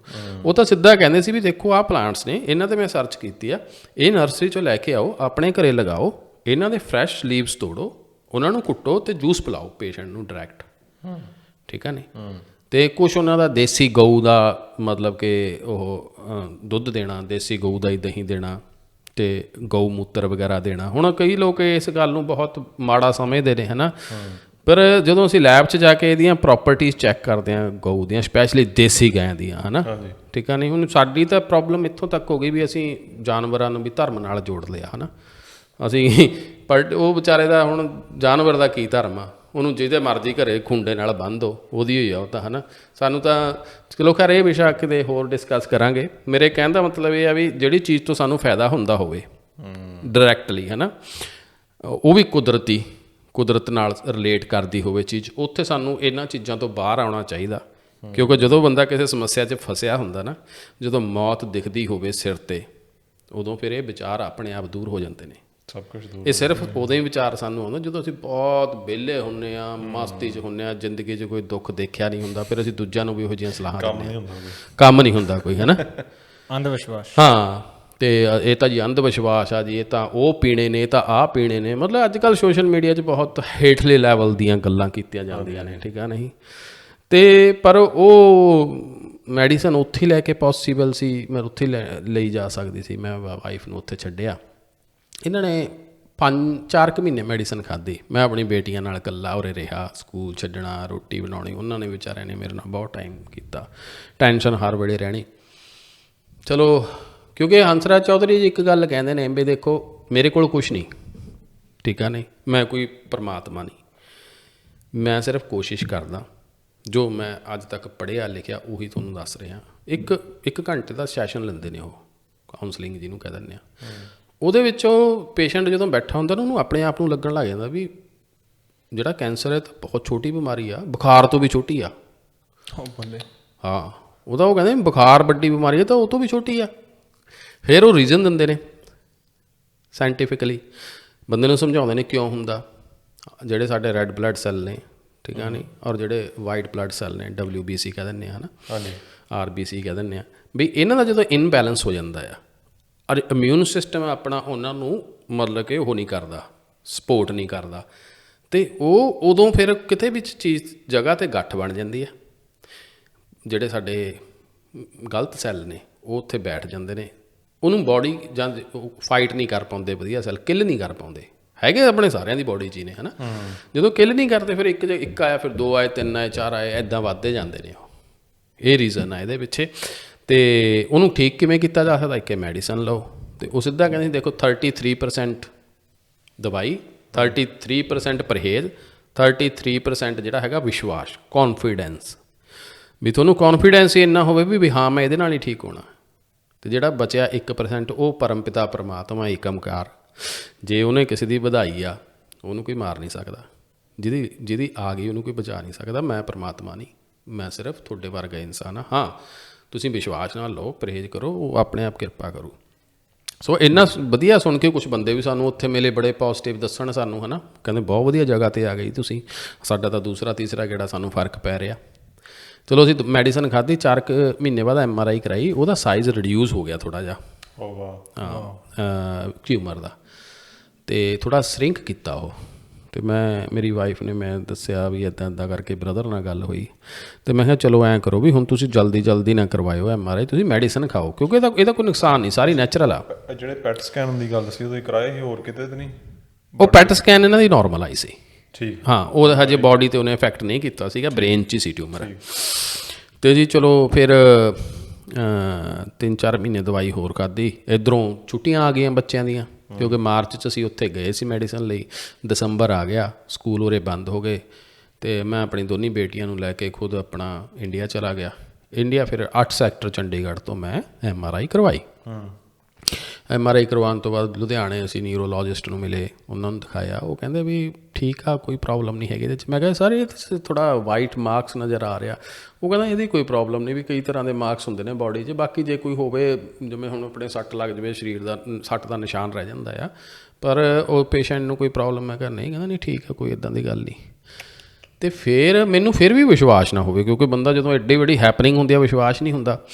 ਅਤੇ ਮੈਂ ਨਾ ਮੈਡਾਂਟਾ ਹੌਸਪੀਟਲ ਦੇ ਵਿੱਚ ਜਿਹੜੇ ਨਿਊਰੋ ਸਰਜਰੀ ਦੇ ਚੇਅਰਮੈਨ ਨੇ, ਉਹਨਾਂ ਤੋਂ ਅਪੁਆਇੰਟਮੈਂਟ ਲਈ ਆਪਣੇ ਦੋਸਤ ਦੇ ਥਰੂ ਦਿੱਲੀ। ਅਤੇ ਮੈਂ ਕਿਹਾ ਵੀ ਮੈਂ ਆਸਟ੍ਰੇਲੀਆ ਜਾਣ ਤੋਂ ਪਹਿਲਾਂ ਪੂਰਾ ਕਨਫਰਮ ਕਰੂੰਗਾ ਵੀ ਹੁਣ ਇਹ ਚਲੀ ਗਈ ਪ੍ਰੋਬਲਮ ਜਾਂ ਹੈਗੀ ਆ। ਉੱਥੇ ਚਲੇ ਗਿਆ ਮੈਂ ਉੱਥੇ, ਔਰ ਇਤਫਾਕ ਦੀ ਗੱਲ ਵੀ ਉੱਥੇ ਨਾ ਆਪਣੇ ਜਿਹੜੇ ਪੁਰਾਣੇ ਕ੍ਰਿਕਟਰ ਸੀ, ਬਿਸ਼ਨ ਸਿੰਘ ਬੇਦੀ, ਉਹ ਵੀ ਬੈਠੇ ਸੀਗੇ। ਓਕੇ। ਹਾਂ, ਉਹਨਾਂ ਦੀ ਵੀ ਅਪੁਆਇੰਟਮੈਂਟ ਉਸੇ ਡਾਕਟਰ ਸਾਹਿਬ ਨਾਲ ਸੀ। ਜਦੋਂ ਮੈਂ ਅੰਦਰ ਗਿਆ, ਮੈਨੂੰ ਕਹਿੰਦੇ ਜੀ ਕਿੱਥੋਂ? ਮੈਂ ਕਿਹਾ ਜੀ ਪੰਜਾਬ ਤੋਂ। ਕਹਿੰਦੇ ਵੀ ਉਹਨਾਂ ਨੂੰ ਜਾਣਦਾ ਜਿਹੜੇ ਬਾਹਰ ਬੈਠੇ ਨੇ? ਮੈਂ ਉਦੋਂ ਪਛਾਣਿਆ ਨਹੀਂ ਸੀ, ਥੋੜ੍ਹੇ ਕਮਜ਼ੋਰ ਹੋ ਗਏ ਸੀ। ਕਹਿੰਦੇ ਜੀ ਇਹ ਬਿਸ਼ਨ ਸਿੰਘ ਬੇਦੀ। ਮੈਂ ਕਿਹਾ ਅੱਛਾ ਜੀ। ਚਲੋ ਖੈਰ, ਮੈਂ ਉਹ ਡਾਕਟਰ ਸਾਹਿਬ ਨੂੰ ਆਪਣੀਆਂ ਰਿਪੋਰਟਸ ਦਿਖਾਈਆਂ, ਅਤੇ ਮੈਂ ਨਾ ਜਾਣ ਬੁੱਝ ਕੇ ਪਹਿਲਾਂ ਮੈਂ ਰਿਪੋਰਟ ਦਿਖਾਈ ਲੇਟੈਸਟ, ਜਿਹੜੀ ਮੈਂ ਚੰਡੀਗੜ੍ਹੋਂ ਕਰਾਈ ਸੀ। ਅਤੇ ਉਹਨਾਂ ਨੇ ਦੇਖੀ ਉਹ ਸਾਰਾ ਕੁਛ ਕਰਕੇ, ਕਹਿੰਦੇ ਵੀ ਰਿਪੋਰਟ ਤਾਂ ਠੀਕ ਆ, ਨੋਰਮਲ ਆ, ਵੀ ਕਿਹਦੀ ਆ ਇਹ, ਕੌਣ ਆ? ਅਤੇ ਮੈਂ ਕਿਹਾ ਜੀ ਮੇਰੇ ਵਾਈਫ ਨੇ। ਅਤੇ ਮੈਂ ਕਿਹਾ ਜੀ ਇੱਕ ਰਿਪੋਰਟ ਹੋਰ ਆ, ਉਹ ਦੇਖੋ ਤੁਸੀਂ। ਫਿਰ ਮੈਂ ਉਹ ਦਿਖਾਈ ਜਿਹੜੀ ਆਸਟ੍ਰੇਲੀਆ 'ਚ ਸੀ, ਮਾਰਚ ਮਹੀਨੇ 'ਚ ਕਰਾਈ ਸੀਗੀ। ਉਹ ਦੇਖੀ ਉਹਨਾਂ ਨੇ, ਕਹਿੰਦਾ ਵੀ ਇੱਥੇ ਤਾਂ ਟਿਊਮਰ ਆ, ਬ੍ਰੇਨ ਟਿਊਮਰ ਆ ਇਹ, ਅਤੇ ਤੁਸੀਂ ਕਹਿੰਦਾ ਕੋਈ ਸਰਜਰੀ ਕਰਵਾਈ ਕਿੱਦਾਂ? ਮੈਂ ਕਿਹਾ ਨਹੀਂ ਜੀ ਸਰਜਰੀ ਨਹੀਂ, ਮੈਡੀਸਨ ਖਾਧੀ ਆ, ਕੋਈ ਦੇਸੀ ਦਵਾਈ ਆ। ਅਤੇ ਕਹਿੰਦਾ ਵੀ ਚਲੋ ਖੈਰ ਤੁਹਾਡੀ ਆਪਣੀ ਉਹ ਆ, ਕਿਵੇਂ ਦੀ ਦਵਾਈ ਖਾਧੀ ਕਿਵੇਂ ਨਹੀਂ, ਪਰ ਹੁਣ ਜਿਹੜਾ ਟਿਊਮਰ ਤਾਂ ਨਹੀਂ ਹੈਗਾ, ਨਿਸ਼ਾਨ ਜ਼ਰੂਰ ਆ ਉੱਥੇ। ਮਾਰਕਸ ਅਸੀਂ ਕਹਿ ਦਿੰਦੇ ਹਾਂ ਵੀ ਜੇ ਕੋਈ ਜ਼ਖਮ ਵੀ ਹੋ ਜਾਵੇ, ਜ਼ਖਮ ਠੀਕ ਹੋ ਜਾਂਦਾ, ਮਾਰਕਸ ਰਹਿ ਜਾਂਦਾ। ਅਤੇ ਬਾਕੀ ਤੁਹਾਡੇ ਵਾਈਫ ਕਿੱਥੇ ਨੇ? ਮੈਂ ਕਿਹਾ ਜੀ ਉਹ ਤਾਂ ਘਰੇ ਨੇ। ਕਹਿੰਦਾ ਕੋਈ ਪ੍ਰੋਬਲਮ? ਮੈਂ ਕਿਹਾ ਕੋਈ ਕੋਈ ਸਿਰ ਦੁਖਦਾ ਹੋਵੇ, ਚੱਕਰ? ਮੈਂ ਕਿਹਾ ਨਹੀਂ। ਕਹਿੰਦਾ ਫਿਰ ਤੁਸੀਂ ਇੱਥੇ ਕੀ ਕਰਨ ਆਏ ਹੋ? ਮੈਂ ਕਿਹਾ ਜੀ ਮੈਂ ਤਾਂ ਪੁੱਛਣ ਆਇਆ। ਕਹਿੰਦਾ ਬੋਡੀ ਆਪਣੇ ਆਪ ਦੱਸਦੀ ਆ, ਜੇ ਉਹ ਟਿਊਮਰ ਨਾ ਠੀਕ ਹੁੰਦਾ ਹੁਣ ਨੂੰ ਤਾਂ ਤੁਸੀਂ ਭਾਜਣਾ ਪਈਆਂ ਹੋਣੀਆਂ ਜੀ ਤੁਹਾਨੂੰ, ਸਾਰੇ ਫੈਮਿਲੀ ਨੂੰ। ਠੀਕ ਆ ਨਹੀਂ, ਕਿਉਂਕਿ ਉਹਨੇ ਇੰਨਾ ਗਰੋ ਕਰ ਦੇਣਾ ਸੀ ਵੀ ਤੁਹਾਨੂੰ ਇਹ ਆ ਵੀ ਉਹਨੂੰ ਦੌਰੇ ਵੀ ਪੈਣੇ ਸ਼ੁਰੂ ਹੋ ਜਾਣੇ ਸੀ ਪੇਸ਼ੈਂਟ ਨੂੰ। ਠੀਕ ਆ ਨਹੀਂ। ਅਤੇ ਫਿਰ ਉਹਨਾਂ ਨੇ ਚਲੋ ਰਿਟਨ 'ਚ ਮੈਨੂੰ ਲਿਖਤਾ ਵੀ she is absolutely right, but you have to follow up every year, ਹੈ ਨਾ, ਵੀ ਦਵਾਈ ਛੱਡਣ ਤੋਂ ਬਾਅਦ ਹਰ ਸਾਲ ਤੁਸੀਂ MRI ਕਰਵਾਉਂਦੇ ਰਹੋ, ਘੱਟੋ ਘੱਟ 2 ਸਾਲ 3 ਸਾਲ ਤੱਕ ਫਾਲੋ ਅਪ ਕਰਿਓ। ਅਤੇ ਫਿਰ ਮੈਂ ਜਦੋਂ ਇੱਥੇ ਆ ਕੇ MRI ਕਰਾਈ ਸੀ, ਮੈਡੀਸਨ ਵੀ ਛੱਡਤੀ ਸੀ, ਸਾਲ ਹੋ ਗਿਆ ਸੀਗਾ। ਫਿਰ ਉਹੀ ਜਿਹੜਾ ਮਤਲਬ ਨਿਊਰੋ ਸਰਜਨ ਸੀ ਉਹਦੇ ਕੋਲ ਜਦੋਂ ਅਸੀਂ ਗਏ, ਅਤੇ ਸਾਲ ਬਾਅਦ ਉਹਦੇ ਕੋਲ ਰਿਪੋਰਟ ਗਈ, ਅਸੀਂ ਲੈਣ ਗਏ, ਅਤੇ ਉਹ ਕਹਿੰਦੇ ਵੀ ਰਿਪੋਰਟ ਤਾਂ ਬਿਲਕੁਲ ਸਹੀ ਆ, ਵੀ ਇੱਦਾਂ ਕਰਕੇ ਉਹਨੇ ਪਛਾਣ ਲਿਆ, ਹੈ ਨਾ। ਅਤੇ ਉਹਦੇ ਕੋਲ ਪ੍ਰੀਵੀਅਸ ਰਿਪੋਰਟ ਵੀ ਪਈ ਸੀ, ਉਹਨੇ ਉਹ ਕਹਿੰਦਾ ਵੇਅਰ ਇਜ਼ ਟਿਊਮਰ? ਅਸੀਂ ਮੈਂ ਕਿਹਾ ਸਰ ਹਾਂ ਵੀ ਅਸੀਂ ਮੈਡੀਸਨ ਲਈ ਵੀ ਉਹ ਠੀਕ ਹੋਗਾ। ਨੋ ਨੋ ਨੋ ਨੋ ਨੋ ਇਟਸ ਨਾਟ ਪੋਸੀਬਲ। ਕਹਿੰਦਾ ਇਟ ਇਜ਼ ਮਿਰੀਕਲ। ਕਹਿੰਦਾ ਇਨ ਮਾਈ 20 year career this is miracle, I can't believe it, but I don't know what type of medicine you guys got, but absolutely miracle। ਅਤੇ ਹੁਣ ਤਾਂ ਖੈਰ ਉਹ ਗੱਲ ਨੂੰ 3-4 ਸਾਲ ਹੋ ਗਏ। ਤੁਸੀਂ ਫਿਰ ਹਰ ਸਾਲ MRI ਹਾਂ ਕਰਵਾਉਂਦੇ ਰਹੇ, 2-3 ਸਾਲ ਕਰਵਾਈ। ਫਿਰ ਇਹ ਨਾ ਜ਼ਿਆਦਾ ਸਰਚ ਕਰਨ ਲੱਗ ਗਏ ਸੀਗੇ, ਇਹਨਾਂ ਦੀ ਇੱਕ ਟੀਮ ਜੀ ਬੈਠ ਗਈ। ਫਿਰ ਕਹਿੰਦੇ ਤੇਰੇ ਸਪਾਈਨਲ ਕੋਰਡ 'ਚੋਂ ਅਸੀਂ ਉਹ ਕੱਢਾਂਗੇ, ਮਤਲਬ ਕਿ ਅਸੀਂ ਸਰਚ ਕਰਾਂਗੇ ਵੀ ਟਿਊਮਰ ਗਿਆ ਕਿੱਥੇ। ਫਿਰ ਮੈਂ ਇਹਨੂੰ ਕਿਹਾ ਵਾਈਫ ਨੂੰ, ਮੈਂ ਕਿਹਾ ਹੁਣ ਤੂੰ ਛੱਡ ਦੇ ਇਹ ਚੀਜ਼ ਨੂੰ, ਹੁਣ ਤੈਨੂੰ ਇਹ ਇੱਕ ਉਹ ਲੈਬ ਬਣਾਉਣਗੇ ਵੀ ਕਿੱਥੇ ਗਿਆ ਕਿੱਥੇ ਨਹੀਂ, ਕਿਉਂਕਿ ਉਹਨਾਂ ਨੂੰ ਬਲੀਵ ਹਜੇ ਤੱਕ ਵੀ ਨਹੀਂ ਹੋ ਰਿਹਾ ਇਹ ਗੱਲ 'ਤੇ। ਕਿਉਂਕਿ ਪਰ ਮੈਂ ਇਹ ਦੱਸਣਾ ਚਾਹੁੰਦਾ ਵੀ ਸਾਡੇ ਆਯੁਰਵੇਦ ਦੇ ਵਿੱਚ ਬਹੁਤ ਚੀਜ਼ਾਂ ਨੇ, ਬਹੁਤ ਸਾਰੇ ਮਾਹਰ ਲੋਕ ਬੈਠੇ ਨੇ, ਔਰ ਸਭ ਤੋਂ ਵੱਡੀ ਗੱਲ ਆ ਵੀ ਇੱਕ ਇਲਾਜ ਉਹ ਹੁੰਦਾ ਝੋਲਾ ਛਾਪ, ਜਿਹਦਾ ਸਾਨੂੰ ਪਤਾ ਹੀ ਨਹੀਂ ਹੁੰਦਾ ਕੀ ਕਰਨਾ ਕੀ ਨਹੀਂ, ਕੀ ਦੇ ਰਿਹਾ ਕੀ ਨਹੀਂ। ਇੱਕ ਪੜ੍ਹਿਆ ਲਿਖਿਆ ਬੰਦਾ, ਉਹ ਵੀ ਖੇਤੀ ਵਿਗਿਆਨੀ ਹੋਵੇ, ਫਿਰ ਤੁਹਾਨੂੰ ਕਹੇ ਵੀ 25 ਪੱਤੇ ਟਾਹਲੀ ਦੇ ਤੋੜ ਲਓ ਰੋਜ਼, 4 ਪੱਤੇ ਪਿੱਪਲ ਦੇ ਤੋੜ ਲਓ, ਸ਼ਾਮ ਤੁਲਸੀ ਲੈ ਲਓ, ਹਰੀਦੁਆਰ ਤੁਲਸੀ ਲੈ ਲਓ, ਸ਼ਹਿਦ ਲੈ ਲਓ, ਐਲੋਵੇਰਾ ਲੈ ਲਓ, ਹੈ ਨਾ, ਆਹ ਚੀਜ਼ਾਂ, ਨਾਗਰਮੋਥਾ ਆਪ ਹੀ ਬਣਾਓ ਆਪ ਹੀ ਪਿਲਾਓ, ਕੋਈ ਬਿਜ਼ਨਸ ਨਹੀਂ, ਹੈ ਨਾ। ਅਤੇ ਉੱਥੇ ਤੁਹਾਨੂੰ ਆਪਣੇ ਆਪ ਹੀ ਭਰੋਸਾ ਹੋਏਗਾ। ਹੁਣ 550 ਸਾਲਾ ਗੁਰੂ ਨਾਨਕ ਦੇਵ ਜੀ ਦਾ ਮਨਾਇਆ ਸੀ ਸਾਡੇ ਪੰਜਾਬ ਦੇ ਵਿੱਚ, ਪੰਜਾਬ ਦੀ ਕਈ ਸੰਸਥਾਵਾਂ ਨੇ ਉਹਨਾਂ ਨੂੰ ਬੁਲਾਇਆ ਉੱਥੇ, ਅਤੇ ਉੱਥੇ ਦੱਸ ਕੇ ਗਏ ਉਹ ਕਹਿੰਦੇ ਵੀ ਇਹ ਤਾਂ ਤੁਹਾਡੇ ਹੱਥ 'ਚ ਆ, ਤੁਸੀਂ ਕਰੋ, ਬੀਜੋ ਸਾਰੀਆਂ ਚੀਜ਼ਾਂ। ਮੈਂ ਤਾਂ ਕਹਿਣਾ ਮੇਰੇ ਕੋਲ ਕੋਈ ਆਵੇ ਹੀ ਨਾ, ਵੀ ਤੁਸੀਂ ਆਪ ਹੀ ਹੱਲ ਕਰ ਲਓ ਇਹਦਾ। ਠੀਕ ਆ ਨਹੀਂ, ਪਰ ਉਹੀ ਚੀਜ਼ ਆ ਨਾ ਵੀ ਸਾਨੂੰ ਇੰਸਟੈਂਟ ਚੀਜ਼ਾਂ ਦੀ ਆਦਤ ਪੈ ਗਈ, ਇੰਨੀ ਮਿਹਨਤ ਕੋਈ ਕਰਨਾ ਨਹੀਂ ਚਾਹੁੰਦਾ, ਅਤੇ ਅਸੀਂ ਕੀਤੀ। ਕਿਉਂਕਿ ਜਦੋਂ ਜ਼ਿੰਦਗੀ ਅਤੇ ਮੌਤ ਦੇ ਵਿਚਾਲੇ ਆ ਜਾਂਦੀ ਹੈ ਨਾ ਚੀਜ਼, ਫਿਰ ਬੰਦਾ ਸਾਰਾ ਕੁਝ ਕਰ ਲੈਂਦਾ, ਨਹੀਂ ਤਾਂ ਫਿਰ ਹਰੇਕ ਬੰਦੇ ਨੂੰ ਪ੍ਰਾਇੋਰਟੀ ਉਹ ਹੋ ਜਾਂਦੀ। ਹਾਂ ਉਹ ਹੋ ਜਾਂਦੀ ਹੈ, ਕੰਮ ਕੋਈ ਨਹੀਂ, ਉਹ ਤਾਂ ਬਾਅਦ 'ਚ ਵੀ ਹੁੰਦੇ ਰਹਿੰਦੇ। ਹੁਣ ਵੀ ਮੈਂ ਤੁਹਾਨੂੰ ਦੱਸਦਾ ਵੀ ਜਦੋਂ ਮੇਰੇ ਨਾਲ ਇਹ ਪਰਮਾਤਮਾ ਨੇ ਮੇਰੇ 'ਤੇ ਕਿਰਪਾ ਕੀਤੀ, ਵਾਹਿਗੁਰੂ ਨੇ ਮੇਰਾ ਘਰ ਦੁਬਾਰਾ ਵਸਾਇਆ, ਅਤੇ ਮੈਂ ਹੁਣ ਵੀ ਚਾਹੇ ਮੈਂ ਜਿੰਨਾ ਮਰਜ਼ੀ ਥੱਕਿਆ, ਮੈਨੂੰ ਅੱਧੀ ਰਾਤ ਵੀ ਕਿਸੇ ਦਾ ਫੋਨ ਆ ਜਾਵੇ, ਕਿਉਂਕਿ ਲੋਕਾਂ ਨੂੰ ਪਤਾ ਲੱਗਦਾ ਇੱਥੇ ਆਸਟ੍ਰੇਲੀਆ ਤੋਂ ਹੀ ਮੈਂ ਘੱਟੋ ਘੱਟ 15-20 ਪੇਸ਼ੈਂਟ ਭੇਜ ਚੁੱਕਿਆ। ਹੁਣ ਰੀਸੈਂਟਲੀ ਮੋਗੇ ਤੋਂ ਸੀਗੀ ਜਵਾਨ ਮੁੰਡਾ 22 ਸਾਲ ਦਾ, ਉਹਦੇ ਬ੍ਰੇਨ ਟਿਊਮਰ ਸੀ, 2 ਭੈਣਾਂ ਉਹਦੀਆਂ ਕੈਨੇਡਾ 'ਚ ਰਹਿ ਰਹੀਆਂ ਨੇ, ਅਤੇ ਉਹ ਵੀ ਸਰਜਰੀ ਦੱਸਿਆ ਸੀ ਮੈਂ ਉਹਨਾਂ ਨੂੰ, ਮੈਡੀਸਨ ਮੈਂ ਕਿਹਾ ਵੀ ਖਾ ਲਓ ਕੋਈ ਗੱਲ ਨਹੀਂ। ਉਹਨਾਂ ਨੇ ਖਾਧੀ ਅਤੇ ਉਹਨਾਂ ਦਾ ਮੁੰਡਾ ਠੀਕ ਆ ਬਿਲਕੁਲ। ਉਹਨਾਂ ਦਾ ਫੋਨ ਆਇਆ ਮੈਨੂੰ, ਕਹਿੰਦੇ ਕੋਈ ਦੌਰਾ ਨਹੀਂ ਪਿਆ ਜੀ, ਕੁਛ ਨਹੀਂ, ਮਤਲਬ ਬਿਲਕੁਲ ਠੀਕ ਆ, ਵੀ ਅਸੀਂ ਦਿਖਾਇਆ ਸੀਗਾ, MRI ਕਰਵਾਈ ਆ, ਵੀ ਉਹ ਮਾਰਕਸ ਤਾਂ ਹੈਗਾ ਆ, ਲੇਕਿਨ ਉਹ ਕਹਿੰਦੇ ਵੀ ਹੁਣ ਅਸੀਂ ਇਹਨੂੰ ਟਿਊਮਰ ਨਹੀਂ ਕਹਿ ਸਕਦੇ ਆਪਣੀ ਲੈਂਗੁਏਜ ਦੇ ਵਿੱਚ, ਜੋ ਵੀ ਮੈਡੀਕਲ ਲੈਂਗੁਏਜ ਆ, ਹੈ ਨਾ। ਅਤੇ ਮੈਂ ਕਿਹਾ ਠੀਕ ਆ ਜੀ, ਫਿਰ ਤੁਹਾਡਾ ਮੁੰਡਾ ਠੀਕ ਆ, ਇਹ ਮਾਰਕਸ ਵੀ ਹੌਲੀ ਹੌਲੀ ਚਲੇ ਜਾਊਗਾ ਜਦੋਂ ਤੁਸੀਂ, ਕਿਉਂਕਿ ਉਹਨਾਂ ਨੇ ਡਾਈਟ ਨਾਲ ਬਹੁਤ ਰਿਲੇਟ ਕਰਦੀ ਆਯੁਰਵੇਦ। ਇਹਨਾਂ ਨੇ ਪਰਹੇਜ਼ ਦੇ ਵਿੱਚ ਕੀ ਸੀਗਾ ਵੀ ਅੰਨ ਬਿਲਕੁਲ ਨਹੀਂ ਖਾਣਾ, ਕਿਸੇ ਤਰ੍ਹਾਂ ਦੀ ਕਣਕ ਦੀ ਰੋਟੀ, ਮੱਕੀ ਦੀ ਰੋਟੀ, ਬਾਜਰੇ ਦੀ ਰੋਟੀ ਇਹ ਨਹੀਂ ਖਾਣੀ ਹੈਗੀ, ਕਿਉਂਕਿ ਉਹਨਾਂ ਦਾ ਮੰਨਣਾ ਵੀ ਜੇ ਕਿਸੇ ਬੰਦੇ ਨੂੰ ਕੋਈ ਟਿਊਮਰ ਜਾਂ ਕੈਂਸਰ ਹੋ ਗਿਆ, ਜੇ ਉਹ ਬੰਦਾ ਮਤਲਬ ਕਿ 2 ਰੋਟੀਆਂ ਖਾ ਰਿਹਾ ਤਾਂ 1 ਰੋਟੀ ਉਹਦਾ ਟਿਊਮਰ ਖਾ ਰਿਹਾ, ਕੈਂਸਰ ਖਾ ਰਿਹਾ।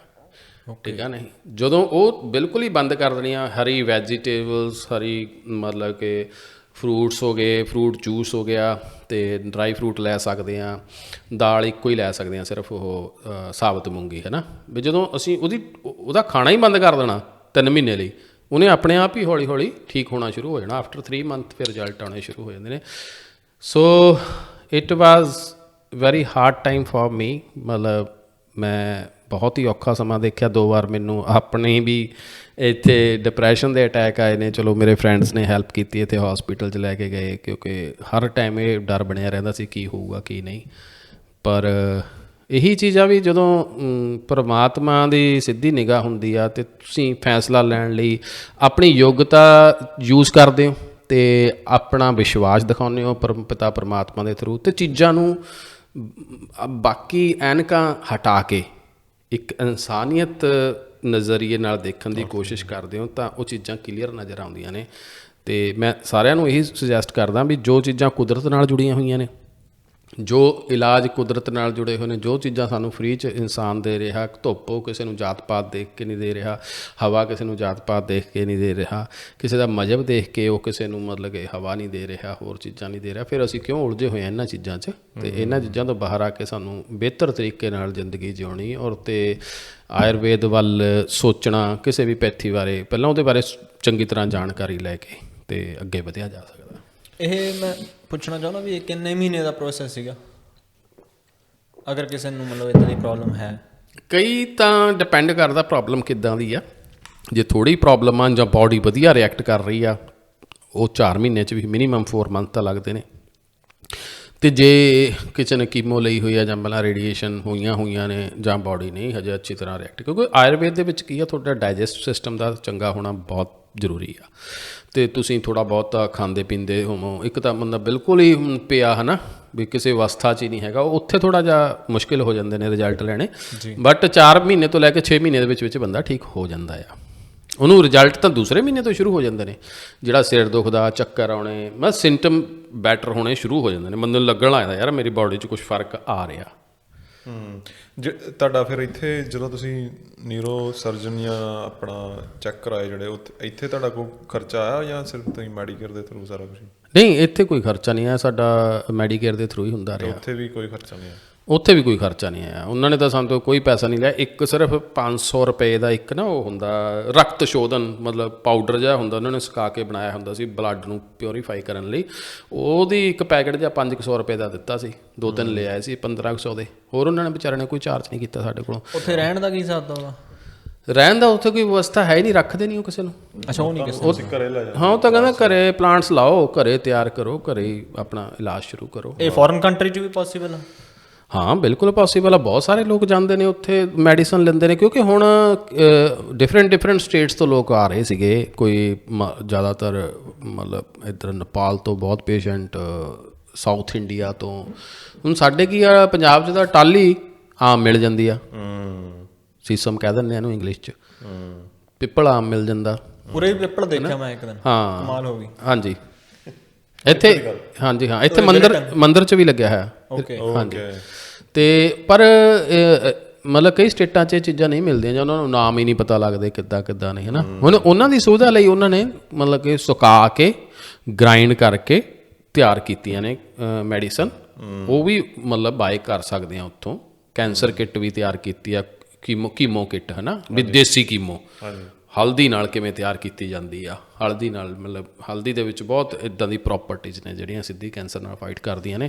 ਸੋ ਕਈ ਪੇਸ਼ੈਂਟ ਨੇ ਜਿਹੜੇ ਉੱਥੋਂ ਮੈਡੀਸਨ ਮਤਲਬ ਕੋਰੀਅਰ ਕਰਵਾ ਲੈਂਦੇ ਨੇ ਜਾਂ ਜਾ ਕੇ ਲੈ ਆਉਂਦੇ ਨੇ, ਅਤੇ ਉਹ ਫਿਰ ਘਰੇ ਬੈਠ ਕੇ ਵੀ ਲੈ ਸਕਦੇ ਨੇ। ਹੁਣ ਇਹ ਸੁਵਿਧਾ ਸ਼ੁਰੂ ਹੋ ਗਈ ਹੈ। ਜਿਸ ਟਾਈਮ ਅਸੀਂ ਗਏ ਸੀ ਉਸ ਟਾਈਮ ਮਤਲਬ ਕੁਛ ਵੀ ਨਹੀਂ ਸੀਗਾ ਉੱਥੇ, ਇੱਕ ਸ਼ੈੱਡ ਸੀਗਾ ਅਤੇ ਗੁਰੂ ਜੀ ਆਪ ਬੈਠਦੇ ਸੀ ਉੱਥੇ। ਹੰਸਰਾਜ ਚੌਧਰੀ ਜੀ ਕਲਾਸ ਲੈਂਦੇ ਸੀ, ਲਾਈਨ 'ਚ ਖੜ੍ਹੇ ਹੋ ਜਾਂਦੇ ਸੀ ਸਾਰੇ।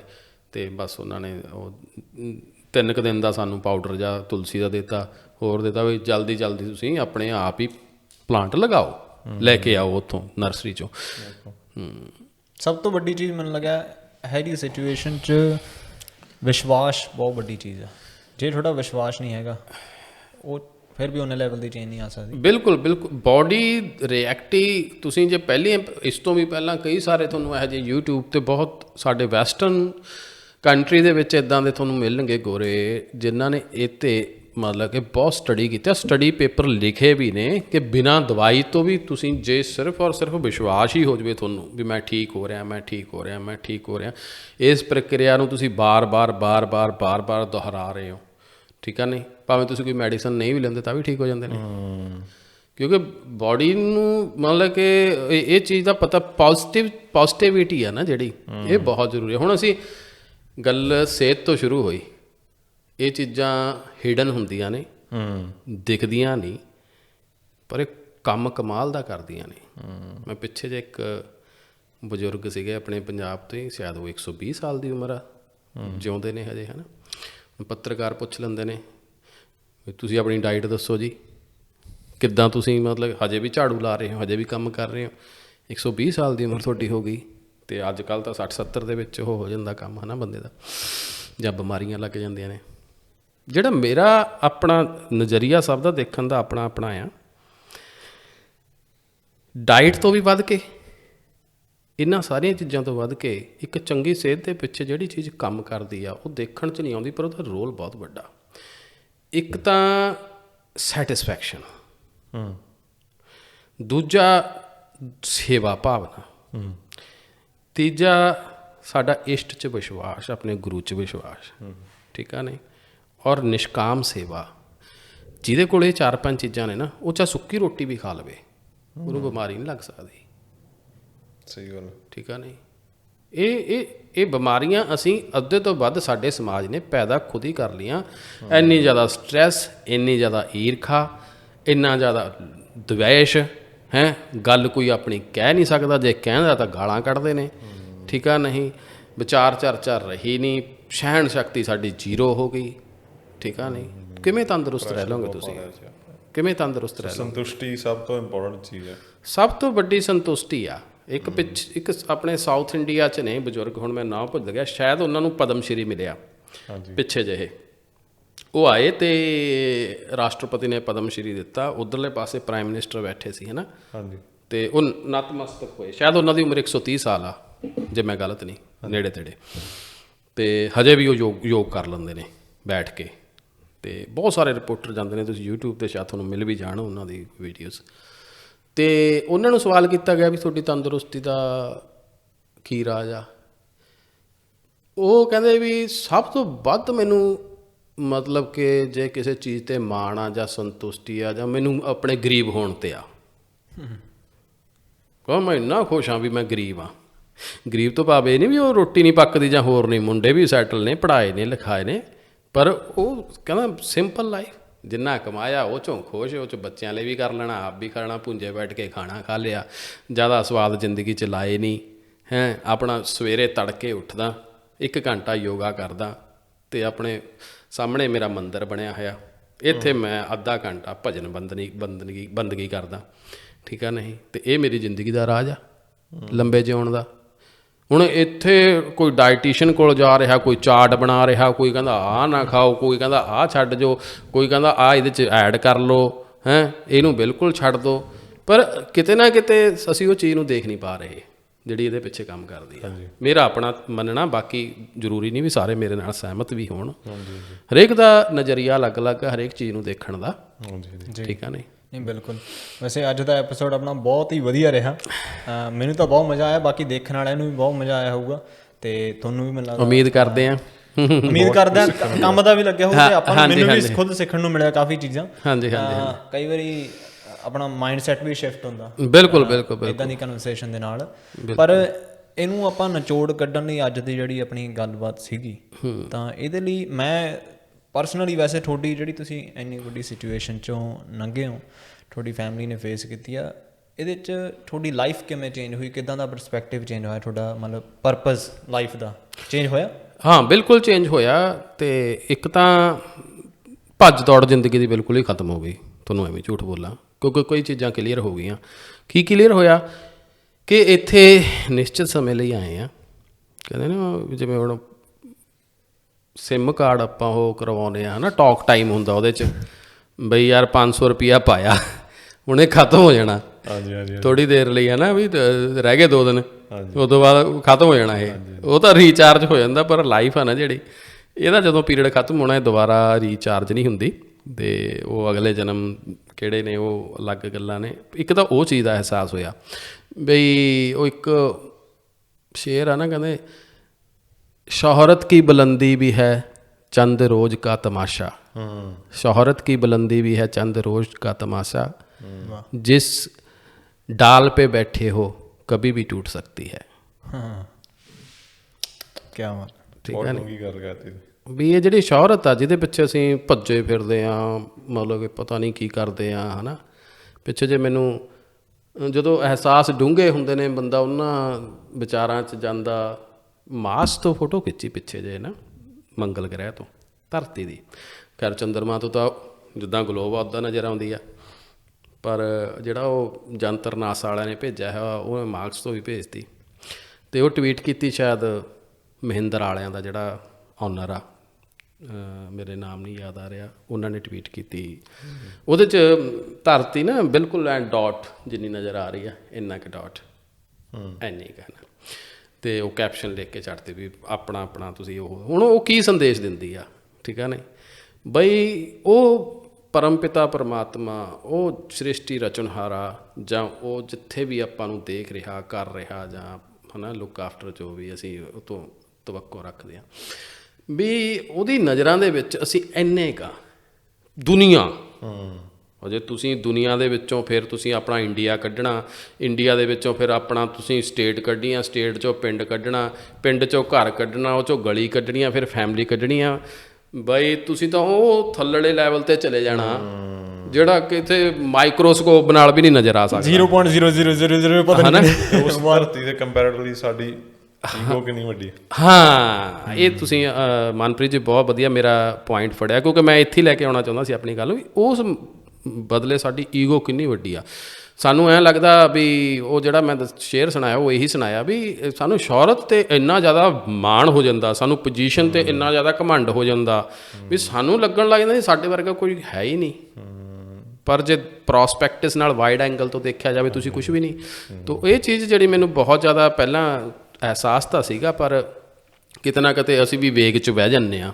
ਸੰਸਾਰ ਆ, ਠੀਕ ਆ ਨਹੀਂ, ਬਹੁਤ ਸਾਰੀਆਂ ਚੀਜ਼ਾਂ ਸਾਨੂੰ ਵੀ ਪ੍ਰਭਾਵਿਤ ਕਰਦੀਆਂ ਨੇ, ਅਤੇ ਨਜ਼ਰੀਆ ਫਿਰ ਇਸੇ ਕਰਕੇ ਫਿਰ ਚੇਂਜ ਹੋ ਗਿਆ ਬਈ ਹਰ ਚੀਜ਼ ਨੂੰ ਦੇਖਣ ਦਾ ਵੀ ਨਜ਼ਰੀਆ, ਸਮਝਣ ਦਾ, ਸੋਚਣ ਦਾ ਬਦਲ ਗਿਆ। ਫਿਰ ਮੇਰੀ ਹੁਣ ਇਹੀ ਕੋਸ਼ਿਸ਼ ਰਹਿੰਦੀ ਹੈ ਯਾਰ ਵੀ ਜ਼ਿੰਦਗੀ ਦੀਆਂ ਰੋਜ਼ਮਰਰਾ ਦੀ ਜ਼ਰੂਰਤਾਂ ਪੂਰੀਆਂ ਕਰਨ ਤੋਂ ਬਾਅਦ ਜਿਹੜਾ ਪੈਸਾ ਆ, ਠੀਕ ਆ ਨਹੀਂ, ਜੇ ਤਾਂ ਤੁਸੀਂ ਲਾਉਂਦੇ ਹੋ ਚੰਗੇ ਕੰਮ ਲਈ ਫਿਰ ਤਾਂ ਵਰਦਾਨ ਆ, ਨਹੀਂ ਤੁਹਾਡੇ ਲਈ ਬਹੁਤ ਵੱਡੀ ਮੁਸੀਬਤ ਬਣਨ ਵਾਲਾ ਜੇ ਤੁਹਾਡੇ ਦਿਮਾਗ 'ਤੇ ਚੜ੍ਹ ਗਿਆ ਸਪੈਸ਼ਲ। ਹਾਂ ਬਸ, ਠੀਕ ਆ ਨਹੀਂ, ਉਹ ਤਾਂ ਤੁਹਾਡੇ ਬੱਚਿਆਂ ਲਈ ਬਣੇ, ਤੁਹਾਡੇ ਲਈ ਬਣੇ, ਕਿਸੇ ਲਈ ਵੀ ਬਣੇ। ਉਹ ਇਹ ਚੀਜ਼ਾਂ ਵੀ ਜ਼ਿੰਦਗੀ ਬਹੁਤ ਛੋਟੀ ਜਿਹੀ ਆ, ਇਹਨੂੰ ਵਧੀਆ ਤਰੀਕੇ ਨਾਲ ਜੀਓਗੇ, ਬਿਮਾਰੀਆਂ ਤੋਂ ਵੀ ਬਚੋਗੇ, ਸਿਹਤ ਵੀ ਵਧੀਆ ਰਹੂਗੀ ਅਤੇ ਸੰਤੁਸ਼ਟੀ ਵੀ ਰਹੂਗੀ। ਅਤੇ ਜਿਹੜੇ ਨਾਮ ਅਸੀਂ ਦੂਜੇ ਪਾਸੇ ਕਮਾਉਣਾ ਚਾਹੁੰਦੇ ਹਾਂ ਉਹ ਵੈਸੇ ਹੀ ਬਾਇਓ ਪ੍ਰੋਡਕਟ ਹੈ ਇਹਦਾ। ਜਦੋਂ ਤੁਸੀਂ ਚੰਗੇ ਪਾਸੇ ਨੂੰ ਤੁਰ ਪੈਂਦੇ ਹੋ ਨਾ, ਫਿਰ ਜਿਹੜੀ ਭੀੜ ਤੁਹਾਡੇ ਮਗਰ ਆਉਂਦੀ ਹੈ ਜਾਂ ਜਿਹੜਾ ਤੁਹਾਡਾ ਨਾਂ ਲੈਂਦੇ ਨੇ ਉਹ ਡਿਫਰੈਂਟ ਹੁੰਦਾ ਆ। ਇੱਕ ਅਸੀਂ ਵੈਸੇ ਹੀ ਕਮਾਉਂਦੇ ਹਾਂ ਹੈ ਨਾ, ਹਾ ਲਾ ਲਾ ਲਾ ਕਰਕੇ, ਅਤੇ ਹਾਂ ਉਹ ਉੱਪਰੋਂ ਬਿਲਕੁਲ। ਮੈਨੂੰ ਲੱਗਦਾ ਹਰ ਕਿਸੇ ਨੂੰ ਸੋਚ ਲੈਣਾ ਚਾਹੀਦਾ ਇੱਦਾਂ ਵੀ ਜੇ ਤੁਸੀਂ ਨਵੀਂ ਗੱਡੀ ਲਈ ਜਾਂ ਬਹੁਤ ਮਹਿੰਗੀ ਚੀਜ਼ ਲਈ, ਕੋਈ ਪ੍ਰੋਪਰਟੀ ਲਈ ਵੀ, ਇਹ ਤੁਹਾਨੂੰ ਰੱਬ ਨੇ ਵੀ ਬਖਸ਼ੀ ਹੈ। ਇੱਕ ਦਿਮਾਗ 'ਚ ਇਹ ਵੀ ਹੋਣਾ ਚਾਹੀਦਾ ਵੀ ਇਹ ਚਲੋ ਮੈਂ ਤਾਂ ਮਿਹਨਤ ਕੀਤੀ ਹੈ, ਰੱਬ ਨੇ ਬਖਸ਼ੀ, ਸੋ ਉਹਦਾ ਵੀ ਸ਼ੁਕਰਾਨਾ ਕਰਨਾ ਚਾਹੀਦਾ, ਵੀ ਥੋੜ੍ਹਾ ਸੰਤੁਸ਼ਟ ਹੋਣਾ ਚਾਹੀਦਾ, ਕਿਉਂਕਿ ਜੇ ਉਹਨੇ ਤੁਹਾਨੂੰ ਇਹ ਚੀਜ਼ਾਂ ਦਿੱਤੀਆਂ ਤਾਂ ਕਿਸੇ ਵੇਲੇ ਲੈ ਵੀ ਸਕਦਾ। ਜਿੱਦਾਂ ਤੁਸੀਂ ਕਿਹਾ ਕਿ ਇਹ ਜਿਹੜੀ ਲਾਈਫ ਹੈ ਇਹਦਾ ਰਿਚਾਰਜ ਕਦੇ ਵੀ ਖਤਮ ਹੋ ਸਕਦਾ, ਤੁਸੀਂ ਨਹੀਂ ਕਰ ਸਕਦੇ ਫਿਰ। ਬਿਲਕੁਲ ਬਿਲਕੁਲ ਬਿਲਕੁਲ। ਅਸਲ 'ਚ ਹਰ ਬੰਦਾ ਆਪਣੀ ਮੌਤ ਨੂੰ ਭੁੱਲ ਕੇ ਜਿਉਂਦਾ, ਪ੍ਰੋਬਲਮ ਇੱਥੇ ਆ। ਉਹਨੂੰ ਲੱਗਦਾ ਵੀ ਦੂਜੇ ਮਰਦੇ ਨੇ, ਮੈਨੂੰ ਤਾਂ ਕਦੇ ਮੌਤ ਆਉਣੀ ਨਹੀਂ, ਠੀਕ ਹੈ ਨਹੀਂ, ਵੱਡੀ ਗੱਲ। ਹਾਂ, ਅਤੇ ਉਹ ਜੇ ਆਪਣਾ ਸਮਾਂ ਨਿਸ਼ਚਿਤ ਉਈਓ ਕਰ ਲਓ, ਇਹ ਡੰਮੀ ਜਿਹਾ ਹੈ ਨਾ ਬਈ। ਬਾਕੀ ਸ਼ੋਹਰਤ ਤਾਂ ਇੱਦਾਂ ਜੀ, ਤੁਸੀਂ ਬਹੁਤ ਭੁਲੇਖਿਆਂ 'ਚ ਇਨਸਾਨ ਜਿਉਂਦਾ ਆ ਹੈ ਨਾ। ਹੁਣ ਇਹ ਹੈਰੀ ਆ, ਹੈਰੀ ਦੇ ਫਾਦਰ ਸਾਹਿਬ ਨੋ ਡਾਊਟ ਇਹ ਸਫਲ ਬਿਜ਼ਨਸਮੈਨ ਨੇ ਹੈ ਨਾ, ਅਤੇ ਇਹ ਵੀ ਬੱਚੇ ਬਹੁਤ ਮਿਹਨਤ ਕਰਦੇ ਨੇ। ਇੱਕ ਵੈਸੇ ਤਜਰਬਾ ਜਿਹਾ ਕਰਕੇ ਦੇਖਣ ਹੈ ਨਾ ਬਈ, ਵੈਸੇ ਹੀ ਕਰਨਾ ਆਪਾਂ, ਰੱਬ ਨਾ ਕਰੇ ਇੱਦਾਂ ਦਾ ਹੋਵੇ ਵੀ ਕੱਲ੍ਹ ਨੂੰ ਪਰਸੋਂ ਨੂੰ ਆਪਣੇ ਯਾਰ ਮਿੱਤਰ ਨੇ, ਰਿਸ਼ਤੇਦਾਰ ਨੂੰ, ਯਾਰ ਗੱਲ ਇਹ ਆ ਵੀ ਅਸੀਂ ਕੰਪਨੀ ਤਾਂ ਖੋਲ੍ਹੀ ਸੀ, ਵਧਾਉਣ ਲੱਗੇ ਸੀ, ਉਹਨੂੰ ਕਰਨ ਤਾਂ ਬਿਹਤਰ ਲੱਗੇ ਸੀ, ਕੁਛ ਹੋਰ ਹੀ ਹੋ ਗਿਆ, ਵੈਸੇ ਤਾਂ ਬੈਂਕ ਕਰਪਟ ਹੋ ਗਏ ਇਸ ਤਾਂ, ਠੀਕ ਹੈ ਨਹੀਂ ਬਈ। ਹੁਣ ਇਹ ਹੋਇਆ ਪਿਆ ਵੀ ਯਾਰ ਖਰਚਾ ਕਿਵੇਂ ਚਲਾਈਏ ਹੈ ਨਾ, ਬਹੁਤ ਮੁਸੀਬਤ ਹੋ ਗਏ ਐ। ਮੈਂ ਲਿਖ ਕੇ ਦਿੰਦਾ ਵੀ ਜਿੰਨਾ ਵੀ ਇਹਨਾਂ ਦਾ ਕੰਟੈਕਟ ਡਿਟੇਲਸ ਹੋਣਗੀਆਂ ਉਹ 'ਚੋਂ ਅੱਧੇ ਬੰਦੇ ਤਾਂ ਇਹਨਾਂ ਦੇ ਫੋਨ ਵੀ ਨਹੀਂ ਚੱਕਣਗੇ, ਇਹ ਗੱਲ ਸਹੀ ਆ। ਠੀਕ ਹੈ ਨਹੀਂ, ਉਹ ਤੁਹਾਨੂੰ ਉਸੇ ਟਾਈਮ ਕਲੀਅਰ ਹੋ ਜੂ ਵੀ ਜਿਹੜੇ ਤੁਹਾਡੇ ਰਿਸ਼ਤੇ ਸੀ ਕਿ ਤੁਹਾਡੇ 'ਚ ਜਿਹੜੀ ਕੁਆਲਿਟੀ ਆ ਉਹਦੇ ਕਰਕੇ ਸੀ ਕਿ ਜਿਹੜਾ ਤੁਸੀਂ ਜ਼ਿੰਦਗੀ 'ਚ ਪੈਸਾ ਕਮਾਇਆ ਉਹਨੂੰ ਦੇਖ ਕੇ ਬਿਜ਼ਨਸ ਰਿਲੇਸ਼ਨਸ਼ਿਪ, ਬਿਜ਼ਨਸ ਰਿਲੇਸ਼ਨਸ਼ਿਪ ਹੈ ਨਾ, ਇਹਨਾਂ ਦੋਨਾਂ 'ਚ ਫਰਕ ਆ। ਬਿਜ਼ਨਸ ਰਿਲੇਸ਼ਨਸ਼ਿਪ ਤੋਂ ਇਲਾਵਾ ਅੱਜ ਕੱਲ੍ਹ ਤਾਂ ਰਿਸ਼ਤੇਦਾਰ ਵੀ, ਠੀਕ ਆ ਨਹੀਂ, ਹਾਂਜੀ ਹਾਂਜੀ ਹਾਂਜੀ, ਰਿਕਸ਼ੇ ਵਾਲੇ ਨੂੰ ਕੋਈ ਆਪਣਾ ਰਿਸ਼ਤੇਦਾਰ ਨਹੀਂ ਕਹਿੰਦਾ, ਜੇ ਹੋਵੇ ਤਾਂ ਵੀ ਨਹੀਂ ਕਹਿੰਦਾ, ਤਾਂ ਵੀ ਨਹੀਂ ਇਹ 'ਚ ਕਈ ਵਾਰੀ ਮੈਂ ਦੇਖਿਆ। ਠੀਕ ਆ ਨਹੀਂ, ਹਾਲਾਂਕਿ ਰਿਕਸ਼ੇ ਵਾਲੇ ਵਰਗਾ ਸਾਧ ਕੋਈ ਨਹੀਂ ਵਿਚਾਰਾ, ਠੀਕ ਆ ਨਹੀਂ, ਕਿਉਂਕਿ ਉਹਨੇ ਜਿੰਨੀ ਉਹ ਮਿਹਨਤ ਨਾਲ ਕਮਾ ਰਿਹਾ, ਜਿੰਨਾ ਵਿਚਾਰਾ ਉਹ ਕਰ ਰਿਹਾ, ਉਹ ਤੋਂ ਸਿੱਖਣਾ ਚਾਹੀਦਾ ਸਾਨੂੰ, ਹੈ ਨਾ, ਕੁਛ ਨਾ ਕੁਛ। ਪਰ ਉਹੀ ਗੱਲ ਹੈ ਨਾ ਵੀ ਜੇ ਅਪਵਾਦ ਵੈਸੇ ਕੋਈ ਆਪਣੀ ਮਿਹਨਤ ਨਾਲ ਕੋਈ IPS ਜਾਂ IAS ਅਫਸਰ ਬਣ ਜਾਵੇ, ਉਹਦੀ ਰਿਸ਼ਤੇਦਾਰੀ ਉਹ ਖੱਬੇ ਸੱਜੋਂ ਵੀ ਕੱਢਦੇ ਨੇ ਘੁਮਾ ਫਰਾ ਕੇ। ਉਹ ਮੇਰੀ ਭੂਆ ਦੇ ਮੁੰਡੇ ਦਾ ਗਾਹਾਂ ਉਹਨੂੰ ਦੋਸਤ ਜਾਣਾ, ਉਹਨੂੰ ਜਾਣਦਾ, ਹੈ ਨਾ, ਕੋਈ ਗੱਲ ਨਹੀਂ, ਕੰਮ ਕਰਾ ਦਾਂਗੇ, ਕੋਈ ਗੱਲ ਨਹੀਂ। ਆਪਾਂ ਰਿਲੇਸ਼ਨਸ਼ਿਪਸ ਤੇ ਇੱਕ ਐਪੀਸੋਡ ਜ਼ਰੂਰ ਕਰਾਂਗੇ, ਬੜਾ ਵਧੀਆ ਟੌਪਿਕ ਆ। ਤੇ ਪਰ ਮੈਂ ਇਹ ਗੱਲ ਕਹਿ ਕੇ ਸਮਾਪਤ ਕਰਨਾ ਚਾਹੁੰਦਾ ਅੱਜ ਦਾ ਆਪਣਾ ਐਪੀਸੋਡ ਕਿ ਦ ਮੌਂਕ ਹੂ ਸੋਲਡ ਹਿਜ਼ ਫਰਾਰੀ ਬੁੱਕ ਤਾਂ ਬਹੁਤ ਜਣਿਆਂ ਨੇ ਪੜ੍ਹੀ ਆ, ਕੀ ਬਾਤ ਆ, ਪਰ ਅਪਲਾਈ ਕੋਈ ਕਰਦਾ। ਆਹ ਵੀਡੀਓ ਵੀ ਮਿਲਾ ਹੋ ਸਕਦਾ ਕਾਫੀ ਜਣੇ ਦੇਖਣਗੇ। ਬਿਲਕੁਲ ਪਰ ਬਿਲਕੁਲ, ਇਹ ਨੋ ਡਾਊਟ। ਰੋਬਿਨ ਸ਼ਰਮਾ ਨੇ ਜਿਹੜੀ ਬੁੱਕ ਲਿਖੀ ਆ ਨਾ, ਜੇ ਕਿਸੇ ਨੂੰ ਪੜ੍ਹਨ ਦਾ ਮੌਕਾ ਮਿਲੇ ਤਾਂ ਉਹ ਆਡੀਓ ਬੁੱਕ ਲਿਸਨ ਕਰੇ ਤੇ ਕਾਫੀ ਚੀਜ਼ਾਂ ਕਲੀਅਰ ਹੋ ਜਾਣਗੀਆਂ। ਇਹ ਜਿਹੜੀ ਬੁੱਕ ਹੈਰੀ ਨੇ ਬਹੁਤ ਵਧੀਆ, ਹਾਂ, ਇਹ ਵੀਰੇ ਬਹੁਤ ਸਪੈਸ਼ਲ ਬੁੱਕ ਆ ਸੱਚੀ ਕਹਿਣਾ। ਜਿਵੇਂ ਅੱਜ ਦੀ ਆਪਣੀ ਕਨਕਲੂਜਨ ਕੱਢ ਰਹੇ ਸੀ ਨਾ, ਇਹਨਾਂ ਨੇ ਤਾਂ ਖੁਦ ਐਕਸਪੀਰੀਅੰਸ ਕਰਿਆ ਤਾਂ ਮਾਈਂਡ ਚੇਂਜ ਹੋ ਗਿਆ, ਜ਼ਿੰਦਗੀ ਦਾ ਪਰਸਪੈਕਟਿਵ ਚੇਂਜ ਹੋ ਗਿਆ। ਤੇ ਆਪਾਂ ਬੁੱਕ 'ਚ ਉਹ ਪੜ੍ਹ ਕੇ ਵੀ ਇਹ ਚੀਜ਼ ਪਰਸਪੈਕਟਿਵ ਤੁਹਾਨੂੰ ਬਹੁਤ ਚੀਜ਼ਾਂ ਕਲੀਅਰ ਹੋਣਗੀਆਂ ਜ਼ਿੰਦਗੀ ਦੇ ਬਾਰੇ। ਆਪਾਂ ਕਈ ਜੋ ਲੋਕ ਸਰਚ ਆਪਾਂ ਕਰਦੇ ਫਿਰਦੇ ਹਾਂ ਵੀ ਪਰਪਸ ਕੀ ਹੈ। ਉਹ ਜਿਹੜੇ ਰੋਬਿਨ ਸ਼ਰਮਾ ਨੇ ਨਾ, ਉਹਨਾਂ ਦੇ ਮਾਤਾ ਪਿਤਾ ਇੰਡੀਆ ਤੋਂ ਬਿਲੋਂਗ ਕਰਦੇ ਨੇ, ਪਰ ਉਹਨਾਂ ਬੋਰਨ ਉਹ ਕੈਨੇਡਾ ਦੇ ਨੇ, ਆਈ ਥਿੰਕ ਸੋ, ਮੈਂ ਸ਼ੋਰ ਨਹੀਂ। ਬਟ ਉਹੀ ਚੀਜ਼ ਹੈ ਨਾ ਵੀ ਜਦੋਂ ਕਿਸੇ ਚੀਜ਼ ਨਾਲ ਜੁੜੇ ਹੁੰਦੇ ਨੇ, ਬੰਦਾ ਕੁਝ ਲਿਖਣ ਲਈ ਕਲਮ ਚੱਕਦਾ, ਕਾਗਜ਼ ਚੱਕਦਾ, ਹੈ ਨਾ, ਪਿਛੋਕੜ ਜਾਂਦਾ ਆ, ਤੇ ਬਈ ਉਹ ਬਹੁਤ ਸਾਰੀਆਂ ਚੀਜ਼ਾਂ ਕਲੀਅਰ ਹੋ ਜਾਂਦੀਆਂ ਨੇ। ਤੇ ਨੋ ਡਾਊਟ ਮੈਂ ਉਹ ਬੁੱਕਸ ਪੜ੍ਹੀ ਆ ਤੇ ਬਹੁਤ ਹੀ ਸ਼ਾਨਦਾਰ ਆ, ਪੜ੍ਹਨੀ ਚਾਹੀਦੀ। ਪਰ ਇਹ ਦੌੜ ਚੋਂ ਉਹ ਨਿਕਲ ਕੇ ਸਮਝਣਾ ਬਹੁਤ ਔਖਾ। ਹਾਂ, ਔਡਨਾ ਤਾਂ ਫੇਸ ਕੀਤਾ ਨਾ ਤੁਸੀਂ ਸਿਚੁਏਸ਼ਨ। ਹਾਂਜੀ ਹਾਂਜੀ ਹਾਂਜੀ ਹਾਂਜੀ ਹਾਂਜੀ। ਆਮ ਬੰਦੇ ਨੂੰ ਚਾਹੇ ਬੁੱਕ ਪੜ੍ਹ ਲਵੇ ਚਾਹੇ ਸੁਣ ਲਵੇ, ਇੰਨੀ ਸੌਖਾ ਨਹੀਂ ਮਤਲਬ ਉਹ ਚੀਜ਼ ਚੇਂਜ ਕਰਨੀ, ਪਰ ਕਰਨੀ ਚਾਹੀਦੀ ਆ। ਹਾਂ, ਮਤਲਬ ਰੈਬਿਟ ਰੇਸ ਦੇ ਵਿੱਚ ਜਦ ਤੱਕ ਤੁਸੀਂ ਫਸੇ ਹੋਏ ਹੋ ਨਾ, ਤੇ ਉਦੋਂ ਤੱਕ ਤੁਹਾਡਾ ਛੁਟਕਾਰਾ ਨਹੀਂ ਹੋ ਸਕਦਾ। ਇਹ ਦੁਨੀਆ 'ਚ 90% ਲੋਕ ਆਪਾਂ ਸਾਰੇ ਰੈਬਿਟ ਰੇਸ ਹੀ ਇੱਕ ਤਰ੍ਹਾਂ ਦੀ, ਹੈ ਨਾ। ਬੱਚਾ ਹੁੰਦਾ, ਫਿਰ ਉਹ ਪ੍ਰਾਇਮਰੀ ਸਕੂਲ, ਫਿਰ ਹਾਈ ਸਕੂਲ, ਫਿਰ ਯੂਨੀਵਰਸਿਟੀ, ਫਿਰ ਮੈਰਿਜ, ਫਿਰ ਬੱਚੇ, ਫਿਰ ਬੁੱਢਾ, ਹੈ ਨਾ। ਤੇ ਨੋ ਡਾਊਟ ਜ਼ਿੰਦਗੀ ਇੱਦਾਂ ਹੀ ਚੱਲਦੀ ਹੈ, ਪਰ ਕੁਛ ਹਟ ਕੇ ਸੋਚੋ ਯਾਰ, ਥੋੜਾ ਸਲੋ ਹੋ ਜਾਓ, ਹਾਂ, ਥੋੜਾ ਆਪਣੇ ਆਪ ਨੂੰ ਕਰੋ, ਚਾਹੇ ਸਾਰਾ ਕੁਝ ਆਪਣੇ ਆਪ ਨਾਲ ਵੀ ਗੱਲ ਕਰੋ, ਕੁਛ ਦੇ ਕੇ ਜਾਓ ਯਾਰ ਸਮਾਜ ਨੂੰ। ਮੇਰਾ ਤਾਂ ਕਹਿਣ ਦਾ ਇੰਨਾ ਹੀ ਮਤਲਬ ਆ। ਸਾਰਾ ਕੁਛ ਲੈਣ ਤੇ ਨਾ ਰੱਖੋ, ਹੈ ਨਾ, ਮਤਲਬ ਸਾਰੀਆਂ ਚੀਜ਼ਾਂ ਅਸੀਂ ਸਾਨੂੰ ਮਿਲੀ ਜਾਣ, ਕਦੇ ਦੇਣ ਬਾਰੇ ਵੀ ਸੋਚੋ। ਨਾਲੇ ਦੂਜੇ ਲਈ ਦੇਣਾ ਉਦੋਂ ਵੀ ਔਖਾ, ਆਪਦੇ ਆਪ ਨੂੰ ਤਾਂ ਹਰੇਕ ਹੀ ਦੇਈ ਜਾਂਦਾ। ਬਿਲਕੁਲ। ਤੇ ਦੂਜੇ ਦੀ ਜਦ ਦਓਗੇ ਤਕਲੀਫ ਵੱਧ ਹੁੰਦੀ ਆ, ਪਰ ਉਹਦੀ ਸੰਤੁਸ਼ਟੀ ਵੀ ਵੱਧ ਆ, ਬਹੁਤ ਜ਼ਿਆਦਾ ਆ। ਜਿਹੜੇ ਲੋਕ ਮਤਲਬ ਕਿ ਇਹ ਪ੍ਰੈਕਟੀਕਲ ਕਰਕੇ ਦੇਖਦੇ ਨੇ, ਉਹ ਬਿਹਤਰ ਤਰੀਕੇ ਨਾਲ ਜਾਣਦੇ ਨੇ, ਠੀਕ ਆ ਨਹੀਂ। ਇਸੇ ਕਰਕੇ ਬਿਮਾਰੀਆਂ ਦਾ ਫਿਰ ਉੱਥੇ ਹੀ ਆ ਗਿਆ ਸਿਹਤ ਤੇ ਟੌਪਿਕ। ਕਿਉਂ ਪਹਿਲੇ ਲੋਕ ਬਿਮਾਰ ਜ਼ਿਆਦਾ ਨਹੀਂ ਹੁੰਦੇ ਸੀ? ਇੱਕ ਦਾ ਸਵਾਦ ਇੰਨੇ ਨਹੀਂ ਹੁੰਦੇ ਸੀ, ਸਿੰਪਲ ਖਾਣਾ ਹੁੰਦਾ ਸੀ। ਹੁਣ ਮੀਨਿਊ ਐਡਾ ਬੜਾ ਹੁੰਦਾ, ਹੈ ਨਾ, 50 ਤਰ੍ਹਾਂ ਦੇ ਪਕਵਾਨ ਹੁੰਦੇ ਨੇ। ਉਹ ਕਿਉਂ ਇੰਨੇ ਟੇਸਟੀ ਜਿਹਾ ਬਣਾਏ? ਕਿਉਂਕਿ ਹੁਣ ਭੁੱਖ ਨਹੀਂ ਹੈਗੀ, ਠੀਕ ਹੈ ਨੇ। ਉਹ ਸਵਾਦ ਇਸ ਲਈ ਬਣਾਏ ਜਾ ਰਹੇ ਨੇ। ਜਦੋਂ ਬੰਦਾ ਕੰਮ ਕਰਕੇ ਆਵੇ ਥੱਕਿਆ ਹੋਵੇ, ਉਹ ਗੰਢੇ ਨਾਲ, ਗੱਠੇ ਨਾਲ ਵੀ ਰੋਟੀ, ਪਿਆਜ਼ ਨਾਲ ਵੀ ਰੋਟੀ ਖਾ ਲੈਂਦੇ ਸੀ ਸਾਡੇ ਬਜ਼ੁਰਗ। ਉਹ ਵੀ ਐਂ ਲੱਗਦੀ ਜਿਵੇਂ ਪਨੀਰ ਨਾਲ ਖਾ ਲਈ ਹੁੰਦੀ ਹੈ, ਹੈ ਨਾ। ਸਹੀ ਗੱਲ ਆ। ਸਾਰਾ ਦਿਨ ਕਰਨਾ ਕੁਛ ਨਹੀਂ, ਚੱਲ ਰਹੀਆਂ ਨੇ ਉਂਗਲਾਂ, ਹੈ ਨਾ, ਮਤਲਬ ਕਿ ਬਸ ਜਿੱਥੇ ਬੈਠੇ ਆ। ਫਿਰ ਜੇ ਕੋਈ ਪੁੱਛੇ, ਯਾਰ ਭੁੱਖ ਤਾਂ ਹੈ ਨਹੀਂ, ਪਰ ਮਾੜਾ ਜਿਹਾ ਪਨੀਰ ਨੂੰ ਤੜਕਾ ਲਾ ਲਓ, ਸਵਾਦ ਜਿਹਾ ਹੋ ਹੀ ਜਾਵੇ। ਹਾਂ, ਸਵਾਦ ਜਿਹਾ ਹੋ ਹੀ ਜਾਵੇ, ਹੈ ਨਾ। ਫਿਰ ਉਹ ਟੇਸਟ ਦੇ ਅਕੋਰਡਿੰਗਲੀ ਆਪਾਂ ਫਿਰ ਈਟ ਕਰਦੇ ਹਾਂ, ਉਹ ਰੀਟ ਕਰ ਲੈਂਦੇ ਹਾਂ। ਆਪਾਂ ਵੀ ਗਿਲਟੀ ਆ ਕਈ ਚੀਜ਼ਾਂ। ਹਾਂ, ਬਿਲਕੁਲ। ਮੈਂ ਤਾਂ ਪਹਿਲਾਂ ਕਹਿੰਦਾ, ਇਹ ਨਹੀਂ ਵੀ ਆਪਾਂ ਸਾਰਿਆਂ ਨੂੰ ਸਲਾਹਾਂ ਹੀ ਦੇਣ ਦੀ ਕੋਸ਼ਿਸ਼ ਕਰ ਰਹੇ ਹਾਂ। ਇਹ ਸਾਡੇ ਇੱਕ ਰਿਮਾਈਂਡਰ ਹੁੰਦਾ, ਪਤਾ ਤਾਂ ਸਾਰਿਆਂ ਨੂੰ ਆ ਸਹੀ ਗਲਤ ਕੀ ਆ, ਤੇ ਇੱਕ ਰਿਮਾਈਂਡਰ ਹੁੰਦਾ, ਤੇ ਆਪਾਂ ਖੁਦ ਵੀ ਇੱਕ ਦੂਜੇ ਨੂੰ ਮਤਲਬ ਅਸੀਂ ਗੱਲਾਂ ਮਤਲਬ ਕਿ ਕਰਨੀਆਂ ਸੌਖੀਆਂ ਨੇ, ਉਤਾਰਨੀਆਂ ਜੀਵਨ 'ਚ ਬਹੁਤ ਔਖੀਆਂ। ਠੀਕ ਹੈ ਨਾ, ਕੋਈ ਵੀ ਹੈ, ਚਾਹੇ ਅਸੀਂ ਖੁਦ ਹਾਂ। ਮੈਂ ਉਹੀ ਗੱਲ ਕਹੀ ਹੈ ਨਾ ਵੀ ਤਿਆਗ ਮੰਗਦੀ ਆ ਹਰ ਚੀਜ਼। ਜਿਹੜੀ ਪਹਿਲਾਂ ਮੈਂ ਗੱਲ ਹੈਰੀ ਨੂੰ ਪੁੱਛਿਆ ਬਦਲਣਾ ਚਾਹੁੰਦੇ ਹੋ, ਕੀ ਤਿਆਗ ਕਰਨਾ ਚਾਹੁੰਦੇ ਹੋ? ਤਿਆਗ ਕੋਈ ਨਹੀਂ ਕਰਨ ਨੂੰ ਰਾਜੀ, ਬਦਲਣਾ ਸਾਰੇ ਚਾਹੁੰਦੇ ਨੇ। ਬਸ ਇੱਥੇ ਇਹ ਚਾਬੀ ਜਿੰਦਾ ਨਾ ਜਿਹੜਾ ਅਗਲਾ ਕਹਿੰਦਾ ਵੀ ਖੋਲ੍ਹਣਾ ਯਾਰ ਕਿਵੇਂ ਖੁੱਲੂਗਾ, ਬਸ ਇਹ ਦੋ ਚੀਜ਼ਾਂ ਇਹੀ ਨੇ, ਤਾਲਾ ਤੇ ਚਾਬੀ। Key to success. ਜਿੰਨੀ ਚੀਜ਼ ਤੁਸੀਂ ਸਕਸੈਸ ਚਾਹੁੰਦੇ ਹੋ, ਚੰਗੀ ਸਿਹਤ ਚਾਹੁੰਦੇ ਹੋ, ਚੰਗੇ ਵਿਚਾਰ ਚਾਹੁੰਦੇ ਹੋ, ਉਹਦੇ ਸਾਹਮਣੇ ਕਿੰਨਾ ਤਿਆਗ ਕਰ ਸਕਦੇ ਹੋ, ਇਹ ਚੀਜ਼ਾਂ ਨਿਸ਼ਚਿਤ ਕਰ ਲਓ, ਰਿਜ਼ਲਟ ਤੁਹਾਡੇ ਸਾਹਮਣੇ ਆ ਜਾਣਗੇ। ਪਰ ਉਹੀ ਹੈ ਨਾ ਵੀ ਇਹ ਕਰਨਾ ਔਖਾ ਜ਼ਰੂਰ ਆ, ਪਰ ਮੈਂ ਇੱਕ ਗੱਲ ਦੱਸ ਦਵਾਂ, ਅਸੰਭਵ ਨਹੀਂ। ਔਖਾ ਕਹਿ ਸਕਦੇ ਹਾਂ, ਅਸੰਭਵ ਨਹੀਂ ਹੈਗਾ। ਇੰਪੋਸੀਬਲ ਨਹੀਂ। ਇੰਪੋਸੀਬਲ ਨਹੀਂ ਹੈਗਾ, ਔਖਾ ਜ਼ਰੂਰ ਹੈਗਾ। ਜੇ ਅਸੀਂ ਕਹਿ ਦਈਏ ਵੀ ਯਾਰ ਕੰਮ ਹੋ ਹੀ ਨਹੀਂ ਸਕਦਾ, ਉਹ ਡਿਫਰੈਂਟ ਸਟੋਰੀ ਤੇ ਹੋਣਾ ਨਹੀਂ। ਹਾਂ, ਜਦੋਂ ਮੰਨ ਨਹੀਂ ਲਿਆ ਖੁਦ। ਬਿਲਕੁਲ ਬਿਲਕੁਲ ਠੀਕ ਹੈ ਨੇ। ਪਰ ਜੇ ਆਪਾਂ ਇਹ ਕਹਿ ਦਈਏ ਕੰਮ ਯਾਰ ਚਾਹੇ ਮੈਂ ਨਾ ਕਰ ਸਕਾਂ ਪਰ ਹੋ ਸਕਦਾ, ਥੋੜਾ ਜਿਹਾ ਕਰਕੇ। ਹਾਂ, ਔਖਾ ਆ ਹੈ ਨਾ ਵੀ। ਪਰ ਜੇ ਥੋੜ੍ਹੇ ਥੋੜ੍ਹੇ ਤੋਂ ਸ਼ੁਰੂਆਤ ਕਰ ਲਓ। ਸ਼ੁਰੂਆਤ ਤਾਂ ਹਮੇਸ਼ਾ ਥੋੜ੍ਹੇ ਤੋਂ ਹੀ ਕਰਨੀ ਚਾਹੀਦੀ ਆ। ਤੇ ਪਰ ਸਿਹਤ ਬਹੁਤ ਜ਼ਰੂਰੀ ਆ। ਸਿਹਤ ਤੋਂ ਵੱਧ ਕੇ ਤੁਹਾਡਾ ਜੀਵਨ 'ਚ ਕੋਈ ਸਾਥੀ ਨਹੀਂ, ਕੋਈ ਵੀ। ਈਵਨ ਤੁਹਾਡੇ ਮਾਂ ਬਾਪ, ਭੈਣ ਭਰਾ, ਤੁਹਾਡਾ ਕਾਰੋਬਾਰ, ਤੁਹਾਡੇ ਸਾਰੀਆਂ ਚੀਜ਼ਾਂ ਸੈਕੰਡਰੀ ਨੇ। ਸਭ ਤੋਂ ਪਹਿਲਾਂ ਤੁਹਾਡੀ ਸਿਹਤ ਤੇ ਤੁਸੀਂ ਹੋ, ਕਿਉਂਕਿ ਉਹ ਚੀਜ਼ਾਂ ਤੁਹਾਡੇ ਨਾਲ ਜੁੜੀਆਂ ਹੋਈਆਂ ਨੇ। ਜਦ ਤੁਸੀਂ ਹੈ ਨਹੀਂ, ਉਹਨਾਂ ਦਾ ਕੀ ਮਤਲਬ? ਜਹਾਜ਼ 'ਚ ਵੀ ਕਹਿੰਦੇ ਪਹਿਲਾਂ ਆਪਣਾ ਆਕਸੀਜਨ ਮਾਸਕ ਲਾਓ ਜੇ ਦੂਜੇ ਨੂੰ ਬਚਾਉਣਾ। ਹਾਂ, ਬਿਲਕੁਲ ਜੇ ਤੁਸੀਂ ਨਹੀਂ ਸਹੀ ਤਾਂ ਆਪਣੀ ਫੈਮਿਲੀ ਦੀ ਤੁਸੀਂ ਕੀ ਹੈਲਪ ਕਰੋਗੇ? ਬਿਲਕੁਲ ਬਿਲਕੁਲ ਬਿਲਕੁਲ। ਚਲੋ, ਬਹੁਤ ਕੁਝ ਸਿੱਖਣ ਨੂੰ ਮਿਲਿਆ ਜੀਵਨ ਸਰ, ਇੱਕ ਵਾਰੀ ਫੇਰ ਤੁਹਾਡੇ ਕੋਲ। ਤੇ ਨਹੀਂ, ਜਿੱਦਾਂ ਹੈਰੀ ਭਾਈ ਨੇ ਕਿਹਾ ਕਿ ਰਿਲੇਸ਼ਨਸ਼ਿਪ ਦਾ ਟੌਪਿਕ ਹੈ, ਮੈਨੂੰ ਲੱਗਦਾ ਰਿਲੇਸ਼ਨਸ਼ਿਪ ਨੂੰ ਛੱਡ ਕੇ ਹੋਰ ਬਹੁਤ ਟੌਪਿਕ ਜਿਹੜੇ ਅਸੀਂ ਤੁਹਾਨੂੰ ਨੈਕਸਟ ਵਾਰੀ ਸਾਦੇ ਰਵਾਂਗੇ। ਜ਼ਰੂਰ। ਆਪਾਂ ਮੈਨੂੰ ਇੱਥੇ ਹੀ ਰਹਿ ਪਓ।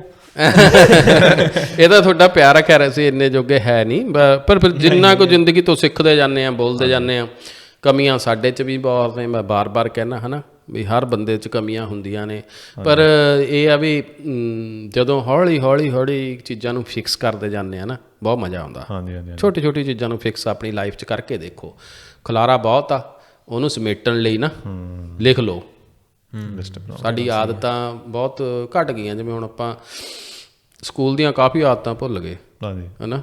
ਸਕੂਲ 'ਚ ਡਾਇਰੀ ਲਿਖਣੀ ਸਿਖਾਉਂਦੇ ਸੀ, ਵਾਹ, ਹੁਣ ਡਾਇਰੀ ਕੋਈ ਨਹੀਂ ਲਿਖਦਾ, ਜਰਨਲ ਕਹਿੰਦੇ ਨੇ ਇਹਨੂੰ। ਹਾਂ, ਠੀਕ ਹੈ। ਨਹੀਂ, ਗੂਗਲ ਤੇ ਸਕੂਲ 'ਚ ਟਾਈਮ 'ਤੇ ਆਉਣਾ ਸਿਖਾਇਆ ਜਾਂਦਾ ਸੀ। ਸਹੀ ਗੱਲ। ਸਕੂਲ 'ਚ ਕਹਿੰਦੇ ਝੂਠ ਨਹੀਂ ਬੋਲਣਾ, ਠੀਕ ਹੈ। ਨਹੀਂ, ਕਾਫੀ ਚੀਜ਼ਾਂ ਸੀਗੀਆਂ ਜਿਹੜੀਆਂ ਉਹੀ ਬੇਸਿਕ ਪ੍ਰਿੰਸੀਪਲ। ਹਾਂ, ਬੇਸਿਕ। ਮੈਨੂੰ ਲੱਗਦਾ ਕਿ ਸਕੂਲ ਜਦੋਂ ਵੱਡਿਆਂ ਦੇ ਵੀ ਚਾਹੀਦਾ, ਜਦੋਂ ਅਡਲਟ ਏਜ ਲਈ ਵੀ ਸਕੂਲ ਚਾਹੀਦਾ। ਥੋੜਾ ਸਵੇਰੇ ਸਵੇਰੇ ਕਲਾਸ ਲੱਗਦੀ ਹੋਵੇ, ਥੋੜਾ ਸਿੱਖਣ ਨੂੰ ਮਿਲੇ ਕੁਛ ਨਾ ਕੁਛ। ਬਿਲਕੁਲ ਬਿਲਕੁਲ, ਇਹੋ ਹੀ ਉਹ ਬਹੁਤ ਵਧੀਆ ਹੁੰਦਾ, ਕਿਉਂਕਿ ਕਈ ਵਾਰ ਨਾ ਇਕੱਲੇ ਚੀਜ਼ਾਂ ਕਰਨੀਆਂ ਮੁਸ਼ਕਿਲ ਹੋ ਜਾਂਦੀਆਂ ਨੇ। ਇਸ ਲਈ ਸਾਡੇ ਜਿਵੇਂ ਸਤਸੰਗ ਦੀ ਪ੍ਰਥਾ ਆ, ਜਾਂ ਬਹੁਤ ਸਾਰਾ ਗਰੁੱਪ ਡਿਸਕਸ਼ਨਸ ਹੁੰਦੀਆਂ ਨੇ, ਜਾਂ ਆਪਾਂ ਕਹਿ ਦਿੰਦੇ ਹਾਂ ਯਾਰ ਕੱਲ੍ਹ ਤੋਂ ਸੈਰ 'ਤੇ ਜਾਣਾ, ਜੇ 3-4 ਜਣਿਆਂ ਨੇ ਗਰੁੱਪ ਬਣਾ ਲਿਆ, ਜੇ ਇੱਕ ਬੰਦਾ ਲੇਜੀ ਵੀ ਹੋ, ਉਹਨੂੰ ਐਂ ਹੁੰਦਾ ਯਾਰ ਚੱਲ ਦੂਸਰੇ ਨੇ ਆ ਕੇ ਬੈਲ ਮਾਰਨੀ ਆ ਯਾਰ, ਜੇ ਨਾ ਗਿਆ ਵਿਚਾਰੇ ਕੀ ਸੋਚਣਗੇ, ਹੈ ਨਾ। ਵੀ ਉਹ ਚੀਜ਼ਾਂ ਸਪੋਰਟਿਵ ਟੂਲ ਨੇ, ਠੀਕ ਆ। ਨਹੀਂ, ਉਹ ਤੁਹਾਨੂੰ ਕਿਤੇ ਨਾ ਕਿਤੇ ਟਰੈਕ 'ਤੇ ਲਿਆ ਸਕਦੇ ਨੇ।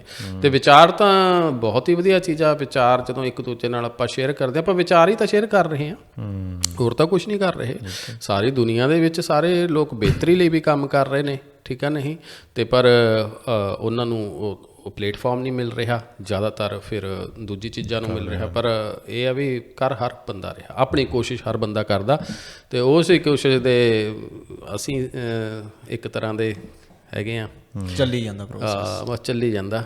ਚਲੋ ਜੀ ਜੀਵਨ ਸਰ, ਅਗਲੀ ਵਾਰ ਦੀ ਮਿਲਣ ਦੀ ਆਸ ਕਰਦੇ ਹੋਏ ਅਸੀਂ ਆਹ ਪੋਡਕਾਸਟ ਆਪਣਾ ਇੱਥੇ ਫਿਨਿਸ਼ ਕਰਦੇ ਹਾਂ। ਸੋ ਥੈਂਕ ਯੂ ਤੁਹਾਡਾ ਇੱਕ ਵਾਰੀ ਫਿਰ ਤੋਂ। ਤੁਹਾਡਾ ਦੋਨਾਂ ਦਾ ਬਹੁਤ ਬਹੁਤ ਧੰਨਵਾਦ ਇੱਕ ਵਾਰ ਫਿਰ, ਕਿਉਂਕਿ ਤੁਸੀਂ ਮੈਨੂੰ ਮੌਕਾ ਦਿੱਤਾ ਦੁਬਾਰਾ ਫਿਰ ਇੱਥੇ ਵਿਚਾਰ ਸਾਂਝੇ ਕਰਨ ਦਾ। ਬਹੁਤ ਬਹੁਤ ਧੰਨਵਾਦ।